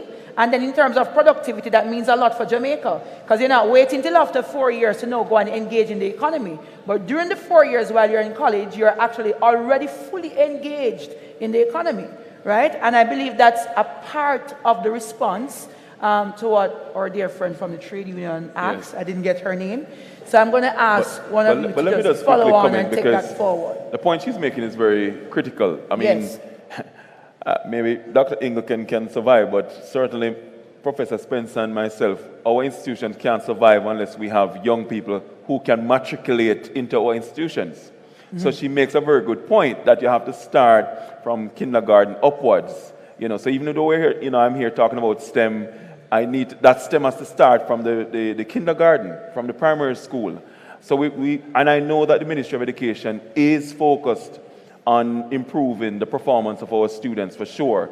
And we're right there with them. You know, right now UTech is looking at our pre-university work, going into high schools, right, and participating in the sixth form pathway program, for example, to try and also, you know, help to uplift those students and get them ready for matriculating into our institutions. So certainly it's something that I know for the government is top of their agenda. And for us, it's an existential threat because we need those students to have the good grades to get into our universities. All right. I hope those in the room at this table. Well, Minister Pernell Charles Jr. is listening very attentively. All right, we're going to take our final question from the audience. I know there's another young. You want to? Okay, sure. I think we are. I can't see where she went. She exited? She don't know, man. Okay, She's okay. There, yes. It's really a serious question, but I think we are making some strides. If we notice, government, academia, and industry, all three would have come together. You see the interplay. This particular summit is put on by a ministry that is government. We have the academics in the room, and we have industry with us. All three of us have to come together to really make this shift, and it has started. We are seeing the political will. We are seeing the energy of the individuals. We are seeing the changes in the Ministry of Education. We are seeing the seriousness of the universities and how they are following this through. I think that we're at a good place at this time. So the change is definitely there, but certainly it will take a time for us to see it in all its glory. But we have started and we're on a good path. Absolutely. It deserves a round of applause. Yes, sir. Just want to add a commendation to the panel. Excellent presentations. But my mind goes to a place where there's a lot of focus on the end user, the participants, the students, ensuring that their minds are re-engineered and fit for the future of work, productivity. However, we have to also look at the back end, behind the scenes, or faculty. Those who are responsible for delivering this kind of learning. How much do we need to do? What will we be doing to ensure that they too are re-engineered? Because they can only pour that which they have in their bottle. Professor Spencer is going to kick that one off. Excellent question. And I just thought about that because I see incongruence in the industry landscape as it changes and the pace at which our educational institutions are changing. So we don't reform curriculum as quickly as industries change. And that's one of the things we have to look at. It's how long are the intervals between when we review curriculum and change curriculum. At this point, for example, we have had 2 weeks for the last 2 weeks of individuals looking at curriculum, chopping it up, changing it, not holding it like it's their babies and you can't touch it. And I mean, some people have kicked and screamed, but in the end, they have recognized the value of it. The other side of it is, if you don't have the curriculum ready for industry, and I go back to my baby, which is my sort of laboratory, which is tourism. A lot of what's happening in tourism now will require individuals to be able to operate at a particular level. It's no longer what a certain professor you will refer to as cookery and frock, right? Which was really just, food and nutrition and clothing and textile, and I don't want to say just because we're not doing that today or ever. So the point I'm making, though, is that the curriculum has to be, we have to drag everybody, even if they don't like it. The only way we will serve this particular generation that needs to be ready for the future of work is if the actual instructors and individuals and those who are designing. So one area that's opening up now is an area for exceptional curriculum development specialists. I'll throw that at you. We just hired 2 the other day for that very reason. And they are understanding how to intertwine and infuse. Last thing I'll say, there are some universal undercurrents that need to be found in all our programs. One is that digitalization component that we talked about. Again, we need to look at how individuals are able to come out of whatever they're doing, technical or otherwise, with the ability to communicate that, to be soft with that.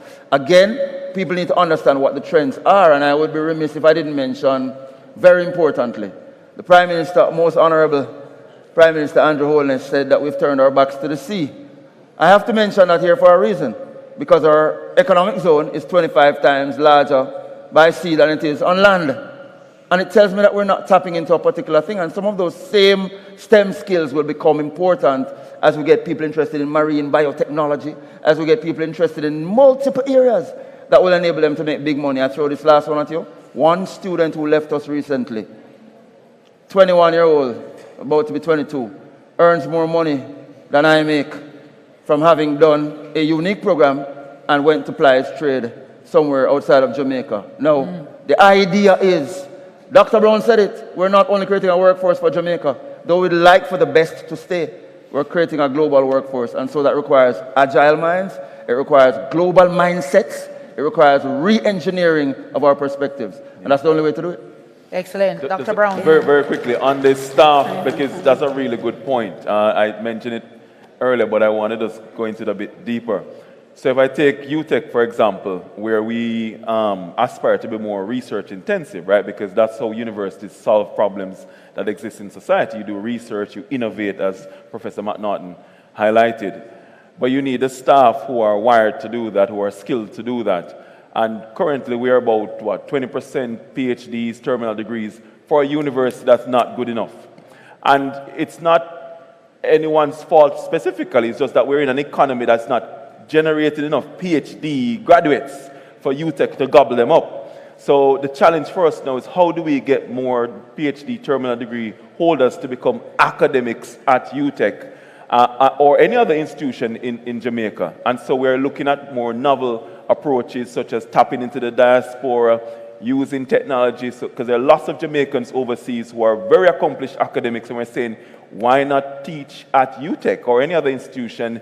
You don't necessarily have to come home. We can use technology now, online instruments, to allow you to apply your trade and to share and to do that knowledge exchange and to do research. So we're trying to use different innovative ways to get more of those academics, highly qualified, highly skilled academics, to be here in Jamaica. But that's a key challenge for us as well, because no longer do we only require teachers at our universities. We need research professionals as well. And finally, from me, I'm going to give point, finally, not a word more.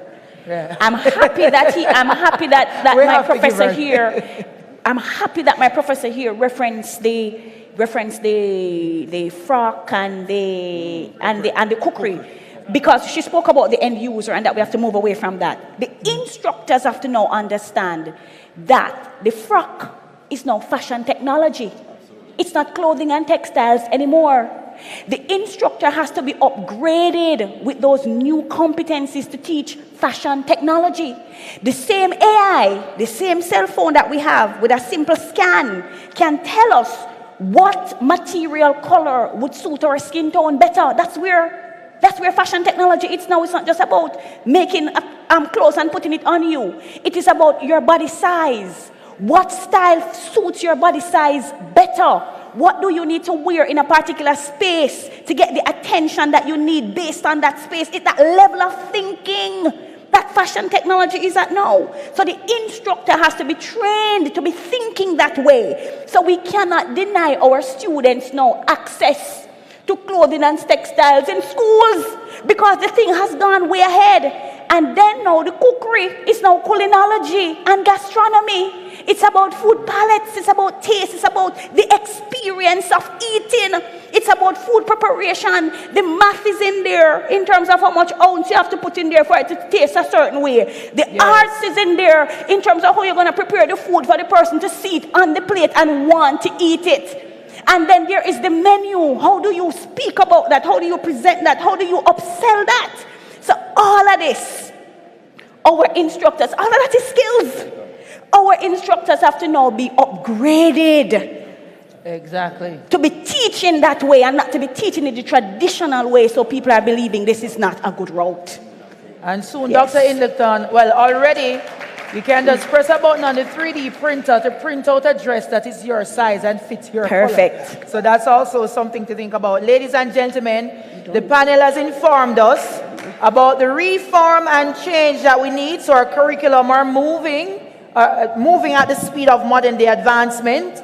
We have spoken about the universal undercurrents that must undergird all our programs: digital skills, critical skills, soft skills. And I want to, as we close, if you should have a t-shirt, and this is your message to the world about what educators should be thinking, what does your t-shirt say? We want to end with that challenge. And Dr. Brown, you look very ready. No, it's a t-shirt, so it must be able to hold on the front of the t-shirt. So every move you move, this is your message to the world as an educator. Don't give him a cop-out. Let's go, Dr. Brown. I'm going to go with transformation for future success. We have to transform. Love that. Dr. Ingleton? And the t-shirt on the front, the skills pay the bills. Yes. I can't compete with that. You see what she did there? Now, on the back, where there's a skill, there is a way. Yes. It's not a competition, you know that. All right, Professor Spencer, let's see you top that. No, I mean, I don't need to top it, but I was just going to say that for Doc's t-shirts, you could simply just put heart. Or you just wear that one? Yes. Mine would be simple. Borderless pioneers. Borderless pioneers. Borderless pioneers. Would you wear that? Yes. Yeah, for me, if there's any message that I would leave, it's about innovation. Yeah? So mine would say, I am an innovator, and that has to be baked into everything that we do.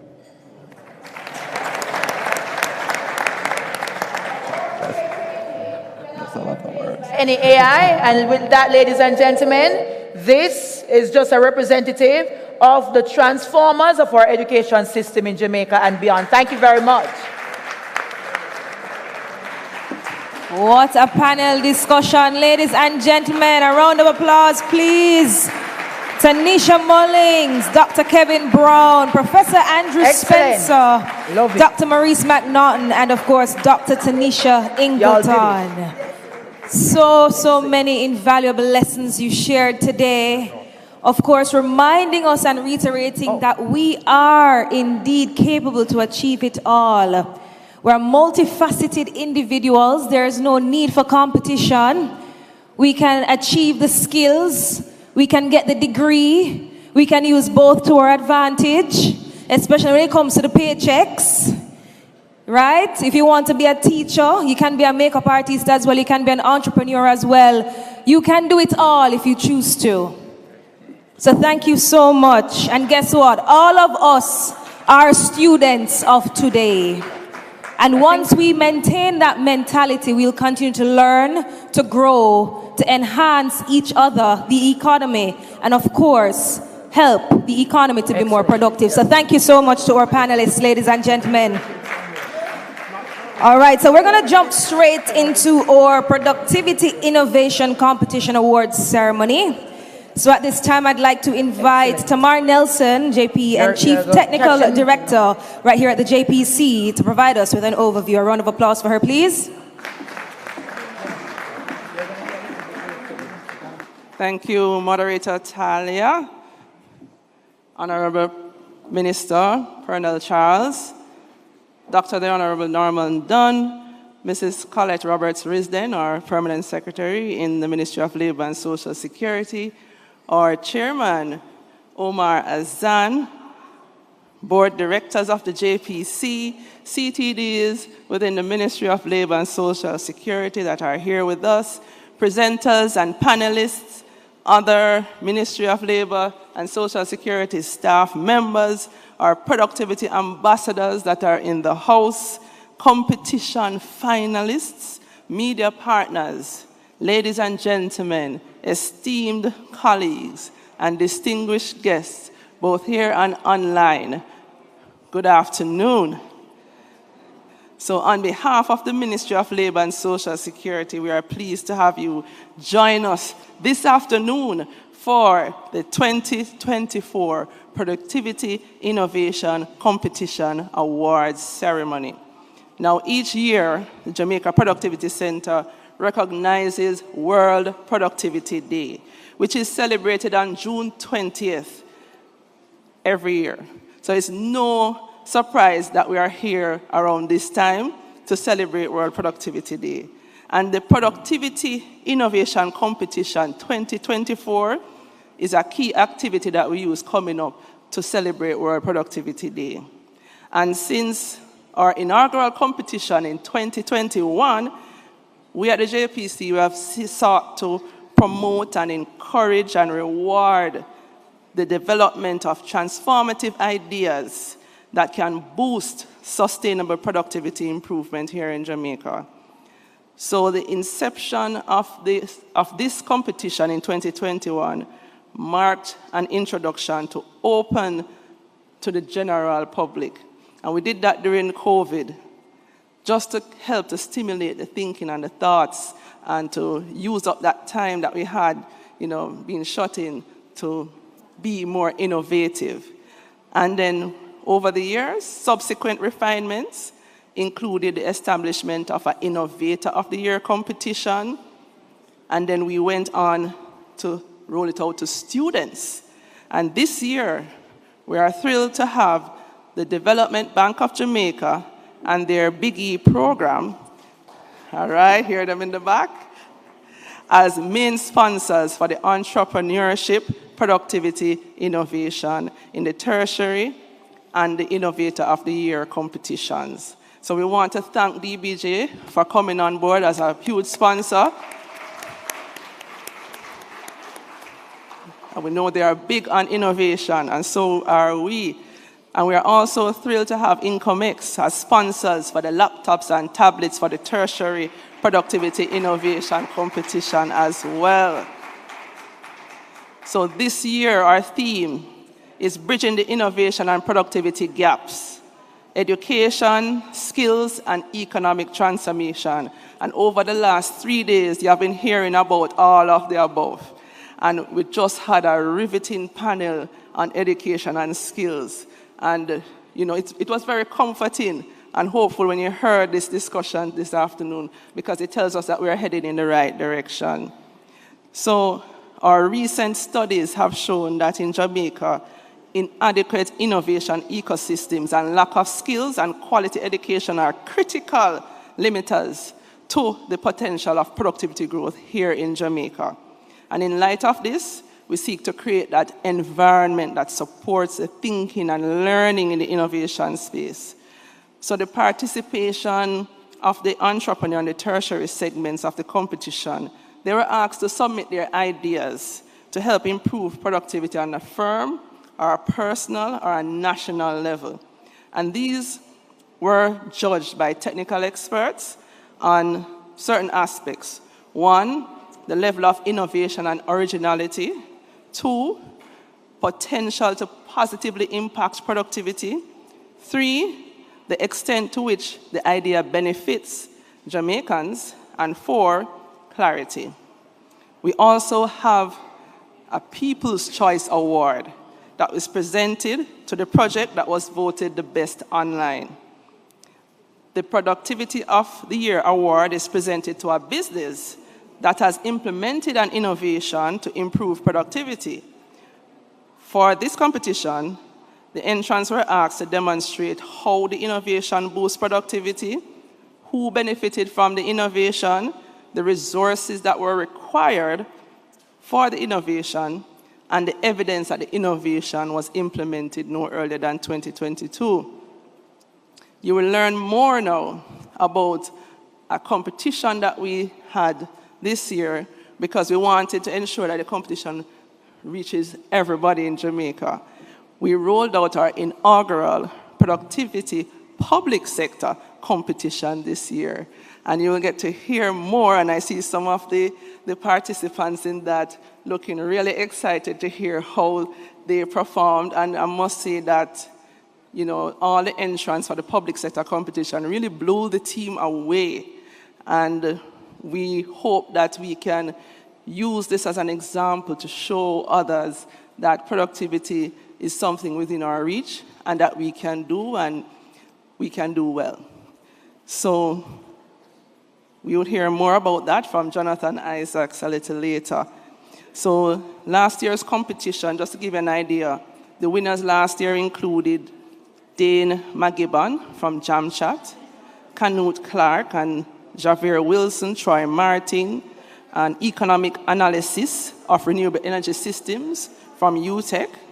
We have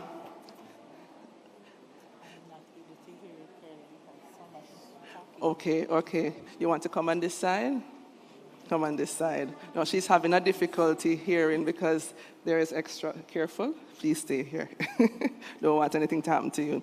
So last year's winners including Dade McGibbon from Jamchat, Canute Clark, Xavier Wilson, Troy Martin, Christoph Watson, who did an economic analysis of renewable energy systems at UTech.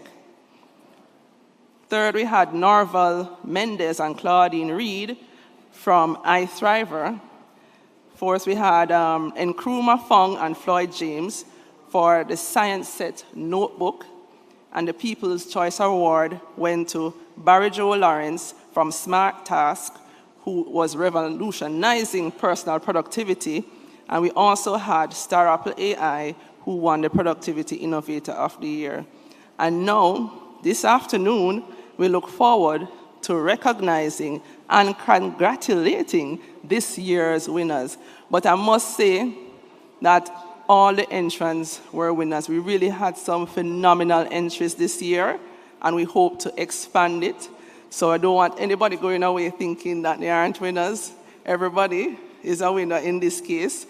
So we look forward to hearing and presenting these awards to you.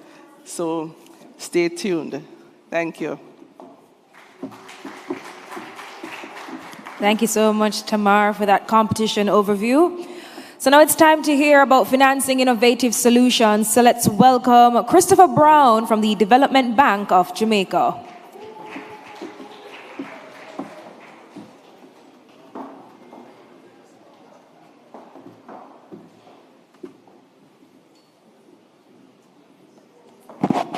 The Honorable Pernell Charles Jr., Dr. the Honorable Norman Dunn, Mrs. Colette Roberts Risden, Directors and Management of the Jamaica Productivity Center, fellow sponsors, distinguished ladies and gentlemen, good afternoon. Good afternoon. Thank you. It's been an insightful 3 days filled with a lot of information, engaging discussions, and many things for us to think on as we strive for this common vision for the betterment of our beloved country, Jamaica. Please allow me first to compliment the organizers on doing a sterling job in putting this summit together. So can we give them a round of applause, please? And that this summit really includes the awards to recognize businesses, entrepreneurs, students with ideas and work that they're doing in this entrepreneurship space. Also, we want to thank the organizers for inviting DBJ to be a part of this wonderful event as we strive to show productivity and the importance of that for our economy. I can tell you that for me, the Productivity Center is one of GOJ's best kept secrets, right? So it does a lot of work that helps to improve industry, but it isn't spoken about enough, right? I know this summit did a lot to educate people about what the Productivity Center does, and I really want to encourage Tamar and the rest of the JPC team to continue doing the work that you do. It's really appreciated by, let's say, those who know, and however we can continue to help you to put that out there, let us know. Productivity Center and DBJ have a long-standing relation. I know Tamar before she, up here on the stage. We're really happy to see it. So I am Christopher Brown, as was mentioned. I'm the program manager for a program at the Development Bank called Big E, which is the government, DBJ's intervention in supporting innovation and entrepreneurship ecosystem in Jamaica. So we understand the importance of innovation, how that can help to try and grow our economy, and really the importance of entrepreneurship ecosystems to help build that. There was a lot of talk earlier from the previous panelists about an ecosystem, and I'll touch a bit on it as I get into financing solutions. So prior to us starting the Big E program, there were 3 key points that influenced us to put it together. The first is that Jamaica has low growth, and it's partially attributed to the fact that there is declining productivity. So the total factor productivity is something that has continued to decline over the years since the year 2000. Another thing is that there are only 13% of MSMEs who are actively investing in innovation and investing in research and development, with far less having specific departments for research and development. And then the third being that financing has been stated as the #1 reason why innovation cannot be implemented. So we started this program looking at supporting what we consider an ecosystem. So recognize that entrepreneurs or businesses at different stages require different types of support.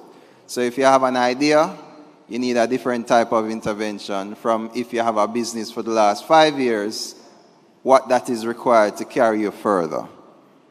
So the first financing advice I would say I would give is for innovators is if you're trying to innovate, the first thing you really need to do is ensure that what you're doing is technically sound or business savvy, right? When I talk about the ecosystem, if you have an idea, very often you don't know where to go to help you flesh it out, figure out if it actually makes sense for you to get into business. And that's where the ecosystem part comes in. So we've been working with the University of Technology, University of the West Indies, a number of business incubation programs to help entrepreneurs to figure it out. Figure out if this idea you have makes sense for you to put money into it and start it. Because I can bet you that when they say 80% of startups fail, majority of that is because you didn't test it first. You didn't figure out if you should start the business, if there's validity to it before actually investing in it. And that's what we're trying to create as an ecosystem to try and prevent or to reduce the risk of that failure. So technical capacity and infrastructure is important. The second thing I would say is you try and tap into friends and family to try and get funding, financing to do your business. If you're unable to convince them that it's worth to put money towards you, imagine how hard it will be to go to a traditional financing institution and convince them, who don't even know you, to give you money to try something that is novel and new. Remember, innovation, as was defined earlier, is about bringing some kind of new product or service or process, or really trying something new that, you know, there's a lot of risk around it, but to be honest, there can be a lot of reward. Traditional financing institutions won't be able, just by their design, to appreciate that they will lend you money for something that you may try, that may fail, which may never pay them back, right? So I think as an entrepreneur, an inventor, an innovator, you should really have that in mind, that the traditional sense of going to a bank to borrow money to try something that may fail is not the right place to start. So with the Development Bank recognizing that fact, we've created a pool of resources, multiple programs that offer grants to businesses who want to innovate. So we have a program that's focused on if you're an inventor and you need to protect your intellectual property by filing a patent, there's a grant that you can get towards that. We currently offer up to 4 million Jamaican dollars to help you to put your patent application together, pay the necessary fees, file it, and so forth. So protect your invention so that ultimately you can get some value out of it in the future. For those who have, startups, and I'll stress the point, we're talking about innovation. For those who have innovative startups, we have a program called the Ignite program that allows you to access between 3 and 7 million Jamaican dollars as a grant towards building a prototype and testing whether this business, this product, this service, this innovation that you're creating will actually work. And then we have other grants available for, let's say, more established firms who have generated lots of customers over the years, have a market, but really need to do something new that can help to take them to the other level. And we have resources dedicated towards these through our Innovation Grant Fund, our Jamaica Business Fund, etc. All of the programs that I mentioned are geared at increasing productivity of private businesses, helping them to create more jobs, ultimately helping them to create wealth, because we want to see businesses grow through increased sales and profits and so forth. And finally, to really help with exports. So we need to, as a country, for us to grow, we need to focus on improving productivity, getting better efficiency, and a lot of this happens through innovation. So within your own organizations, you tell your friends, you talk to whomever it is, I think that is the message that we should be bringing across. Because as I say all the time, Jamaica is the greatest place on earth and I want to live here forever. But there are just some things in here that we need to fix, right? Jamaica needs to be a more prosperous country, and economic activity is what will drive that. Another piece I'll just touch on before I close is the importance that equity financing can play. So as I mentioned before, borrowing money from a bank to do innovation is very challenging. There is another source of financing where it's more patient, you don't have to pay back money every month, which is equity financing. So finding someone who is willing to invest in the company for ownership of the company, but they are willing to share in the losses as well. And that is how innovation or innovative businesses really will be funded. And we have two programs, our Angel Fund, and we recently invested in a venture capital fund that's geared at supporting that. I think it would be remiss of me not to mention that there are products in the bank that help with financing. So we have a credit guarantee and we have loan financing just for entrepreneurs altogether. And with that, ladies and gentlemen, I'll close and just indicate that DBJ is the business builder. We're here focused on building businesses, and if you want to know more about it, the guys at the back are there to talk to you. Thank you very much. Thank you so much, Mr. Brown. All right, we got to jump right into the awards. So the first award we'll be presenting this afternoon is for the Productivity Innovator of the Year. And our presenter is the Honorable Minister Pernell Charles Jr. So the winner of that award is for the project JP Foods. So congratulations to our recipient, Mario Figueroa, the General Manager for JP Foods. Mario?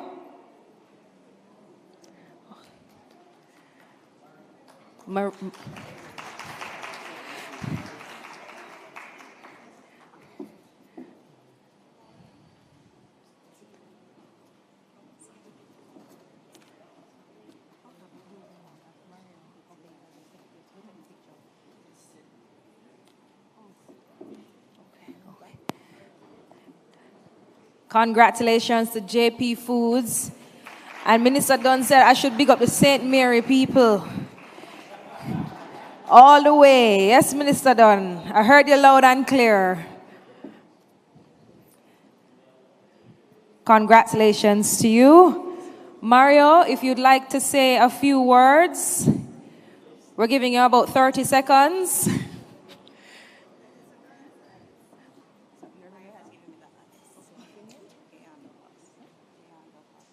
Okay, so Gayon, you're going to do the honors. All right, a round of applause for the team from JP Foods, please.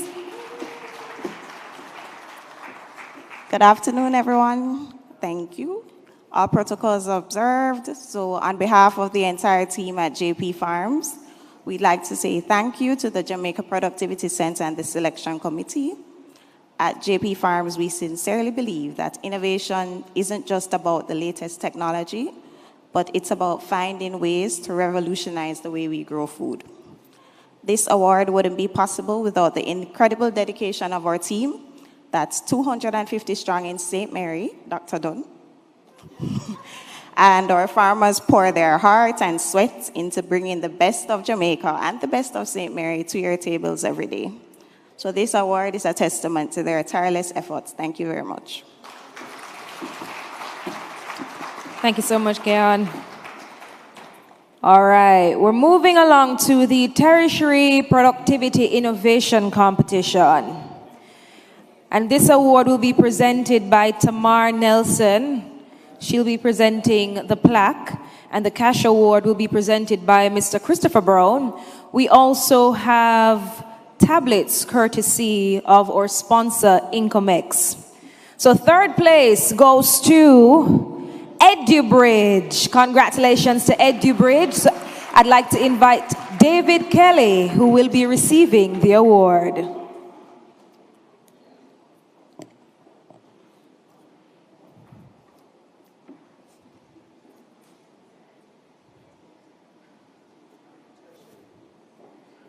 Or Tertiary Productivity Innovation Competition, or third place winner. Congratulations to you, David, for the project EduBridge. And he'll be receiving a plaque, a cash award. They didn't tell me how much, so I can't tell you no. And a tablet courtesy of Incomex. In second place, we have Dopamine Project. Give them a round of applause. Virtually, we have Vedang Kevlani.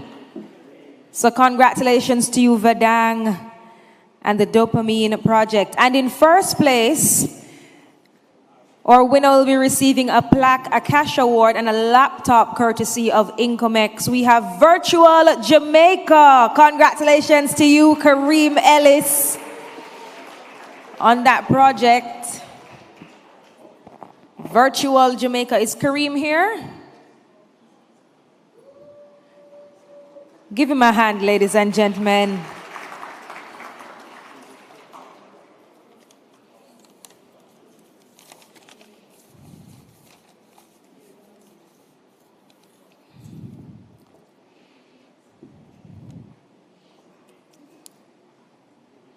Big smiles.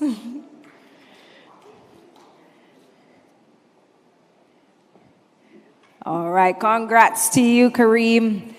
We're going to be moving along to our Entrepreneur Productivity Innovation Competition. In third place, we have the project Easy Teach AI. Congratulations to them. And receiving the award, we have EduHub Company Limited.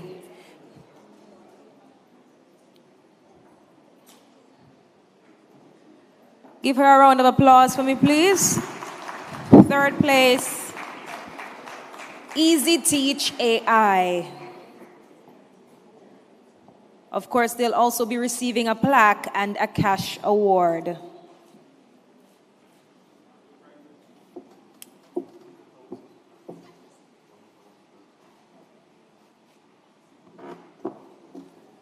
Oh, a little birdie told me. Thank you, Craig. Third place will actually be receiving $100,000. Second place will be receiving $150,000. And first place will be receiving $500,000. Thank you, Craig.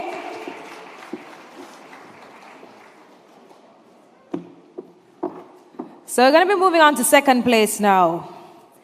Congratulations to Dane McGibbon for the WhatsApp data collection. Our second place awardee in our Entrepreneur Productivity Innovation Competition, WhatsApp data collection, Dane McGibbon.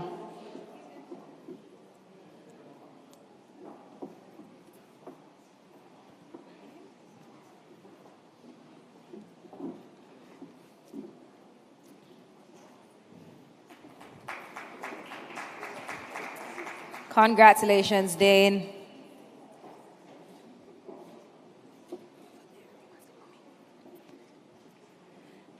And our first place recipient goes to Work and Travel Software. Congratulations to Digitalawa.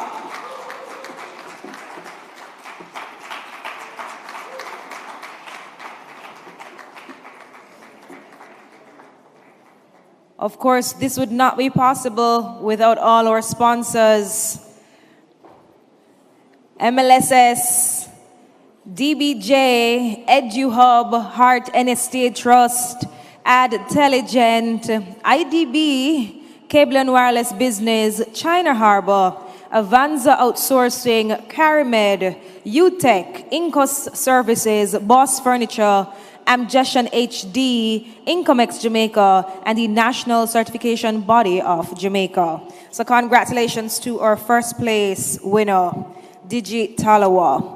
So now it's time for our People's Choice Award, and that goes to the project Productivity Innovation through Business Process Reengineering.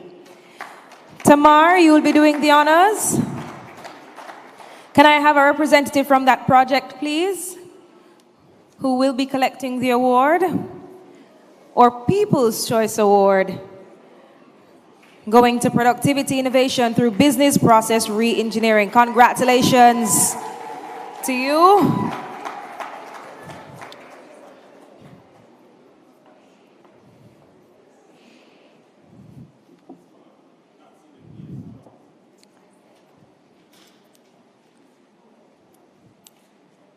Thank you so much. Now our final award section this afternoon, ladies and gentlemen, is about our public sector productivity competition. But before we get into who our winners are, I'd like to invite Jonathan Isaacs, our Acting Senior Director for TASU and JPC, to give us an overview of the competition. Please put your hands together for Mr. Isaacs, ladies and gentlemen.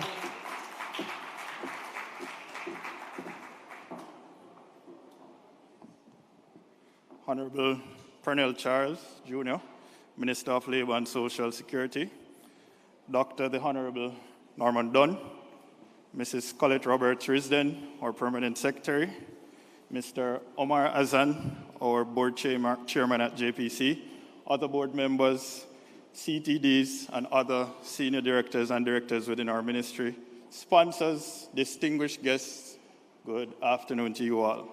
So this year, as Tamar alluded to earlier, we were quite intentional about creating a competition that was focused on improving productivity within the public sector. And so the competition essentially utilized a methodology that we call the Kaizen. So Kaizen Blitz, to be exact. And what it really is demonstrating improvement within a quick succession.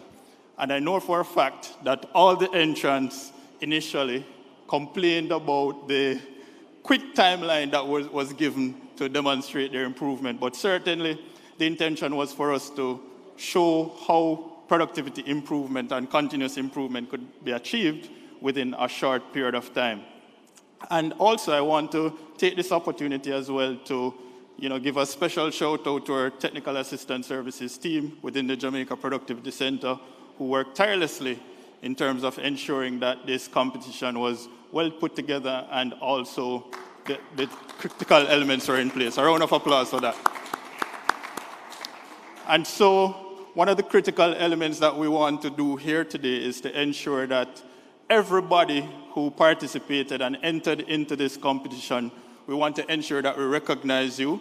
And so everyone entering the competition will be recognized by way of a certificate today. And so we want to give a round of applause to everyone that entered. So at the end of the day, one of the most important takeaways from this competition, as we've all alluded to our entrance, is that it's not so much about the competition element of it, but it's more about driving productivity improvement in our public service. And so, this inaugural version of the competition, I think, is a game changer, and it is critical to moving forward in terms of our public service. So we will be giving out the certificates now. So we'll have the certificates and the representatives from each organization to collect.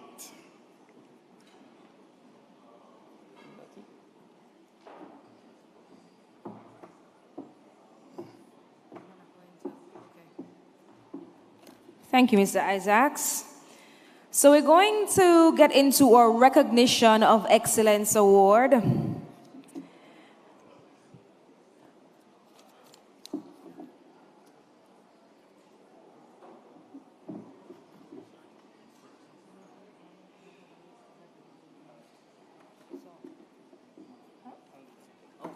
Alrighty.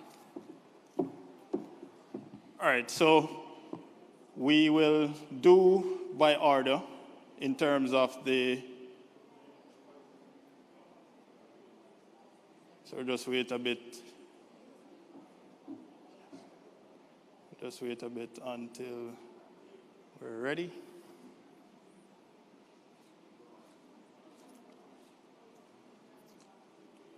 All right, so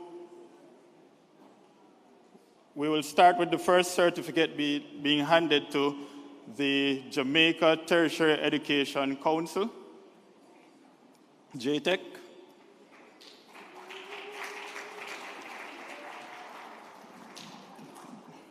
Minister Dunn, we're just going to ask you to hand out these certificates, please.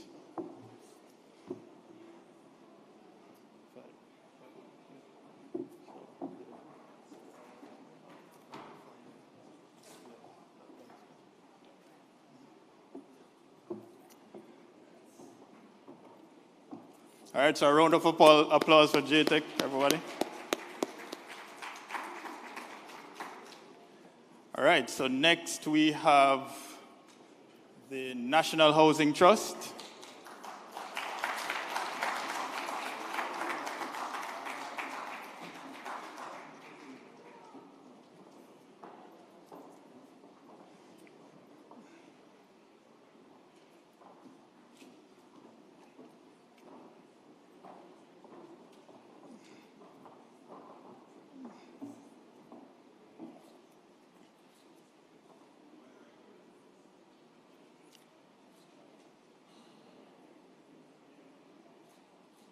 Round of applause for NHT again. Next, we have the CCCJ.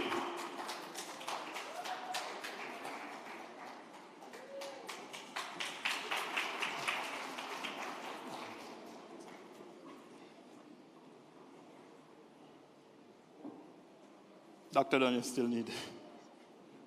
world.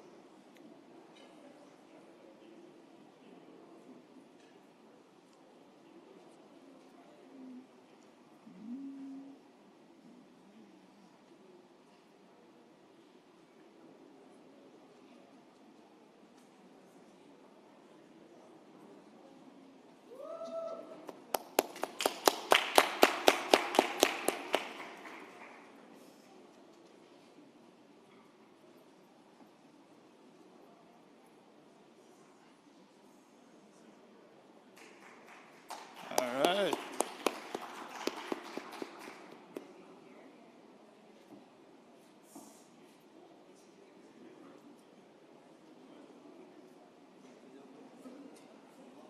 And finally, we have Jaipo.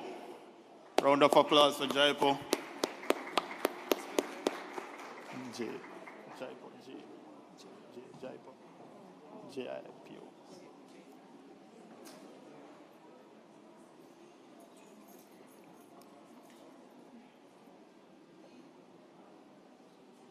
Round of applause for Jaipo, everyone.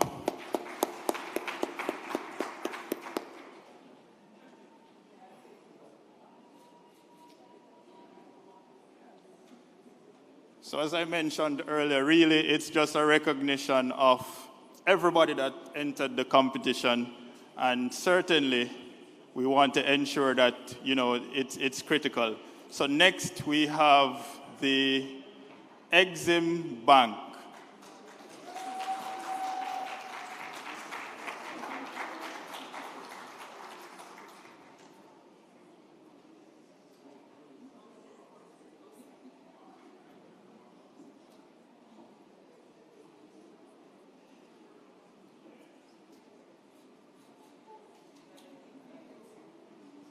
So the Exim Bank is next. Round of applause for Exim.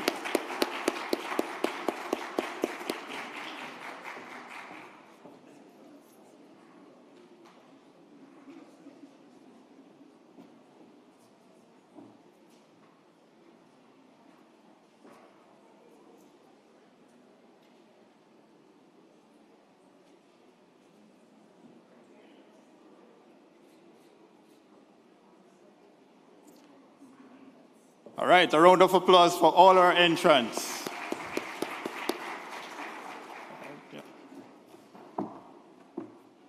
All right, thank you, Mr. Isaacs. So now to get into our final list of awardees, yes? Recognition of excellence. And that goes to the Jamaica Tertiary Education Council.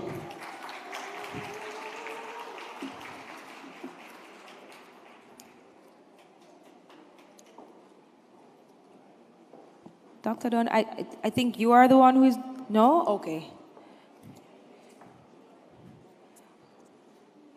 Mr. Reginald Bodan. Thank you for joining us, sir.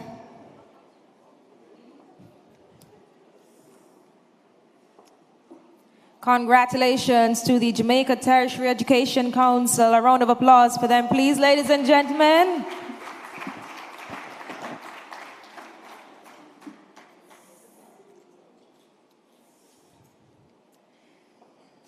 Next up, we have third place, Dr. the Honorable Norman Dunn. Please to join us on stage. You will be doing that presentation. And in third place, we have the Council of Community Colleges of Jamaica.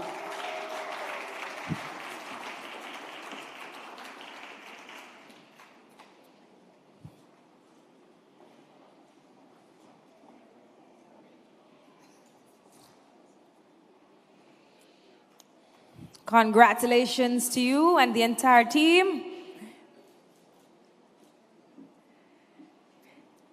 Second place goes to the National Export-Import Bank of Jamaica.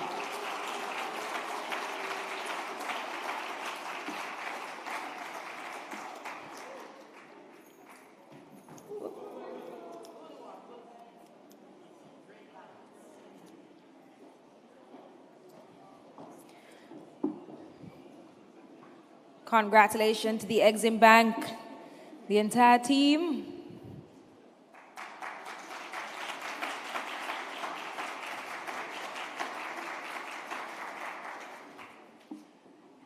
And first place goes to Dr. Dunn. Don't leave just yet.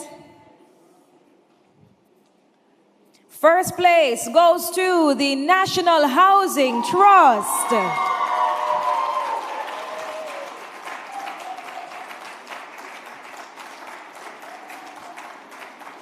Congratulations to our first place winners in our public sector productivity competition, the National Housing Trust.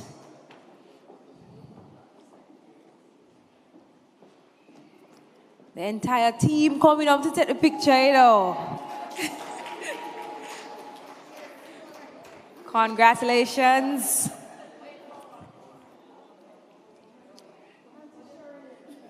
Big smiles.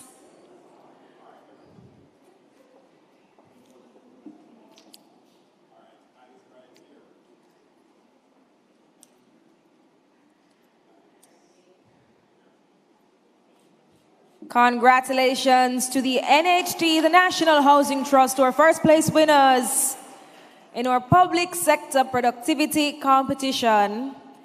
And I'd like to invite a representative from the National Housing Trust to say a few words. 30 seconds to a minute, a thank you. Anything that you'd like to express or share.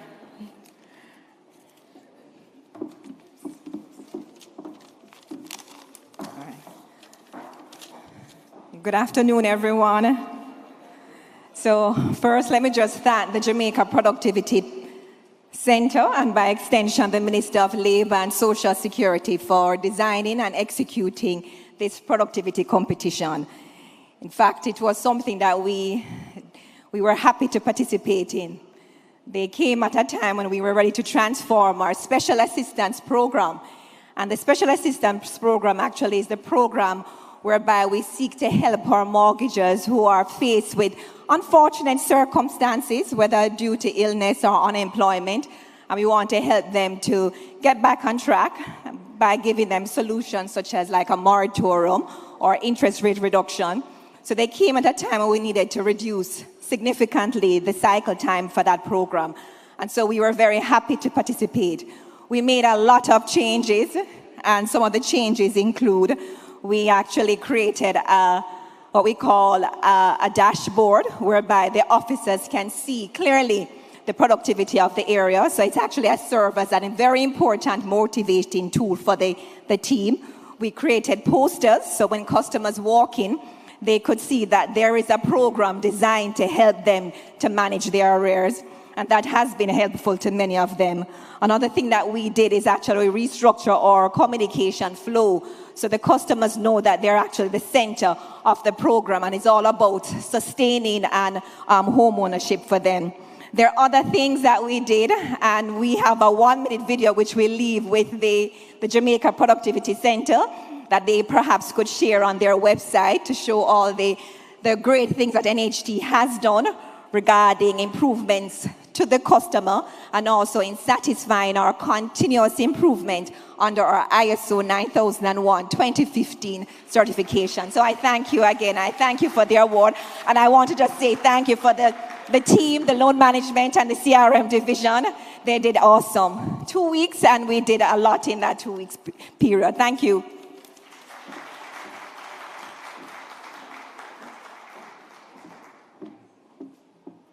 Thank you so much. And I should also tell you all that they got certified in quality by the NCBJ, which is right around the back. You can turn around. She's waving at you. So tell her hello. Yes, they got certified there. Congratulations to the team at the National Housing Trust. So at this time, I'd like to re-invite Mr. Christopher Brown to the stage from the Development Bank of Jamaica as we'll be distributing the cash awards for our Tertiary Productivity Innovation Competition. Mr. Brown, please to rejoin us on stage.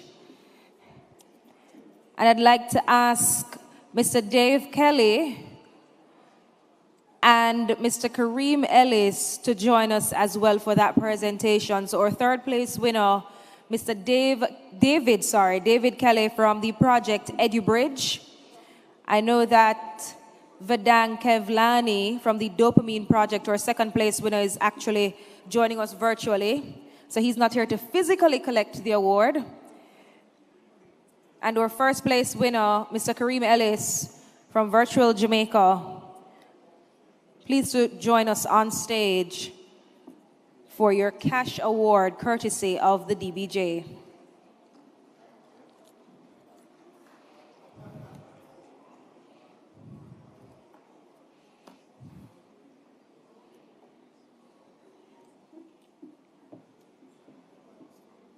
Right, so I have David Kelly, Kareem Ellis, and then the other one. No. So first up, we have David Kelly, our third place winner. Your cash prize, courtesy of DBJ. I was told it's $100,000, so congratulations to you.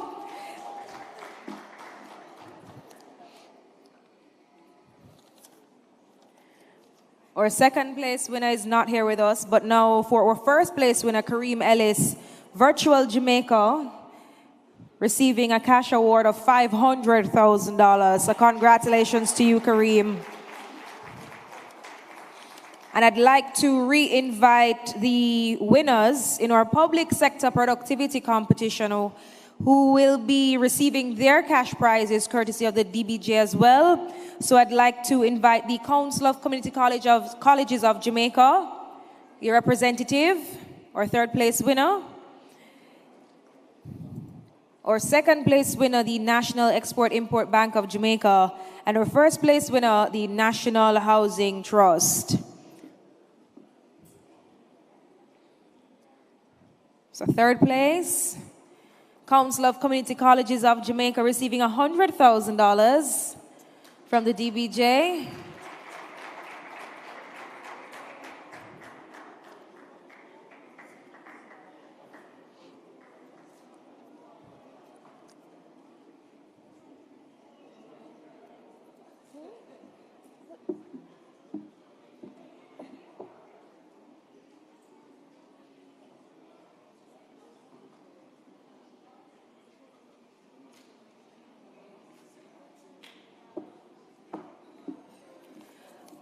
All right, so I was corrected.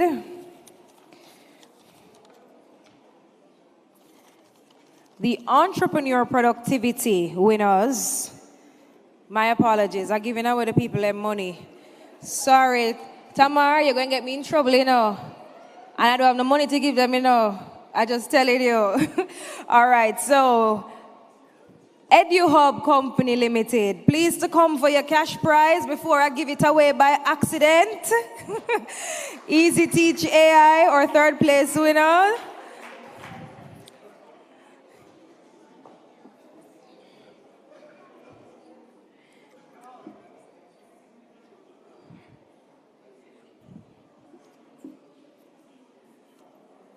Congratulations, EduHub Company Limited, receiving $100,000 from the DBJ.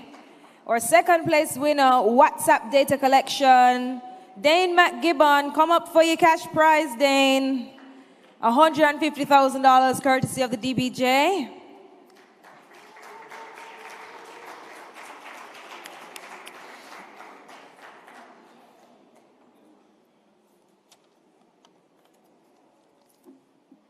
And our final recipient this afternoon, Digi Talawa, for the work and travel software, receiving $500,000, courtesy of the DBJ.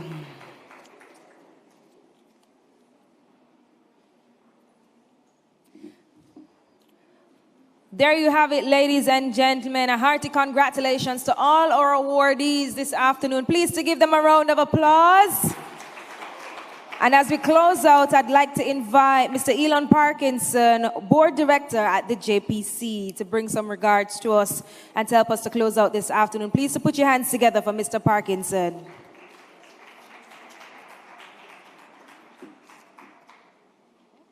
He's not here? He's not here? All right, I'm not seeing Mr. Parkinson. Okay, so I'm not seeing Mr. Parkinson. However, we're going to have a brief presentation from Mr. Craig Powell, and he's going to be brief and tell us a little bit about the human AI complementing transformation. 10 minutes. Hello? Yes, he's going to be presenting on human AI complementing transformation, and I should let you know he is the CEO for Adtelligent and a 2023 Prime Minister's Youth Awardee for entrepreneurship. So please put your hands together for Mr. Paul. He'll be doing a short presentation on that topic. Hello, everybody. Now, I get the opportunity to do the last presentation very quickly. Thanks to AI, even though a speaker dropped out, I was able to write it in between running this whole event. That's the power of AI. You get to be superhuman. So as soon as my presentation gets up on the screen, I see it here, it means artificial intelligence means you can be a superhuman Jamaican. The presentation on the screen. In the meanwhile, a little bit about Adtelligent. We're a full-service marketing company based in Kingston, Jamaica, but we also have an office in Peru. I'm 28 years old, yet I'm also exporting. It was actually the DBJ that helped me build my business. In 2022, I was the top exporter for the whole DBJ program. By 2023, I helped Jamaica actually export. Now, a little bit about me. I'm an entrepreneur from Jamaica with a deep-rooted passion for innovation technology. Journey began by founding my marketing company, Adtelligent, where I specialize in creating productive campaigns and even event managing services, like managing this event. Thanks to Dr. Dunn and the Honorable Pernell Charles, these wonderful guys, I got an opportunity to work in public-private partnership. And before that, I was working with my wonderful client, Boss Furniture, who helped recommend me to this whole thing. Yeah? What's up? I'm going too fast? Okay, I'll slow down. Okay, so some of our clients, plus we have international clients as well, that's not on this.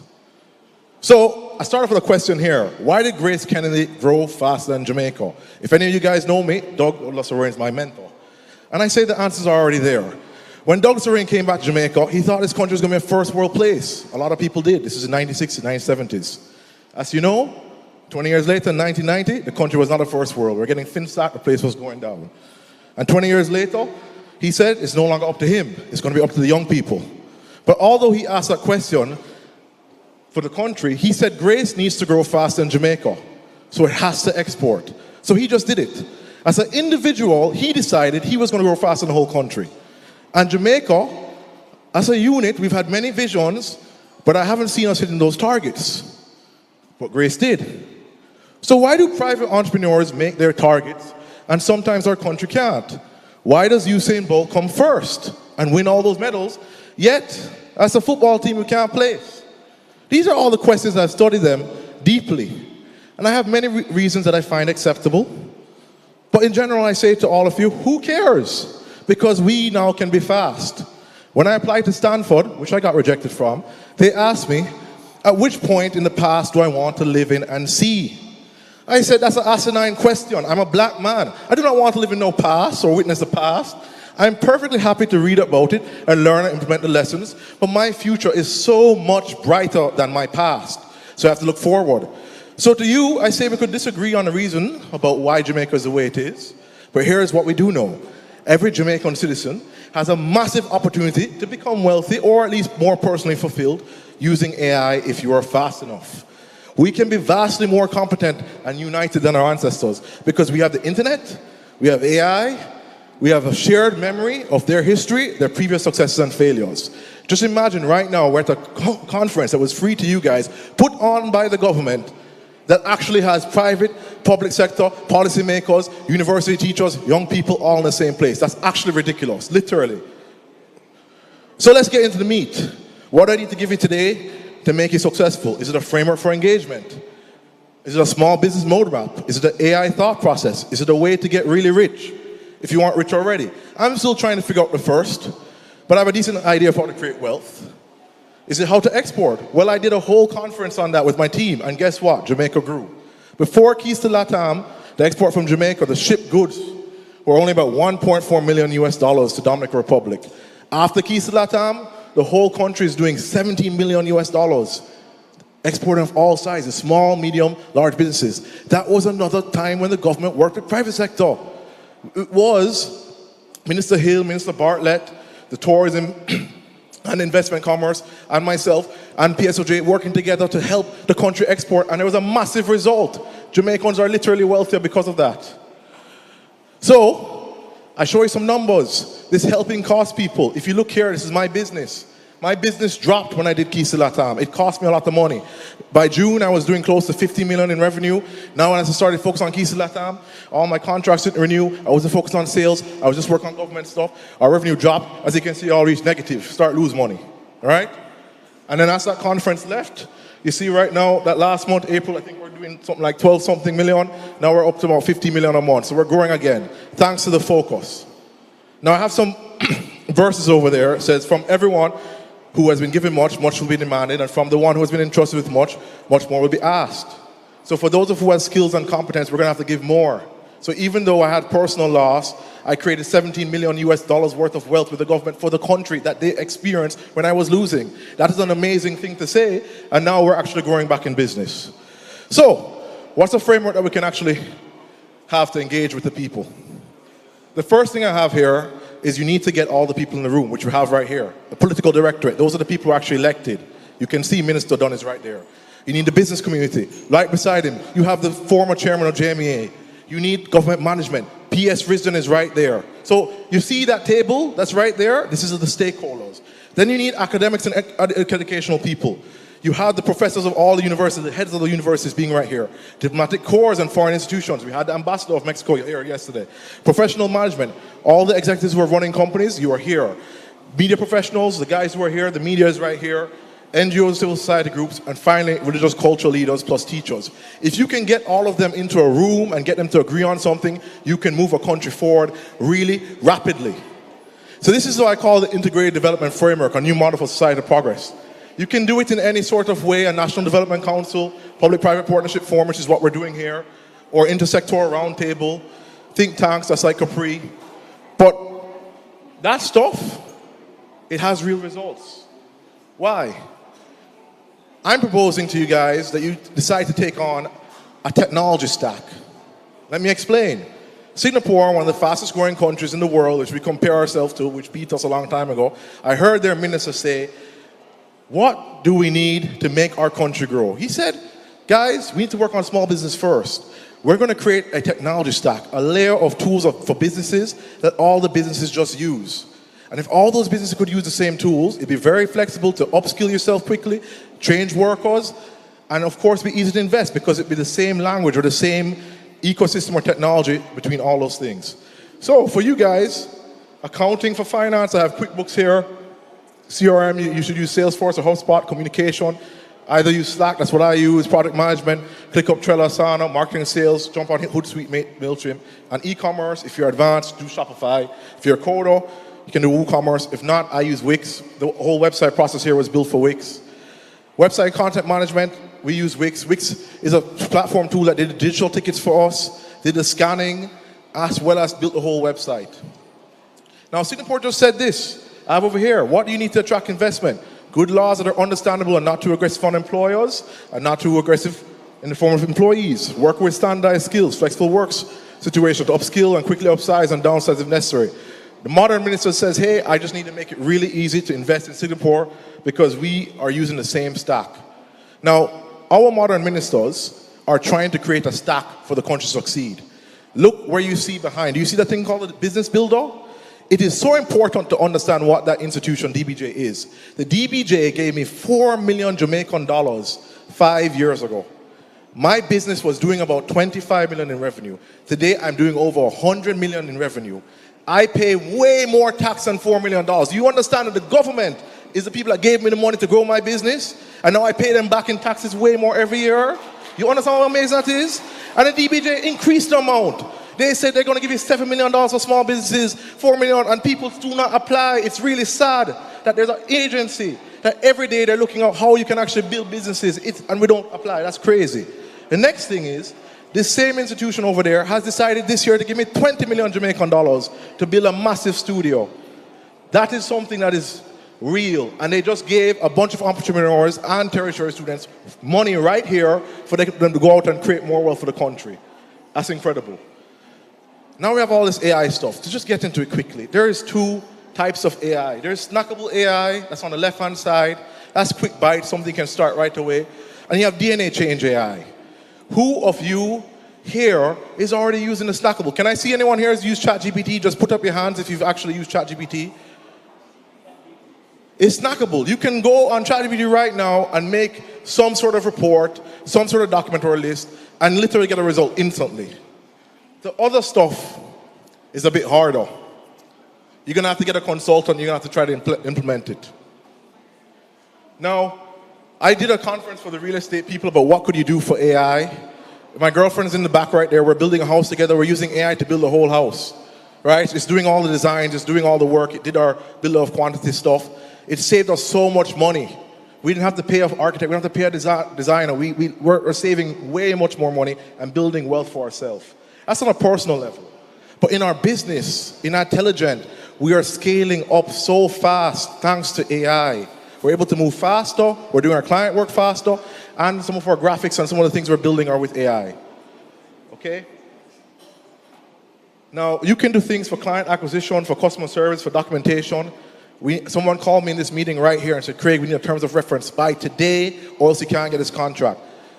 Without AI, I'd be like freaking out. What the hell am I going to do? But with AI, we go off in a corner for 10, 15 minutes. We take our original presentation, I think, and then we just do AI. Okay? So that's what it is. So all these things you can use AI to do. Strategic planning. Now, I wrote prompts for people to take a picture, but the quality isn't very good here. So maybe I'll just email it to you guys after. In terms of what you can do to actually get the stuff done, right? And I'm going to just go a quick live demo, which is going to take literally 15 seconds to blow you away. So here, hey ChatGPT, I'm in front of an audience with a minister. His name is Dr. Don. I'm in front of my chairman, Omar Azan. I'm also in front of PS Risden and a bunch of other important stakeholders. I'm really nervous on stage. Can you tell them something impressive about my business at Intelligent, as well as the DBJ, and how they're going to help me grow my business, and maybe give them some opportunities for them? Just speak freely. Thank you, ChatGPT.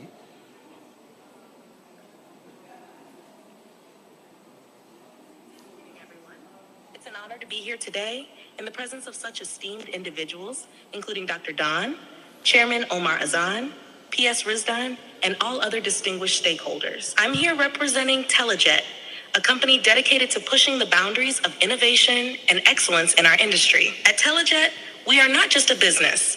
We are a catalyst for growth and transformation. With the support of the Development Bank of Jamaica, DBJ, we have embarked on a journey to scale our operations, enhance our technological capabilities, and expand our market reach. DBJ's invaluable support through financing and advisory services has enabled us to implement cutting-edge solutions that drive efficiency and productivity. Our vision is to create a sustainable business model that not only contributes to economic development, but also inspires other enterprises to embrace innovation. We see numerous opportunities for collaboration with stakeholders here today, from joint ventures in new technologies to partnerships in community.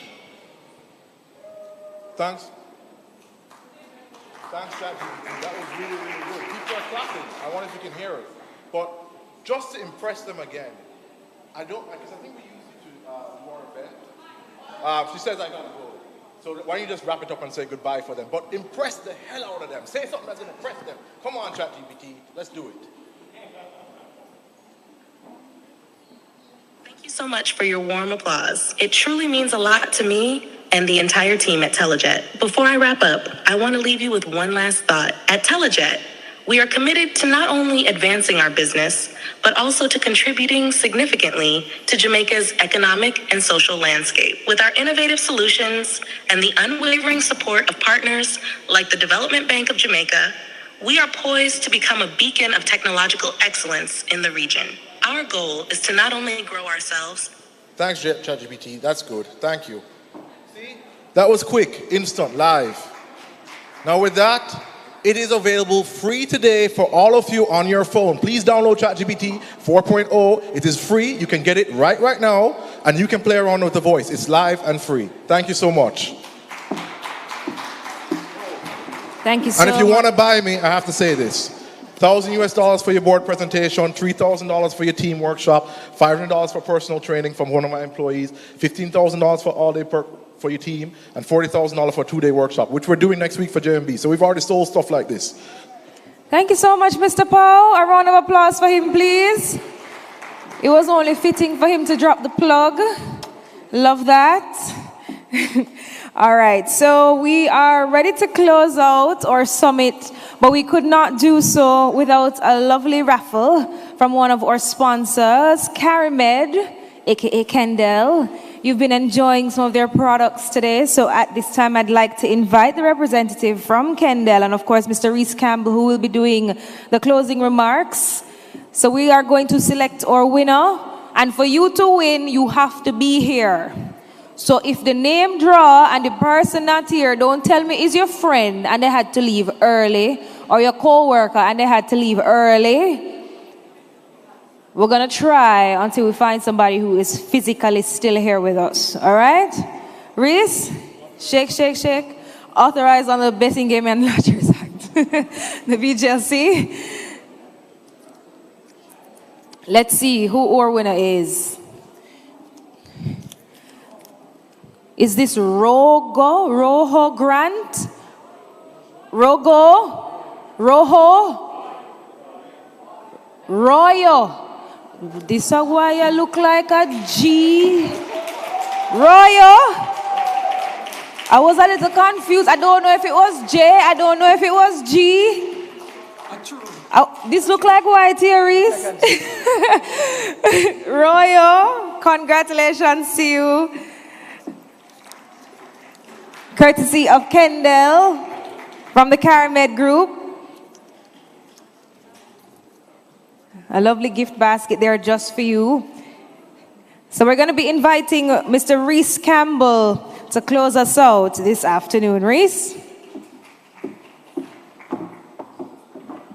Okay, ladies and gentlemen, if you are thinking about leaving, I just want to let you know that at the end of the vote of thanks, there's a gift or a prize for the person who can remember everything I said. That's just generally what it is. I'll give you more details closer to the end. But guess what? As I said, if you are planning to walk out to beat traffic, give up. You want this prize. You really want it. Ladies and gentlemen, esteemed colleagues and distinguished guests. You see how I just switched? And distinguished guests, good afternoon. Thank you all for joining us in celebrating the Future of Work and Productivity Summit 2024 under the theme, Bridging the Innovation and Productivity Gaps, Education, Skills, and Economic Transformation. Year after year, the Jamaica Productivity Center team works assiduously to prepare events like this to reach out to the public. This one is no exception. First of all, I want you to join me in thanking the hard-working team at the Jamaica Productivity Center. When I call your name, please stand. Mrs. Tamar Nelson, Jonathan Isaacs, Miss Michaela Ann Urquhart, Mrs. Colette Barham, Miss Shanique Orr, Mr. Stephen Smith, Mr. Raheem Bell, Mr. Brandon Udofia, Mrs. Daphne Matthews, and Miss Winsome Variel. Please stand. I would also like to give special thanks. Don't think you can sit down there, Donna. No. Donna Patterson, and to our interns, Jacia Alexander and Royo Grant, a.k.a. Rojo, a.k.a. Rogo, a.k.a. all of the other names that we were just giving him a while ago based on his bad penmanship. Thank you very much, Jamaica Productivity Center staff. You made this happen. We also want to thank the Public Relations Department of the Ministry of Labor and Social Security for their unwavering support. We know we can count on them to help us fulfill our mandate. Naturally, we have to thank, most importantly, our ministers, the Honorable Pernell Charles and the Honorable Norman Dunn. And we also have to give a special thank you to our permanent secretary, Mrs. Colette Roberts-Risden. Thank you so much. You are the ones who have made it happen today. Now, we've had a riveting afternoon full of speakers and panelists. They've given us their time voluntarily and they've shared their knowledge. Their contributions to this event are integral to achieve and sustain productivity and growth. We want to thank everyone who competed in our competitions. Congratulations are in order for our productivity competition winners. Every entrant has made our competition possible. Each one of you who have entered today, you have strived to push the country's productivity potential even further. We want to thank also the experts like Mr. Christopher Brown. Are you still here, Mr. Brown? Chris Brown? No, he's not here, and I had to call him Chris Brown. I'm sorry, I just couldn't resist. We have to thank our partners from like the Development Bank of Jamaica, Biggie, and most importantly, Adtelligent, for allowing us to continuously improve the competition. We are immensely grateful. Now, listen me good. Please allow me to delve into the vernacular from time to time. It's just so that I can ensure that you are staying in tune with what I'm saying.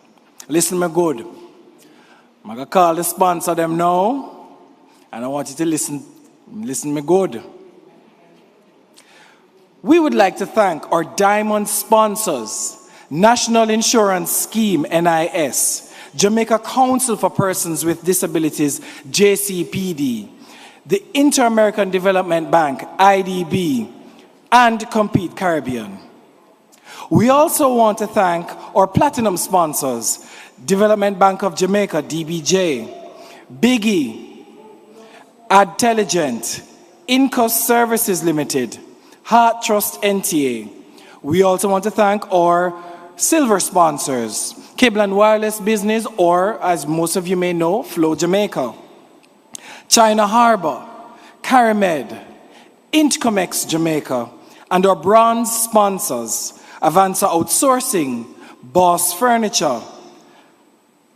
This, I don't know if I should pronounce this in English or Spanish, but it's AM Gestion HD, or AM Gestion HD, National Certification Body of Jamaica. And most importantly, we would want to also thank our partner, the University of Technology Jamaica, and all of our exhibitors. A round of applause for them, please. Allow me the opportunity to also thank our media houses, JNN, JIS, Nationwide, the RJR group of companies, and Power 106 for capturing today's proceedings. The JPC was formed 21 years ago. I wasn't born yet. Let's see if y'all are paying attention. See, no one is paying attention. So the JPC has the mission of promoting and facilitating productivity improvement here in Jamaica. Our work throughout the decades and the events today show what is needed and possible for bridging the innovation and productivity gaps, education, skills, and economic transformation. So now, as we close the third and final day of our events, please remember, our work has only just begun. There's a song, we've only just begun, and we've only just begun. Because the future of work and productivity lies with every single person in this room. In a demonstrated effort to improve the quality of service to our stakeholders, we are ISO 9001-2015 certified. We are here to serve you, offering everything that you need, from public education, research, measurement to capacity building, training, and benchmarking. We look forward to forging partnerships to enhance productivity research, policy, and advocacy. Like we have reached out today, we invite all to reach out to us for productivity consultation, assessment, and auditing needs. So, allow me the opportunity to also thank our sign language interpreters.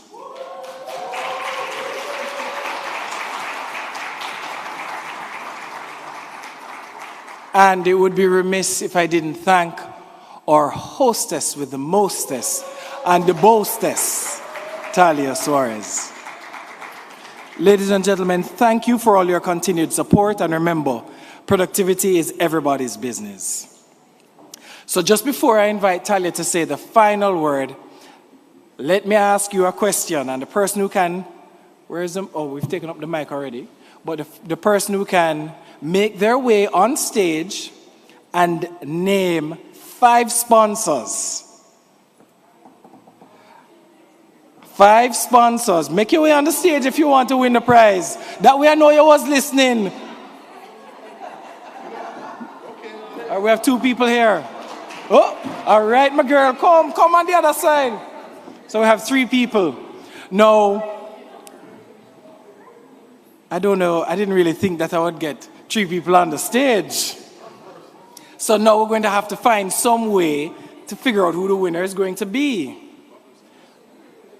We may have to ask someone to dance. Does anyone want to drop out now? Nope. Look like we're going to have dancing then.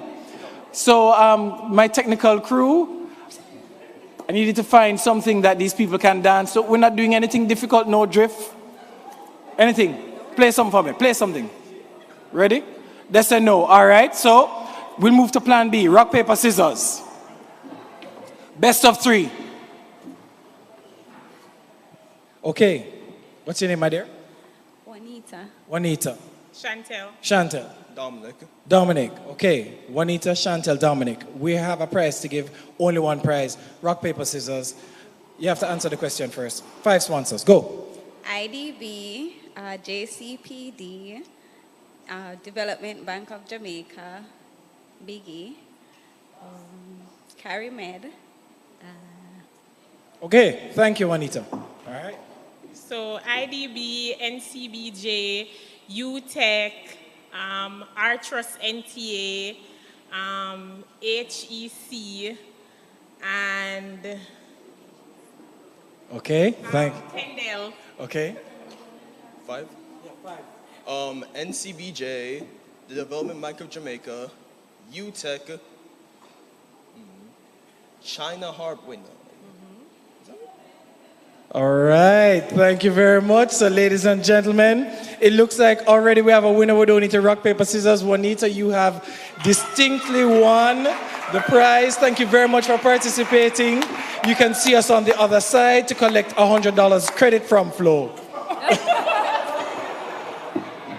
Just kidding. Thank you very much.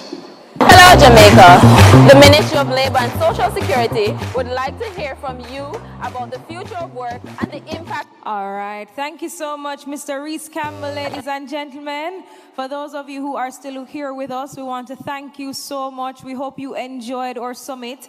A lot of invaluable information was shared over this 3-day period, and we hope that, we will all use it to enhance our workspace so that we will have a more innovative, inclusive, and productive Jamaica. My name is Talia Suarez, and it has been an absolute pleasure to be here with you over the 2 days of the 3. Enjoy the rest of your afternoon, everybody. Thank you. We do have 2 videos, though, we're going to play from the ministry and, of course, the Jamaica Productivity Center, so you can turn your attention to the screen before you leave. Thank you.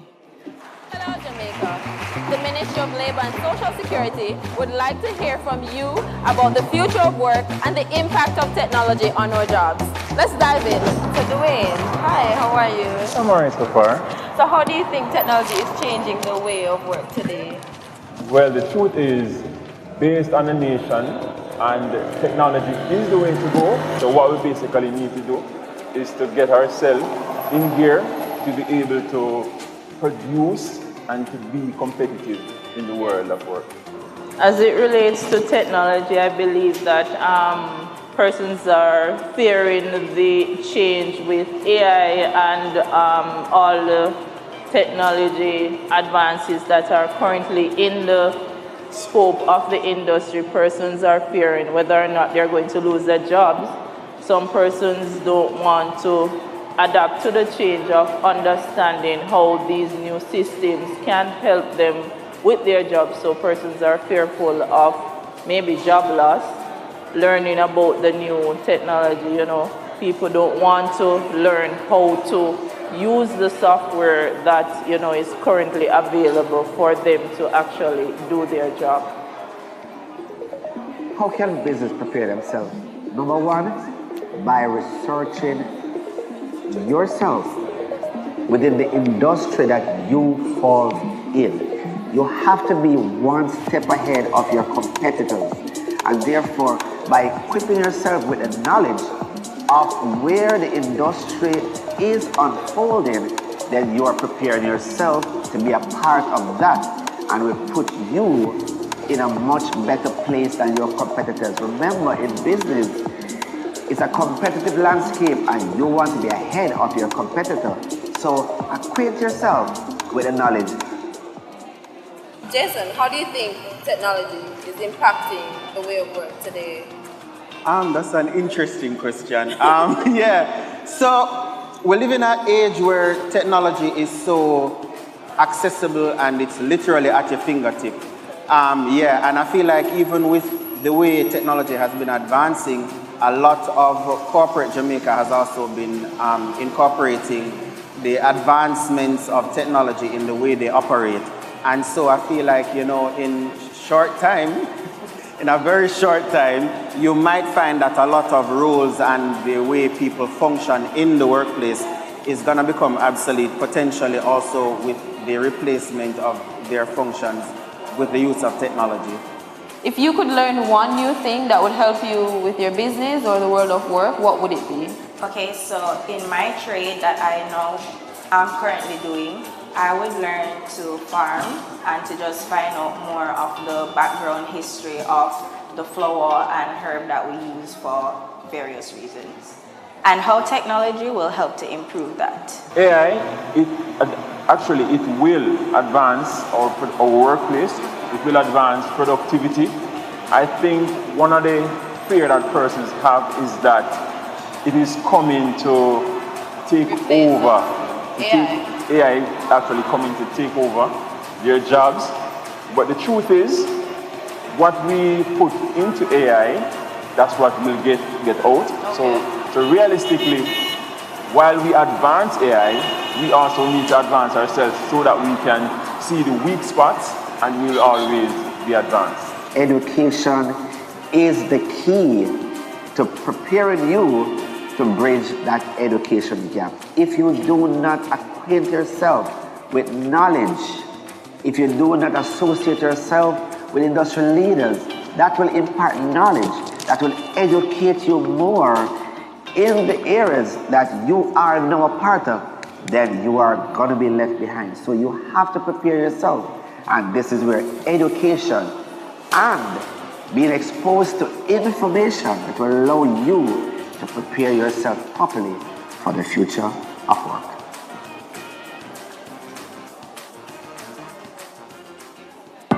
Everybody gather round.